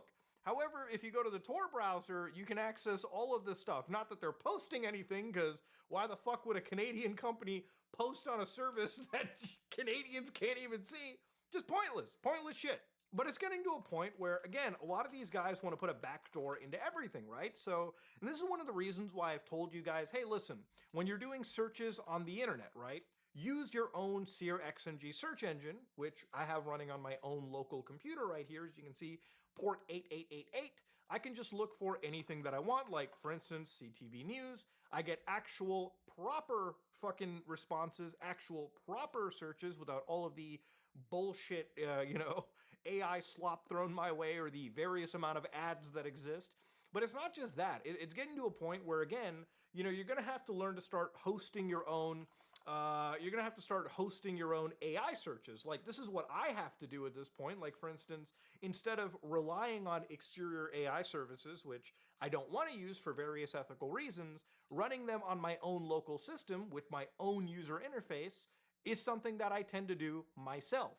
Of course, obviously, even utilizing the internet in a lot of ways, we're going to have to start using shit like Tor browser in order to bypass the bullshit the government's doing. Like, it's going to get to a point where, for iPhone users, like, especially when it comes to this lawful access bill, if companies like Signal leave Canada, for Canadians, downloading or updating their app is going to be useless because they can't operate in the country. So unless you have, like, an Android device where you can download the APK, because I'm sure Signal's just going to distribute the APK to you, you can download it, install it, and use it.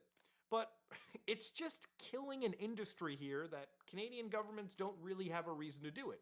This government, and again, I don't want to get, like, fucking really political about it, but the reality of it is they've spent so much money, they've pulled up so much dog shit policy, and ultimately, at the end of the day, it's harmful to the domestic Canadians that have grown up and lived here that it's worth kind of talking about, right? Like, these kind of laws only allow a government to get more tyrannical and get away with dumb shit. Canada is one of those countries where I love it to death, but to give you what I believe personally to be something really stupid is, if somebody breaks into my house right now, somebody with a gun, for instance, it's against the law for me to grab my own firearm, legally acquired, by the way, and then obviously load that with ammunition and open fire on somebody that has now put me and my family in threat, right? Like, violent, lethal threat. Now, people could be like, well, just let them rob your shit and get away with it. Well, the reality is I value my stuff more than that piece of shit's life because, by them breaking into my house, they already proved to themselves they don't value their life, you know what I mean? So obviously I think self-defense is right. The Canadian government doesn't necessarily believe it. So unless you have the time, years of your life, a vast amount of money, you're going to be fucking punished for protecting yourself. So it's a country that I think is beautiful. It has a lot to offer. And, I'm always going to be patriotic to an extent, but you have to be willing to call it the stupidity. Otherwise, this shit's going to grow to a point that I mean, what are we doing? Like what are we actually doing at this point? And what's wild is what's happening in Canada is something that could even happen in the second home of mine, which is like what, Southern California. Like it could be just as bad there a year down the road. It's just wild to me that in the last few years, the government's been pushing so many insane bills, a lot of these super draconian bills, by the way, that it is overwhelming. But for this to, if this passes in Canada in the state that it is, it actually really puts you, Canadians, if you're watching this, under actual danger online. Because by weakening the actual services that you have grown to use is never a good thing, okay? And again, I get the idea criminals are bad. Trust me, we all want terrorists, criminals, pedos, all these people to be stopped. But we shouldn't be throwing the baby out with the bathwater, because let's call it what it really is. You know, if these governments really wanted to stop criminals, they would do the tried and true way of making a honeypot. You know, one of the coolest things I remember the FBI doing, this is kind of a few years ago, was back during the dark web era, they were selling phones. I think they were like Axom phones. And they were just little bullshit Android phones. They were selling a service. They were selling a service much like Signal, you know, encrypted everything away from the feds. Well, the feds were running it. They ran the operation. All these criminals used the operation to talk about their criminal plans, and the feds ended up busting them, right? You know, running a honeypot is probably way better, way more effective than just throwing the baby out with the bathwater and putting everyone in danger. And it makes me wonder, right? Like the whole reason is probably putting you in danger, not because the government wants to, it's because the government can get access to your information at whatever subpoena they want, which I think is creepy. I don't think is something you should be going for. But yeah, I always say, look, vote against this, and I'm going to be voting against it. But I think the black pill is kind of like what happens when the other party that you vote for, that you probably don't agree with on a lot of things, what if they just screw you over too? It's just, what's wild to me is no matter who you vote for, everyone just gets in bed together when it comes to pushing the big brother laws onto the average person, right? But at least here, the only way to really fight back beyond voting smart is to start learning about privacy, learning about encryption, learning about end-to-end encryption especially. Because even if the government outlaws this stuff, right, you may have to get off of the mainstream services and rely on services like Tor, rely on protocols like I2P, for instance, which is the decentralized invisible internet. Downloading it is incredibly easy. Running it on various systems, even down to your phone, even down to a Docker container or something, you can do it. I'll probably make a video on this specifically because it's a very interesting topic. It's actually the dark web, but kind of better. And, you know, going down this rabbit hole might be the only saving grace, right? And it might sound extreme, but guys, we live in an extreme world. It's time to fight back. You know, it's time to fucking go to these goddamn governments and politicians and stop getting fucked in the ass. You know, they might take away your privacy, they might take away your freedoms. But there's always ways to fight back, especially in the digital age, ladies and gentlemen. Let Uncle Noodle walk you through the sea to true internet sovereignty. Anyways, ladies and gentlemen, this is me, Mudahar, and I am out.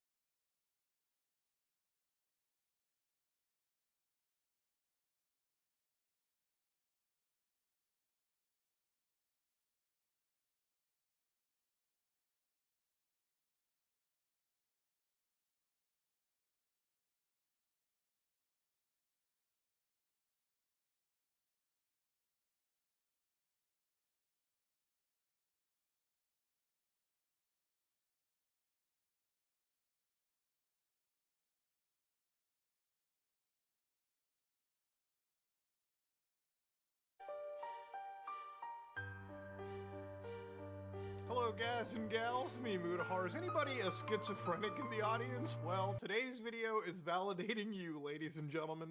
I will never question a schizophrenic on Reddit ever again. Now, 2 days ago, I showed you probably the funniest shit that I ever read on the GTA 6 subreddit. Now, as you all know, I'm a Grand Theft Auto fan, so waiting for Grand Theft Auto is a very, very, very painful thing. But to be real with you, I'm just having a good time. I'm playing video games, checking out internet viruses, talking about Linux, waiting for the day I finally get to steal cars and shoot people in Vice City, a video game, of course. I don't know if the YouTube like AI was like, wait a minute, what? But ladies and gentlemen, this guy, about 13 days ago, decided to show what I consider to be the ultimate form of video game schizophrenia, only surpassed by the people at the Batman Arkham Asylum, only surpassed by the Half-Life community. And, you know, this guy showed an entire motherfucking star chart where they used the geocentrical elliptic longitudes for classical star bodies. It actually hurts when you read it out loud. But of course, ultimately, this person pointed out that, listen guys, within this range, May 14th is one of those days, 12 out of 16 points, the day where we might get all that fucking opium injected into our nipples straight up, get ourselves access to some GTA 6.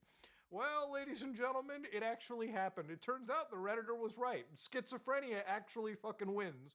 So I want to make I want to make like a little a push. If the Redditor wants to personally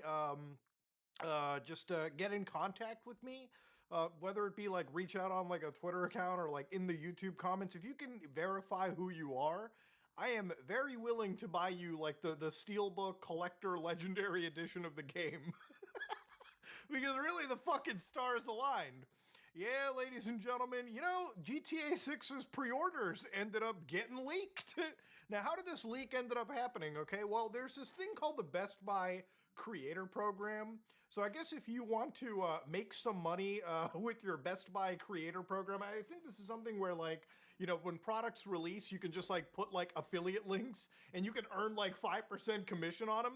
Now, in this creator program, if you had signed up for it, like some creators did, they ended up showcasing this little email that they got.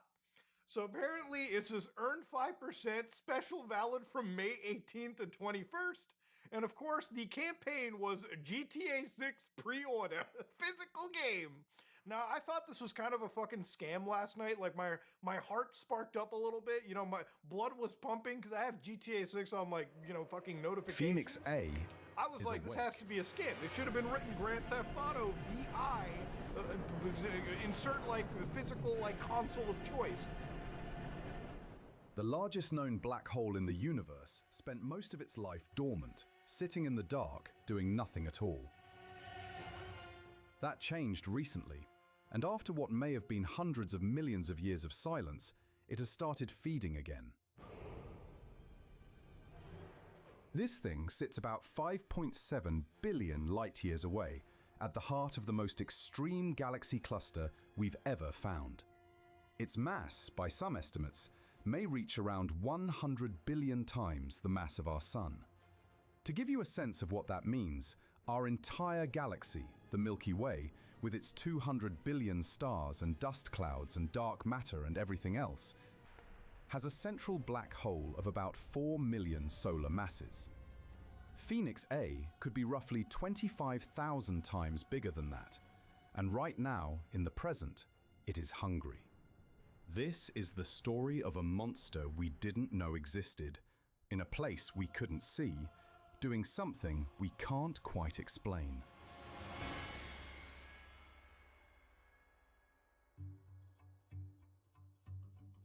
For decades, the textbook version of black holes was simple. You had stellar mass black holes, the corpses of dead stars, ranging from a few to maybe 100 times the mass of the sun.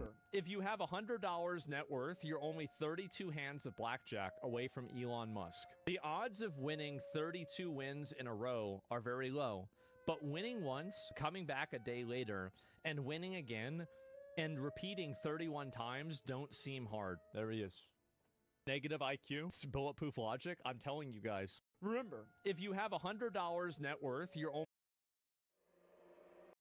dormant, feeding again.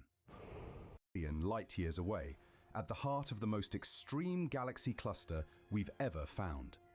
Its mass, by some estimates, may reach around 100 billion times the mass of our Sun. To give you a sense of what that means, our entire galaxy, the Milky Way, with its 200 billion stars and dust clouds and dark matter and everything else, has a central black hole of about 4 million solar masses. Phoenix A could be roughly 25,000 times bigger than that. And right now, in the present, it is hungry. This is the story of a monster we didn't know existed, in a place we couldn't see, doing something we can't quite explain.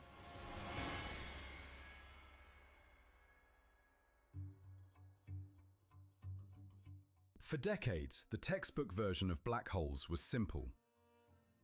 You had stellar mass black holes, the corpses of dead stars, ranging from a few to maybe 100 times the mass of the Sun. You had supermassive black holes at the centers of galaxies, ranging from a few 100,000 to a few billion solar masses. Between them, a mysterious gap. Beyond them, nothing. That was the universe we were comfortable with. Then, in the early 2000s, observations started turning up black holes at the centers of galaxies that didn't quite fit. They were too big. Not by a little, by orders of magnitude. NGC 1277, a galaxy not particularly remarkable in size, was found to harbor a black hole originally estimated at up to 17 billion solar masses. The quasar TON 618, sitting more than 10 billion light-years away, was estimated at around 66 billion solar masses. Astronomers started using a new word for this category: ultramassive, above 10 billion suns, maybe higher, maybe much higher. And then Phoenix.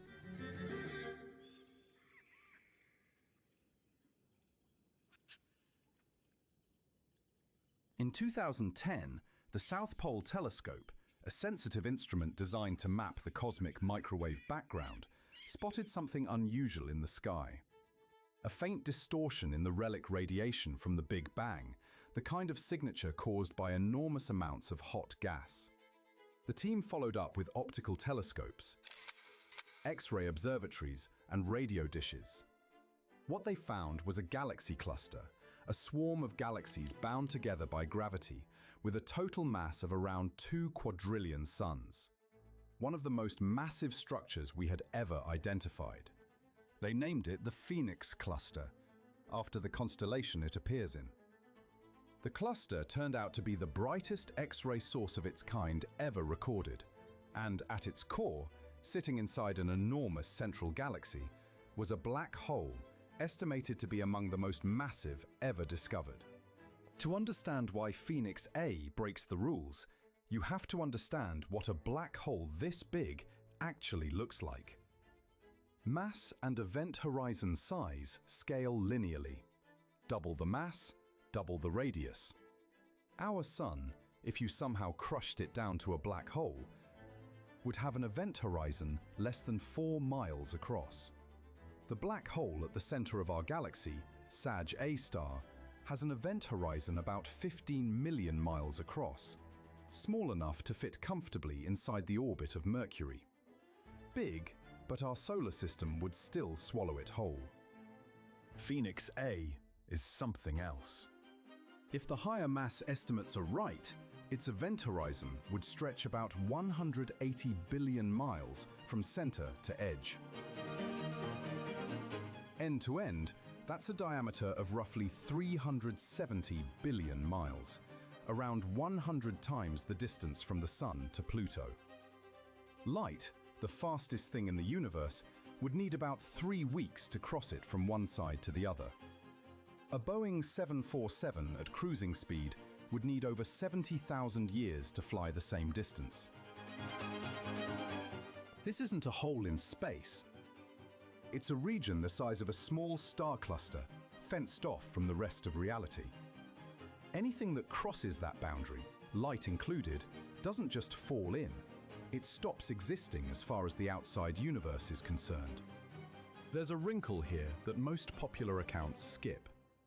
At this scale, the surface gravity at the event horizon is actually mild. Counterintuitive, but true. The tidal forces, the stretching that would spaghettify you near a stellar mass black hole, are gentle. You could in principle drift across the event horizon of Phoenix A without feeling a single jolt. You wouldn't know you had crossed. You wouldn't even know you were doomed. The death would come later, somewhere down inside, hours or days after you slipped past a boundary you never saw. That's what makes ultramassive black holes feel less like objects and more like territories. Less like predators and more like empires. So how did something this big get this big? That's a question astronomers genuinely cannot answer with confidence. The standard story for how supermassive black holes form involves slow accretion over billions of years. A black hole the size of a star pulls in gas, grows, merges with other black holes when galaxies collide, and inflates over billions of years into a million or billion solar mass giant. The math works, barely. For ultramassive black holes like Phoenix A, the math starts to break. There simply hasn't been enough time since the Big Bang to build something this large through normal feeding alone. Not even close. The universe is 13.8 billion years old. To grow a black hole of 100 billion solar masses, you'd need it to feed at near maximum theoretical efficiency, continuously, for almost the entire history of the universe. That doesn't happen in reality. Real black holes burp, choke, throttle their own feeding through radiation pressure. They take breaks. So either Phoenix A formed differently from anything we understand, or it started out enormous and just got bigger from there. Some astronomers think the seeds of ultramassive black holes might be primordial, born in the chaos of the early universe from collapsing gas clouds without ever passing through a stellar phase at all. These direct collapse seeds could have skipped the slow stellar beginning entirely, starting life at tens of thousands of solar masses already. Others think galaxy cluster mergers, when entire clusters slammed together in the early universe, may have funneled multiple supermassive black holes into the same gravitational well, where they merged into something extraordinary. Either way, the textbook is wrong, or at least incomplete. By the rules we know, Phoenix A has no business being here, and yet, there it is. Now consider what Phoenix A is doing right now. It's feeding. Not slowly, not gently, furiously. To understand what that means, you need to understand the environment around it. The Phoenix cluster, like most massive galaxy clusters, is filled with hot gas. Not gas like the air you breathe. Plasma, heated to tens of millions of degrees, hot enough to glow brilliantly in X-rays. This gas fills the space between galaxies, a thin but enormous reservoir of matter stretching across millions of light years. In most clusters, this gas should be cooling over time, the way a hot pan cools on a stove. As it cools, it should fall inward under gravity, pooling at the center of the cluster, condensing, eventually forming new stars at staggering rates. That's the prediction. That's what theory says should happen. And in most clusters, it doesn't. The supermassive black hole at the cluster's heart acts as a thermostat. As gas cools and falls inward, it triggers feeding events in the black hole, which launches jets of energy outward, which reheats the surrounding gas, which prevents further cooling. The feedback loop holds, the thermostat works. Stars form at modest rates, and the cluster sits in a kind of equilibrium. In Phoenix, the thermostat is broken. The cooling gas is winning. The central galaxy of the Phoenix cluster is forming new stars at a rate of around 700 to 1,000 solar masses per year. For comparison, our entire Milky Way galaxy forms about 1 solar mass of stars per year. The Phoenix Cluster's central galaxy is therefore building new stars close to 1,000 times faster than ours. Picture a galaxy where stars are being born at hundreds of times the rate of any galaxy in our neighborhood.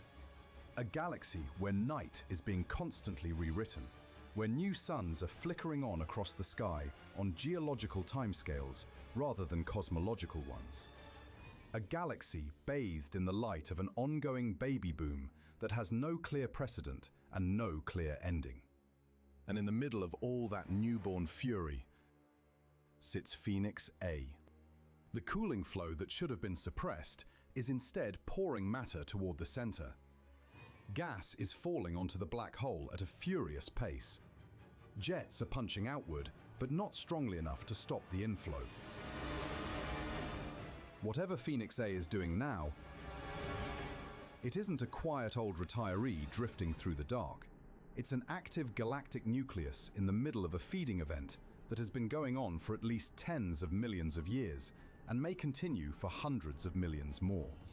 This is what woke up means at this scale. Phoenix A may have been quiet earlier in its life. Most ultramassive black holes are. They grew to their enormous size and then sat in something close to dormancy, their fuel exhausted, their galaxies starved of gas. The big ones tend to be sleeping ones.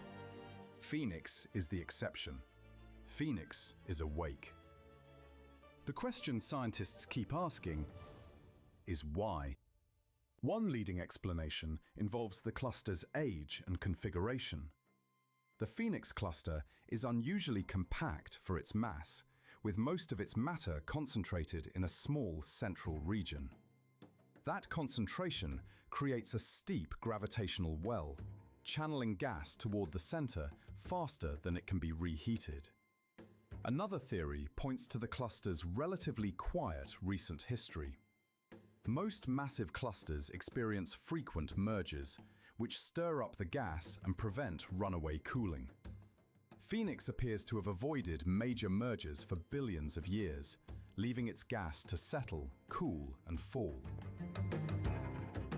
Whatever the cause, the result is the same. We are watching something rare happen in slow motion.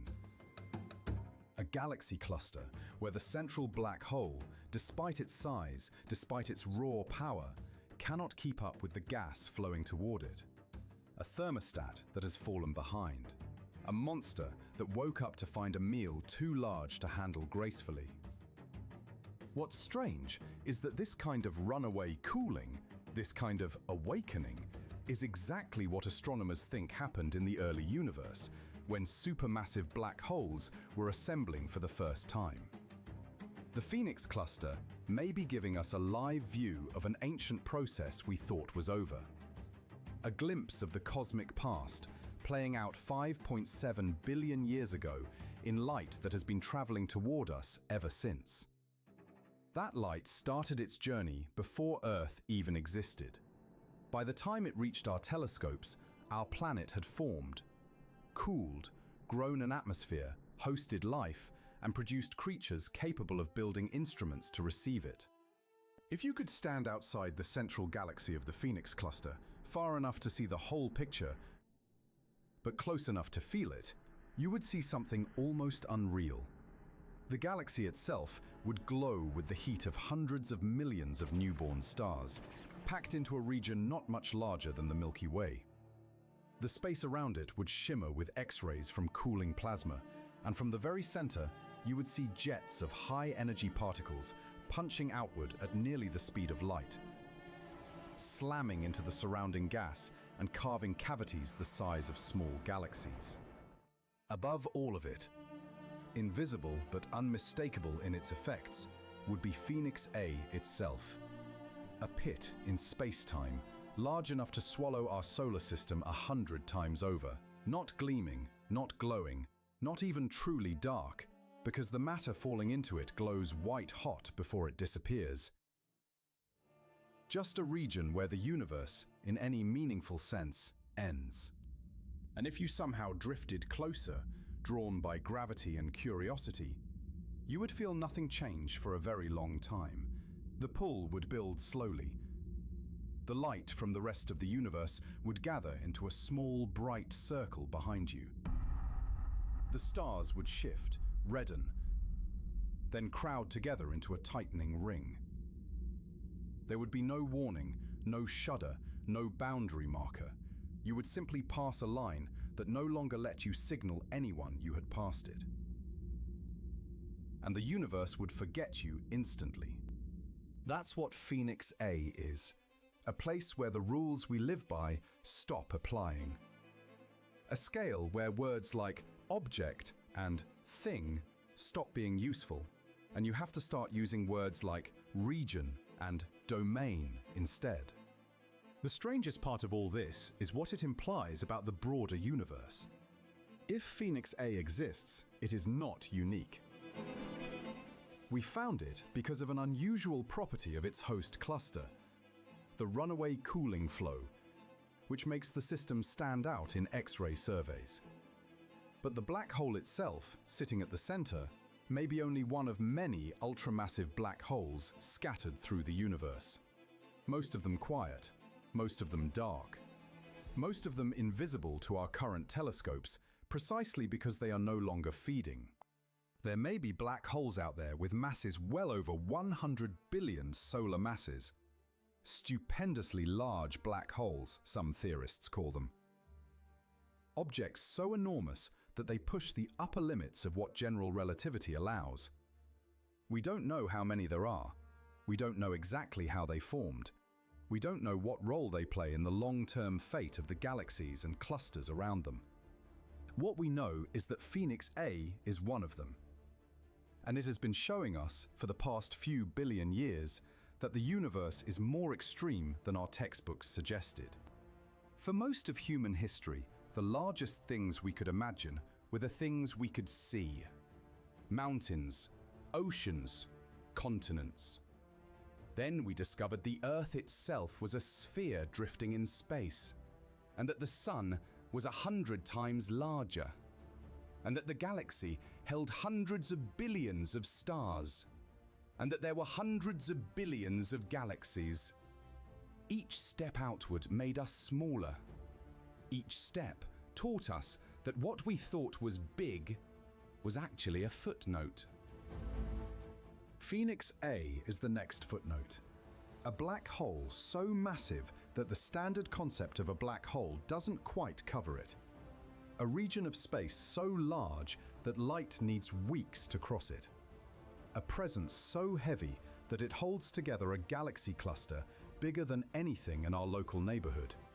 And yet, it is just one object among many, in a universe full of structures we have only begun to map. And it is still awake, still feeding, still growing in a way the math says shouldn't be possible. Still reminding us that even the biggest things we have ever seen are not finished growing. Somewhere out there, 5.7 billion light years from where you are sitting right now, a hole in the universe is open. It opened long before the Earth formed. It will still be open long after the Earth is gone.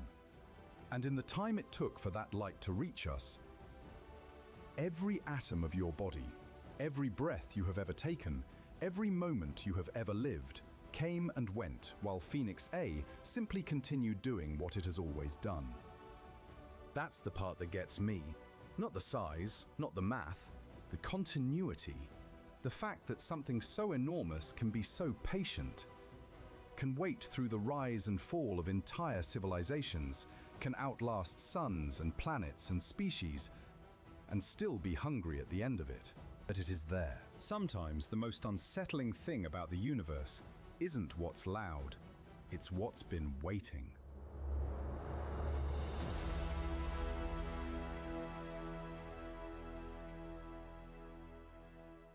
Thanks for watching, and I'll see you in the next one.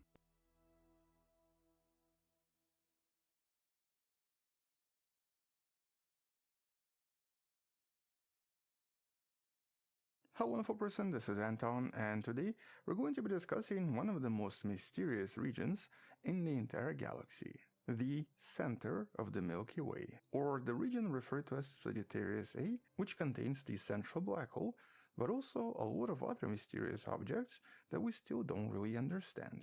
And while one of these objects was only discovered something like 5 years ago, and actually surprised a lot of scientists when it started doing something somewhat unusual. And so here, for several years, astronomers were actually puzzled by these very strange chimera-like objects referred to as G-objects. Something that seems to orbit the central black hole Sagittarius A star, and something that resembles a gas cloud, but also sometimes resembles a star.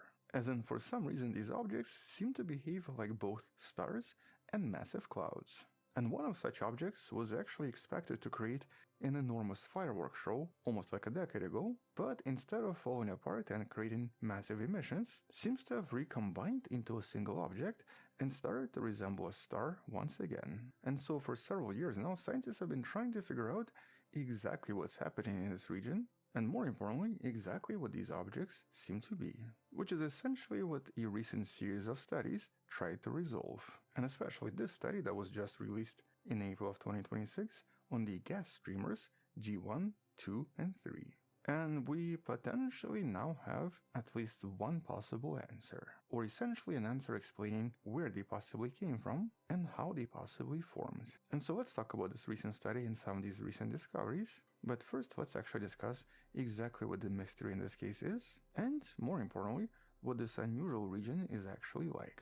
And that's because this region doesn't just contain the central black hole, but it also contains an enormous amount of other stuff that's constantly interacting with the center and is forming a lot of different types of emissions. As a matter of fact, there are quite a lot of different unusual stars here, including a lot of famous S stars, which represent some of the fastest moving objects in the entire galaxy, with some of these stars moving at thousands of kilometers per second, but also some other objects producing some other emissions whose origin and whose nature is still unknown. But in the last 2 decades, there's this one mystery that was particularly interesting. So essentially these G objects, and the first one, G1, was actually discovered quite a long time ago, but it was really G2 in 2012 that kind of grabbed everyone's attention. And that's because here, back in 2012, it kind of made an extremely close approach to the central black hole and was expected to be completely torn apart, causing a massive flare and potentially a massive eruption,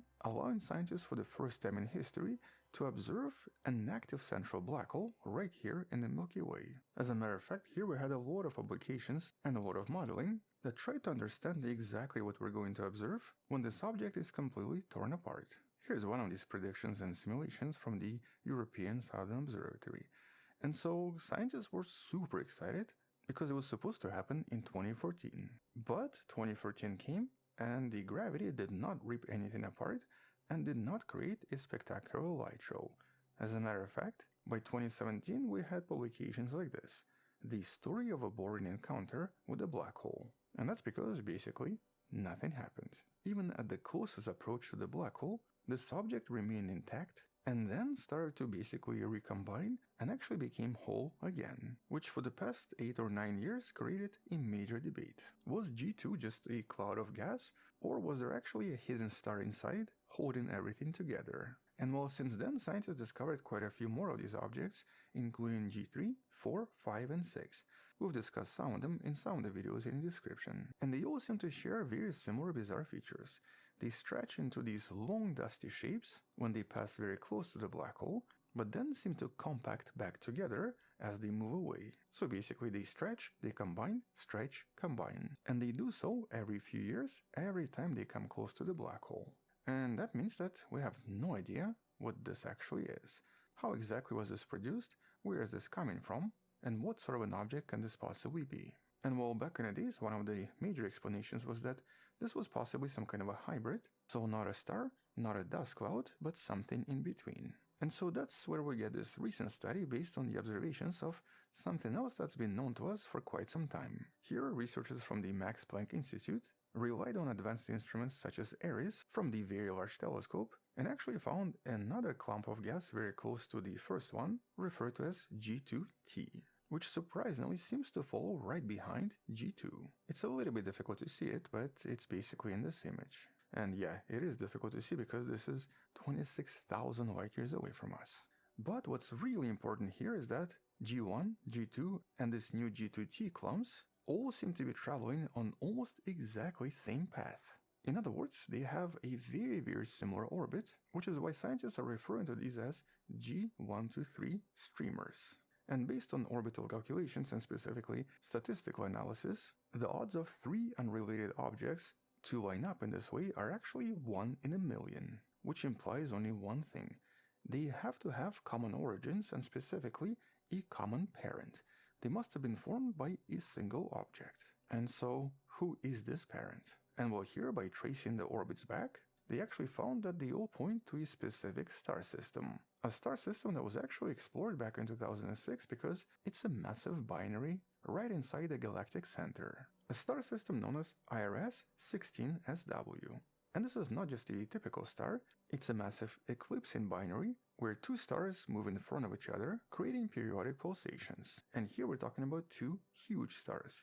Each of them is about 50 solar masses. And they're orbiting so close that they're probably touching, creating what's known as the contact binary. Here, a single orbit between these stars takes approximately 19.5 days. And so this new study claims that many of these G-objects are possibly created by stellar winds coming from this enormous touching binary that's slowly falling apart. And, well, because of this mass, these stars are actually super powerful and create enormous winds. They actually blow off massive amounts of material and are constantly losing a lot of mass.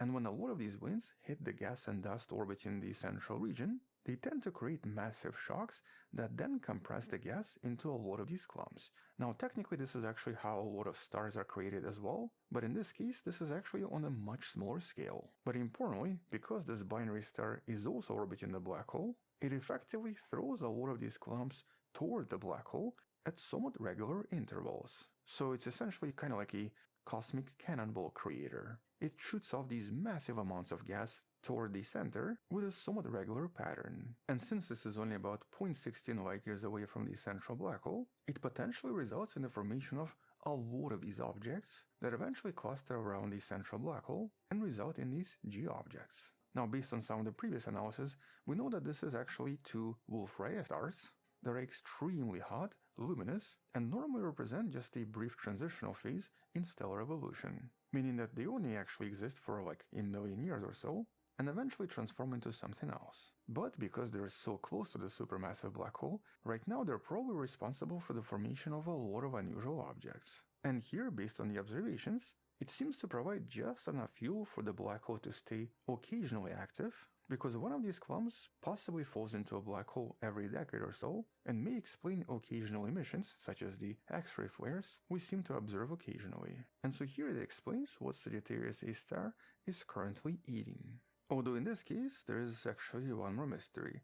What exactly created these stars, and how did they even end up here? This is actually known as the paradox of youth, because massive stars usually have very short lifespans, and we don't really expect these massive stars to form so extremely close to the supermassive black hole. But based on this discovery, it seems that they were formed here, and then somehow became a binary system that's now creating all of these extra emissions. As a matter of fact, based on a lot of discoveries, this turns out to be one of the most massive binary star systems in the entire Milky Way. But when it comes to explaining these G-objects, this is obviously not the only proposition. A separate explanation we discussed not so long ago suggests that maybe some of these G-objects are just merged stars. And that's because black hole's gravity is so strong that it sometimes forces binary stars to merge into one, just like what's happening with IRS-16SW. And so here, a merger might create a huge cloud of dust that potentially stays around for a few million years. But, according to this recent study, having 3 such objects in a similar orbit is extremely unlikely. But either way, we basically have too many explanations. Either these are merged stars, or massive remains from a binary system that collided as a result of black hole's gravity, or, more likely, this is a gas streamer, initially formed as a clump coming from the very powerful Wolf-Rayet star known as IRS-16SW. which essentially forms a kind of a pseudo-star, as these massive emissions interact with the extremely dense gas that surrounds the black hole. Although intriguingly, both explanations involve binary stars, which technically brings us to another discovery from not so long ago. Up until extremely recently, we actually have not seen any binary stars anywhere around the black hole. Scientists only saw single stars, and this was a little bit strange because most massive young stars normally form as pairs. Actually, the majority of stars in the Milky Way are binaries. But not so long ago, astronomers finally confirmed a system known as D9 that seems to be a binary, and definitely proved that binaries can exist, but the black hole is just constantly trying to destroy them. And so it either forces them to merge, or sometimes swallows one of the stars and kicks the other one out of the galaxy. This is what we usually refer to as hypervelocity stars.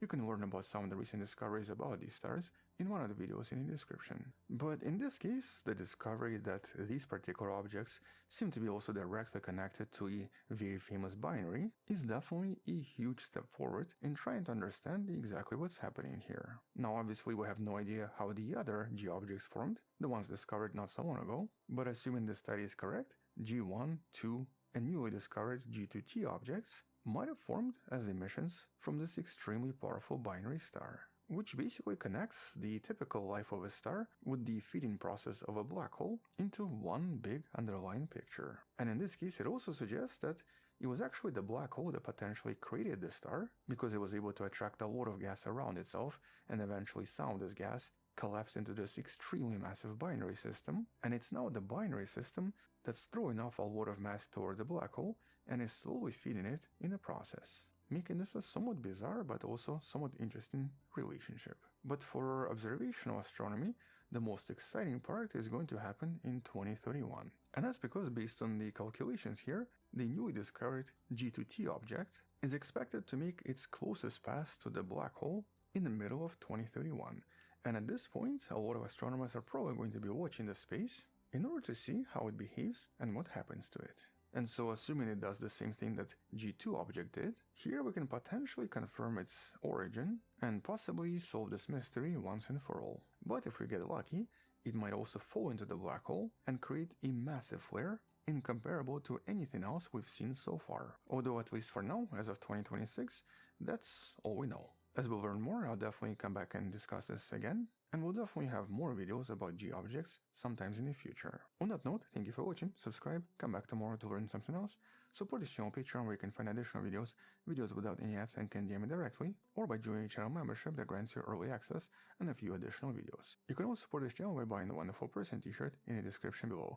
Stay wonderful, I'll see you tomorrow, and as always, bye bye.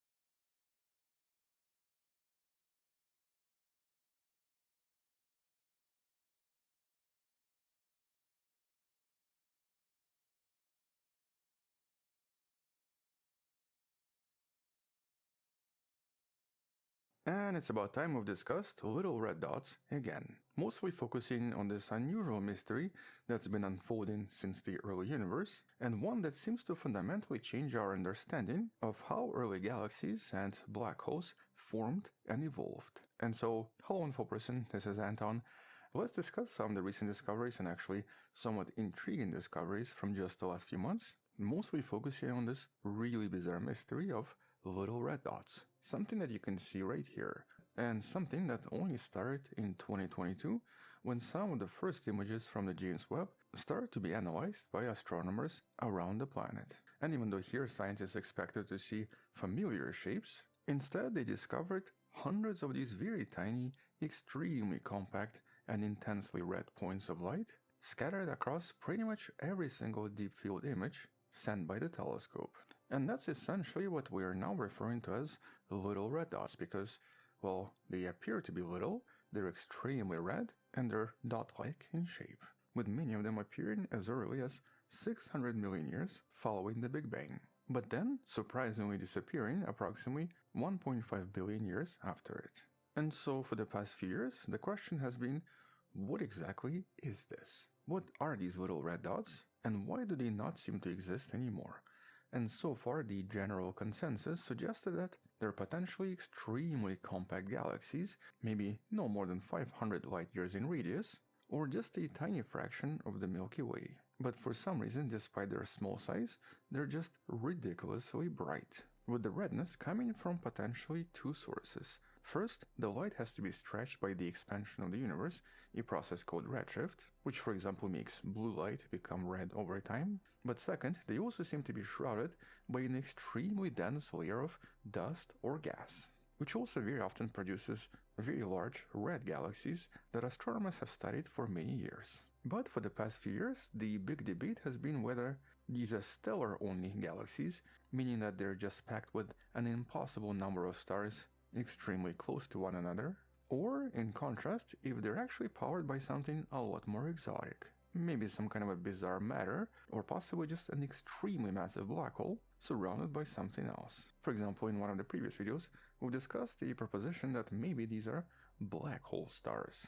Really massive black holes surrounded by so much gas and so much dust that the gas and dust starts to glow, producing an almost star-like object in terms of brightness, but just thousands and thousands of times bigger than the sun. But in the last few months, based on additional observations, researchers actually have discovered certain hints that now provide us with a slightly better picture of what's happening here and what these objects potentially are. And that's because one of the main reasons the black hole proposition does not make a lot of sense is because we know that black holes do produce additional emissions. Normally, when a supermassive black hole starts to consume matter, it actually creates a disk of hot gas around itself, which then produces an entire spectrum of light, including very often very powerful UV emissions and of course X-rays.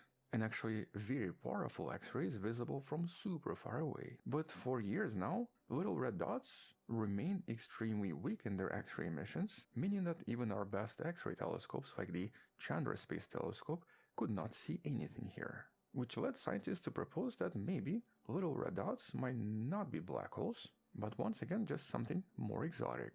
Exotic stars that maybe just don't exist anymore. And you can learn more about this supermassive star proposition in one of the previous videos in the description. And so what exactly was this? Could this actually be a supermassive star, millions times more massive than the Sun, existing for just a few thousand years? Or could this actually be a supermassive black hole surrounded by a lot of gas? And well, luckily, in the last few months, researchers finally started to connect the dots. The little red dots. Okay, no more puns, I promise. With the most important and probably the biggest discovery coming from this study, released just a few weeks ago. And so here a team led by Raphael Hvidin at the Max Planck Institute announced the discovery of a unique object, now referred to as 3D HST Aegis 12014, or more simply the X-ray dot. Because intriguingly, this is the first ever object that seems to resemble a little red dot when seen in the infrared light, but unlike other objects, also can be seen in the X-rays and is actually very bright in the X-rays. In other words, for the first time in history, we have a little red dot that's also an X-ray dot as well. And this is a groundbreaking discovery for anyone studying these objects.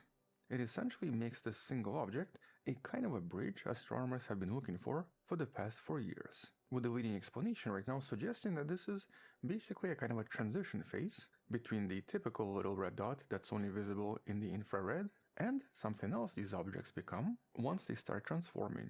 And this of course suggests that little red dots very likely involve black holes after all, or basically that little red dots might be black hole stars after all. And so in this scenario, a black hole is initially buried inside this very dense cocoon of gas that's so thick that it actually absorbs everything including X-rays, but gas that also re-emits a lot of this as red and infrared light. But eventually, as this gas dissipates and as the black hole becomes more visible, that's when the X-rays become apparent. And so here this X-ray dot seems to be a kind of a late stage version where the black holes started to blow holes in the cocoon. And this of course provides the strongest evidence we have that supermassive black holes are indeed at the heart of all of these objects. But obviously we still have no idea what these objects become. Intriguingly though, not so long ago, we also discussed a really strange object that was discovered very close to the Milky Way galaxy that some researchers proposed could be a super ancient little red dot.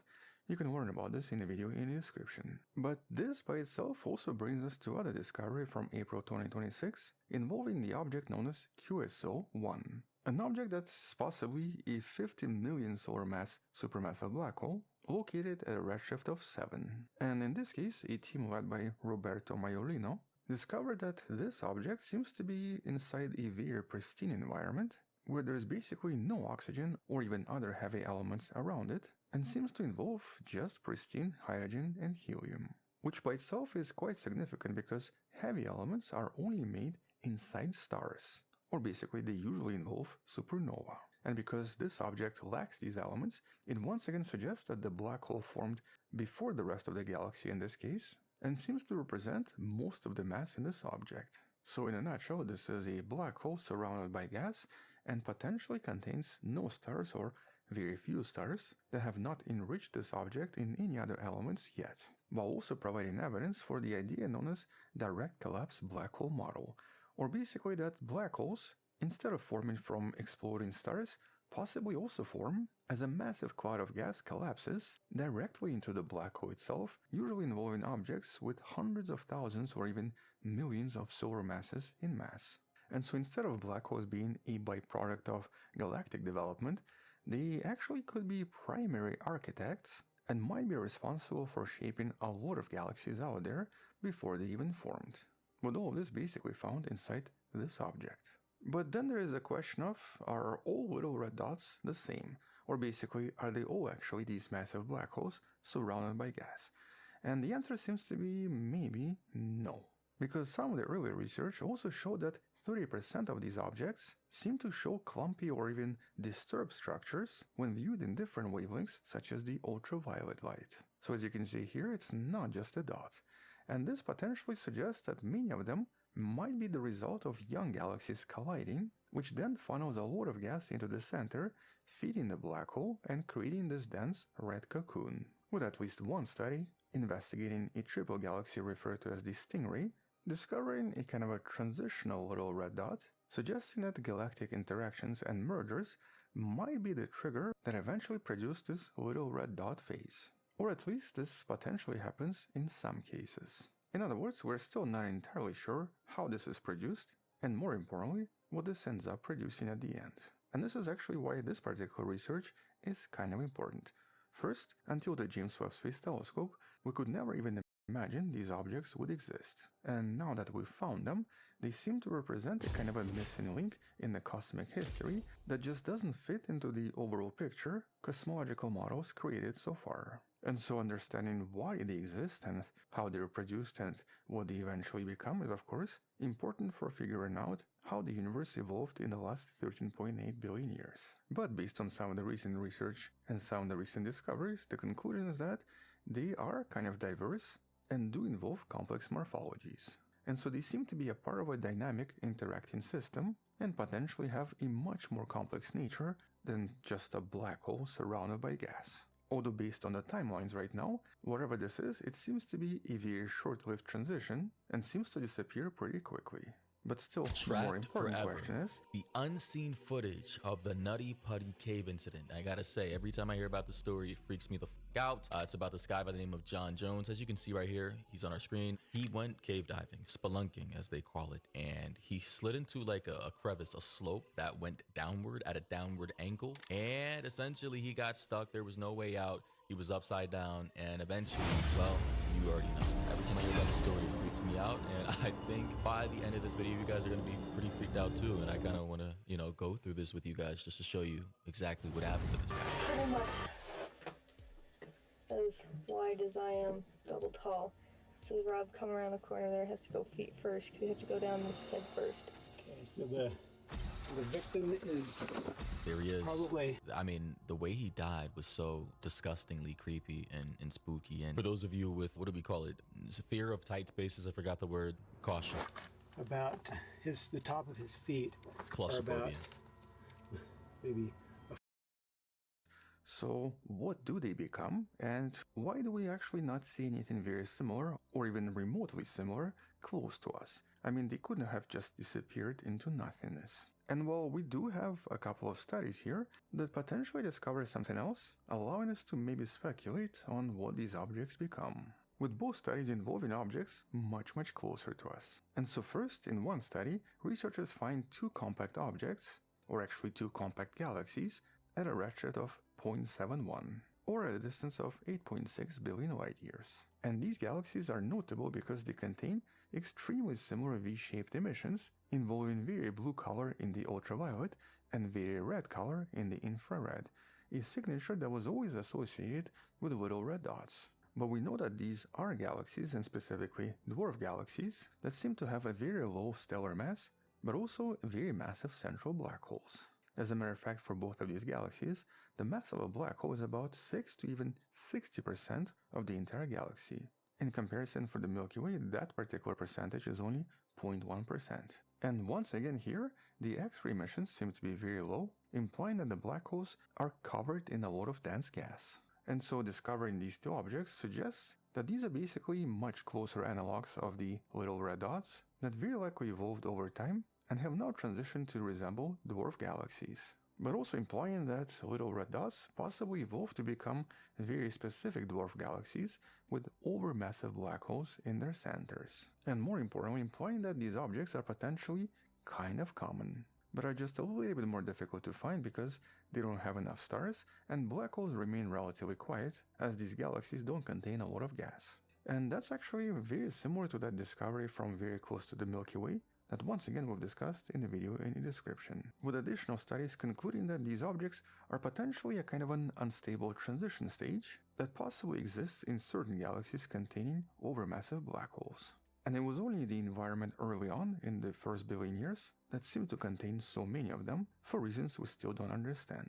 And so whatever this is definitely rewriting a lot of ideas we've had about the evolution of galaxies, and of course the formation and evolution of massive black holes. Because even though we used to think that galaxies formed first, little red dots seem to suggest otherwise. Black holes seem to come first here, with everything else growing around them. And some of these black holes becoming so massive that they actually kind of don't make sense. Which means that we'll definitely come back and discuss additional studies about this, because the mystery, despite being a little bit closer to being solved, still contains a lot of questions we cannot answer. And so as scientists gather more data with upcoming missions like the Square Kilometer Array, we might even find more objects that represent different stages of evolution that could possibly explain exactly what's happening and what all of these objects eventually become. But at least for now, as of April of 2026, all of the evidence points at the existence of these overmassive, ridiculously large black holes that seem to form very early, grow very rapidly inside these dense cocoons, and then become super quiet for billions of years, in some cases orbiting very close to typical galaxies. And so on that note, once we discover something else, we'll come back and talk about it in some of the future videos. Until then, thank you for watching, subscribe, come back tomorrow to learn something else, support this channel on Patreon where you can find additional videos without any ads and can DM me directly, or by joining a channel membership that grants you early access. You can also support this channel by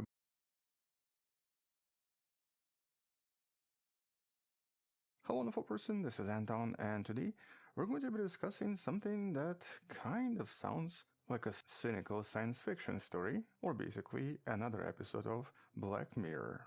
Except that in this case, this is not science fiction, and is happening in real life, and more importantly, right above our heads in the upper atmosphere. But before we discuss the main topic, as you might have heard already, SpaceX, the company that has completely revolutionized how we get to space, is reportedly preparing for an IPO, initial public offering, and extremely likely sometimes super soon, in mid-2026, with analysts suggesting the valuation of approximately $2 trillion, which would basically make this the largest IPO in human history. But because this is not a finance channel, I'm not really going to be discussing the IPO or what it even means, mostly because there is a science story here after all. Because in this case, this massive influx of capital isn't just about making Elon Musk just a little bit richer, it's actually intended to fund a project that could change the planet's atmosphere forever. And that's because here the plan is to launch up to 1 million satellites to create orbital data centers and to expand the current Starlink even more. And while having high-speed internet pretty much everywhere, including your flight, sounds incredible, or the idea of having these data centers in space creating artificial intelligence without cluttering the planet also sounds kind of good, today we're actually going to discuss several studies that have now confirmed something I've discussed last year and something that was just a little bit scary. Because it turns out that what comes up must come down after all. And when it does not just disappear, it sort of pollutes the upper atmosphere in a way we really don't want it to be polluted, with some serious implications for the ozone layer. Alright, so let's discuss some of these new studies and new discoveries in a bit more detail, but first let's briefly discuss the idea of these mega constellations, because in this case it's not just SpaceX, it's actually several companies, including companies from China, that are now making these big plans without really considering potential consequences. And that's because I guess we're entering the era of mega constellations. And that's despite the fact that for many decades, the maximum number of active satellites in space was always numbered in hundreds. But today, especially in the last 5 years, it's basically over 14,000, with Starlink accounting for more than half of all operational satellites in orbit. But by design, these are not permanent satellites, and they only stay in the low Earth orbit for approximately 5 years. And since the first Starlink satellite was launched in May of 2019, it was actually only in 2024 and 2025 that both scientists and amateur astronomers started to notice something unusual. And actually spaceweather.com created this beautiful image to illustrate this. This is now known as the Great Starlink Re-Entry Event. Starting in 2024, there's actually been a huge upsurge of re-entering satellites from those first satellites launched in 2019 that have now been retired. And so ever since then, ever since that particular date, this number has actually been going up. And while there are several websites tracking re-entries in real time, and as you can see, pretty much every single day, quite a lot of satellites are basically Starlink. But on average, as of May of 2026, anywhere from 1 to 5 Starlink satellites have now been burning up in the Earth's atmosphere. And well, as you can imagine, at some point, especially in the next 5 years, thousands of them will do the same. And so, excluding other companies like Amazon and those other Chinese companies, here SpaceX alone has already filed paperwork for at least 30,000 more satellites to go up in the next few years. And on top of this, 1 million satellites to act as a distributed computer in the sky, or basically a kind of an AI data network. And this is where we have this one major issue, a problem that might become a serious concern in the next few decades. As these satellites burn up in the atmosphere, they don't just vanish. All of this metal that they're made out of has to go somewhere, and while most of the time it turns from a solid piece of machinery into a cloud of extremely tiny metallic vapors and aerosol particles. Vapor and particles that stays in the upper atmosphere for possibly up to 10 years. And it's really only because of recent studies from 2023 and 2024 that scientists finally started to realize there might be a serious problem here. Here we're essentially conducting a giant uncontrolled chemical experiment on our own atmosphere. And well, one of the first studies on this was in September of 2023. Here, a study led by Dan Murphy and his team at NOAA actually flew a specialized aircraft into the stratosphere, where they discovered that 10% of all sulfuric acid particles in the atmosphere already contained a lot of metals from spacecraft, with the prediction being that as these mega constellations grow, this could rise to 50% over time, with the biggest concern in this case being aluminium oxide. And by the way, most Starlink satellites are approximately 60% aluminium. And that's because when they burn up, they do create nanoparticles of aluminium oxide, which then acts as a catalyst for, drumroll, ozone depletion. So once again, we'll have something that potentially threatens the ozone layer once again. Now, we've actually discussed this in a lot of details in the video in the description that was published last year, but in a nutshell, it was discovered that these particles speed up chemical reactions quite dramatically by helping chlorine atoms destroy ozone molecules over time. And those scientists have worked really hard to ban CFCs back in the 80s because they were discovered to also do the same. Now we might be accidentally creating a new problem that, unlike CFCs, might be even more difficult to solve because a lot of those satellites are already up there. But the unnerving part in this case is this somewhat unusual delay. And that's because these particles are released extremely high up in the atmosphere, and it would actually take them about 20 to maybe 30 years to slowly drift down to the level where the ozone layer actually sits, which essentially implies that satellites burning up right now will not have their full impact until sometimes in 2040s or 20 years from today. And because millions of satellites are now planned for launch, by the time they're finished, it might be already too late to stop the reaction. But once again, we've discussed this last year. Now we have a major confirmation from another study. This is actually the most recent study from 2026, and this was the measurement of lithium plumes from the uncontrolled re-entry of Falcon 9 rockets. Okay, so not really related to satellites, but still related to massive numbers of launches that SpaceX and other companies are planning. And so in this case, there was a discarded Falcon 9 rocket that re-entered the atmosphere over Europe. And because it was tracked quite actively, researchers in Germany decided to track it with additional systems. And so they actually used a high-tech laser system referred to as LiDAR that detected a sudden massive spike of lithium at an altitude of 96 kilometers or 60 miles. In this case, it was approximately 10 times the natural background level. And while having measured this by using atmospheric models, they confirmed that all of this came from this very specific SpaceX rocket. But why does this matter? Well, lithium is not something that naturally exists in the high amounts in the upper atmosphere. So things like meteors, for example, usually bring in things like iron and magnesium. But our satellites and of course various rocket leftovers, are full of various exotic materials, including aluminium alloys and various metals that can, in theory, once again affect the ozone layer. And so even a single Falcon 9 upper stage contains approximately 30 kilograms of lithium, which though might not sound like a lot, is actually equivalent to hundreds of years of natural lithium influx. And that's because Earth usually only receives 80 grams per day. Here we're talking about 30 kilograms or approximately 66 pounds. And that of course introduces a completely new problem nobody actually considered before up until these recent studies. All of this pollution coming from these re-entries is now potentially a major hazard for the next few decades.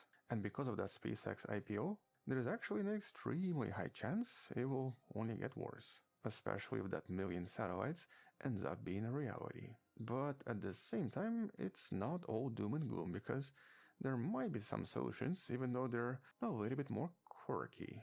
And that's because science and engineering is always about identifying problems and finding solutions. And well, here the first interesting discovery is basically in regards to tracking these re-entries in order to study them more and to actually discover how dangerous they are. And at least one intriguing study discovered that seismic sensors, so the sensors responsible for tracking earthquakes, can actually also detect sonic booms from re-entering space junk, such as these relatively large satellites. And in theory, this allows us to precisely see where and how satellites are breaking up, which can then help scientists to better model where this pollution is going and what sort of chemicals are being created in the process. But a much more hands-on solution might have come from a very unusual source in Japan, and from actually the least likely source, a Japanese forestry company. or technically the logging and processing company, engaged in construction of houses made out of wooden materials. And well, here back in 2024, they launched what's known as Lignosat, a kind of a proof of concept, but basically this was a wooden satellite. And though at first this was just some kind of a stunt to promote their company, it might have accidentally provided us with a possible solution. Wood burns up completely into water vapor and carbon dioxide. It leaves no metallic nanoparticles. And so, in theory, if those companies launching mega constellations were to actually make their satellites out of wood, it might potentially solve a lot of issues. And based on this particular launch, we know that this seems to work. But more importantly, there's now a kind of a push for, I guess, the Space Montreal Protocol, or basically some kind of an international agreement in order to regulate what satellites are made out of and what they end up adding to the atmosphere upon their re-entry. Because even though we're not really considering any of this yet, right now it has a very high chance of becoming a major issue by sometimes in 2040s.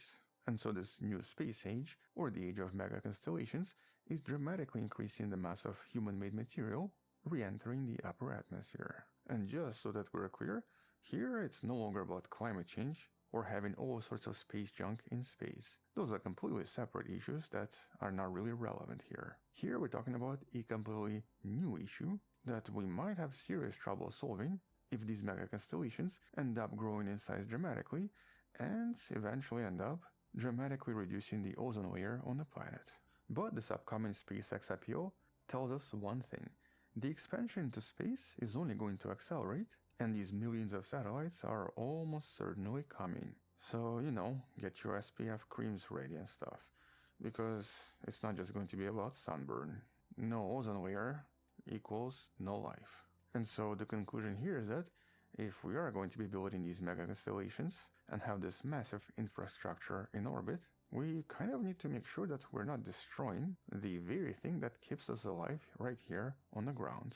Anyway, we'll talk more about this once there are some additional studies, but for now, you can find all of the links in the description. Thank you for watching, subscribe, come back tomorrow to learn something else, support this channel on Patreon, where you can find additional videos without any ads and can DM me directly, or by joining the channel membership that grants you early access. You can also support this channel by buying the Wonderful Person t-shirt in the description below. Stay wonderful, I'll see you tomorrow, and as always, bye-bye.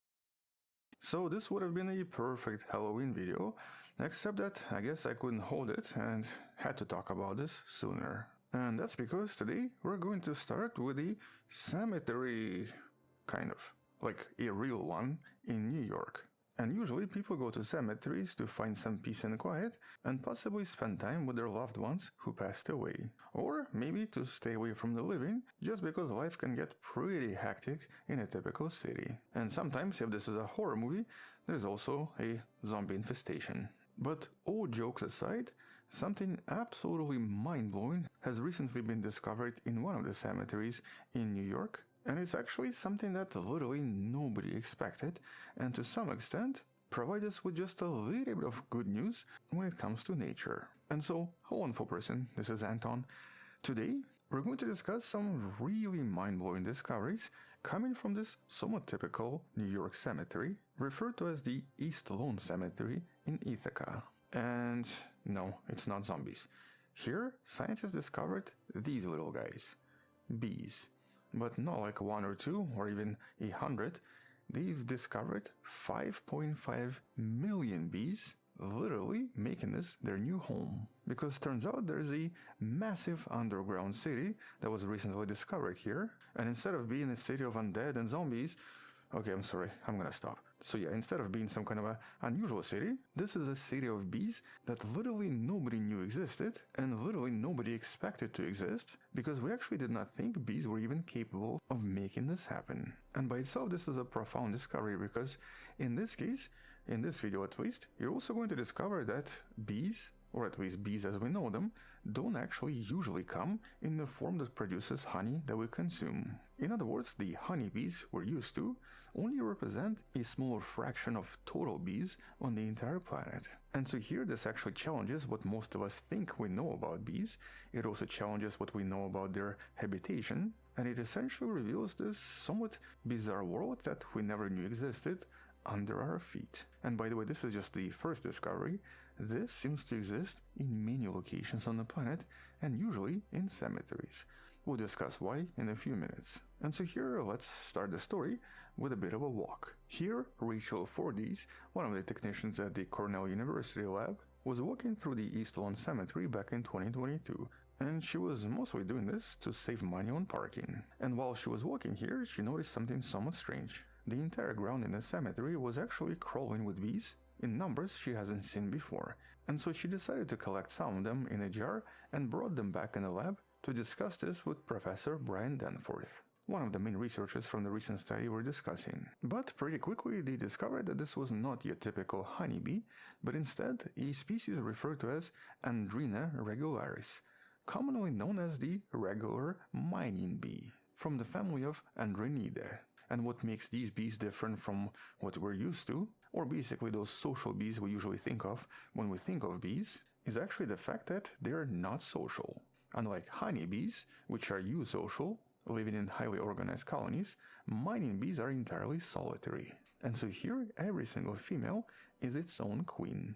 Basically, it has its own tiny kingdom. And in comparison, in a typical honeybee colony, there is one queen, thousands of workers, and of course additional bees inside the colony.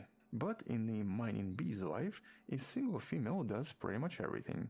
She builds the nest, she forages for food, she lays the eggs, and she then feeds her young. And so there's no royalty class here, there's actually no class at all, because the mother does everything. Hey, that's kind of like my mom back in the days.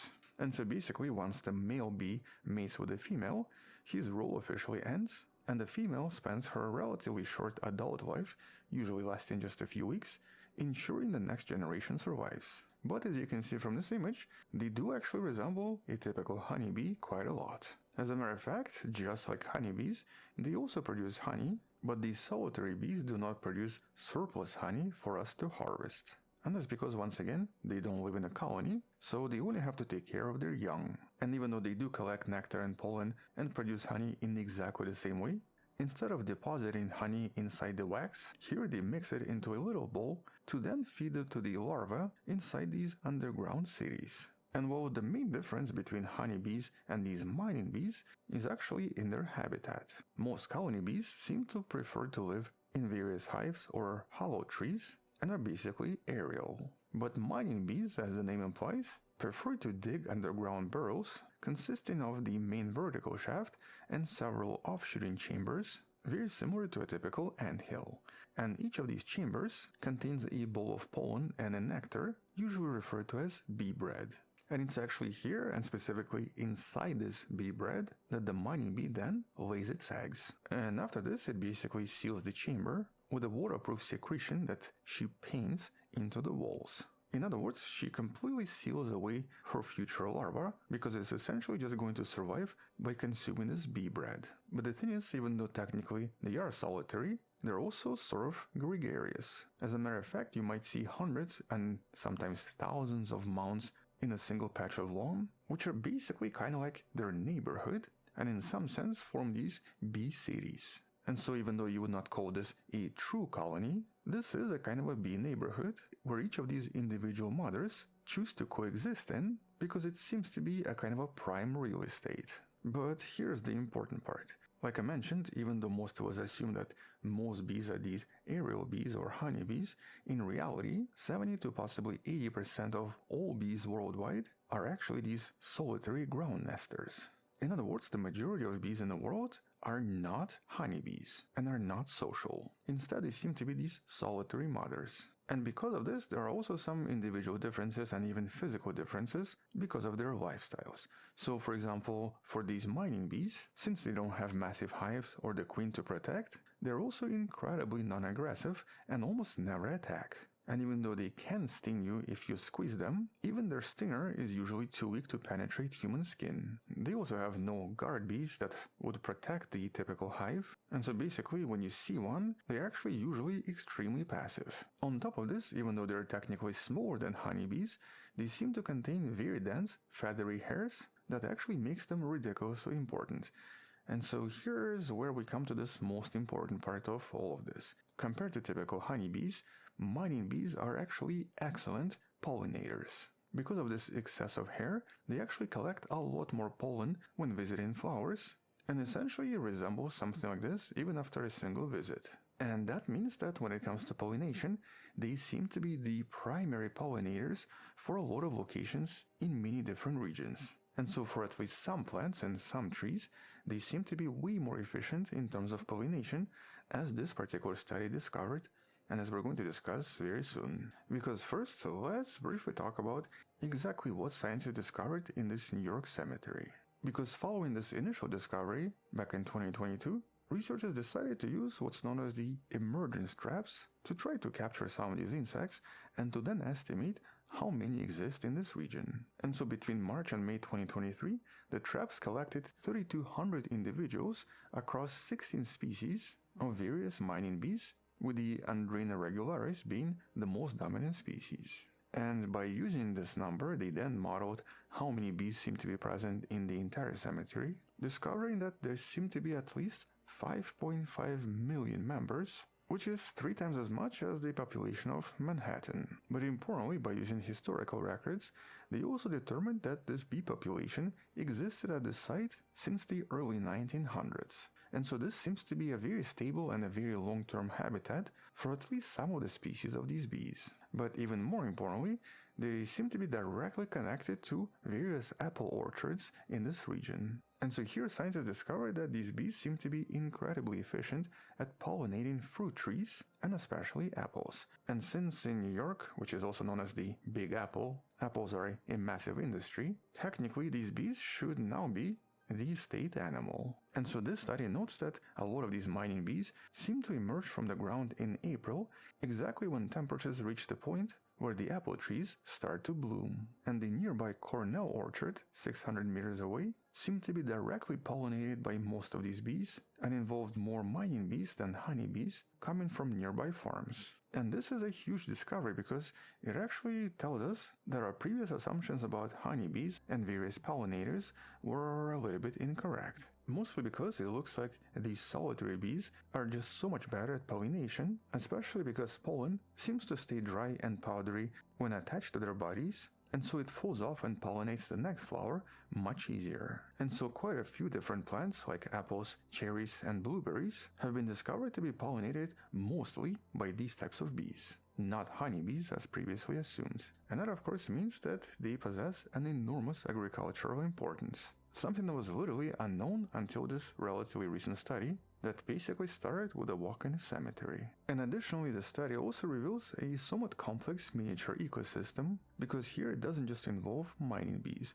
Other insects have also evolved and joined in to take advantage of all of this, with for example a number of cuckoo bees from the genus Nomada sort of using this for their own benefits. And these bees are basically like the pirates of the bee world. They even kind of look like pirates too.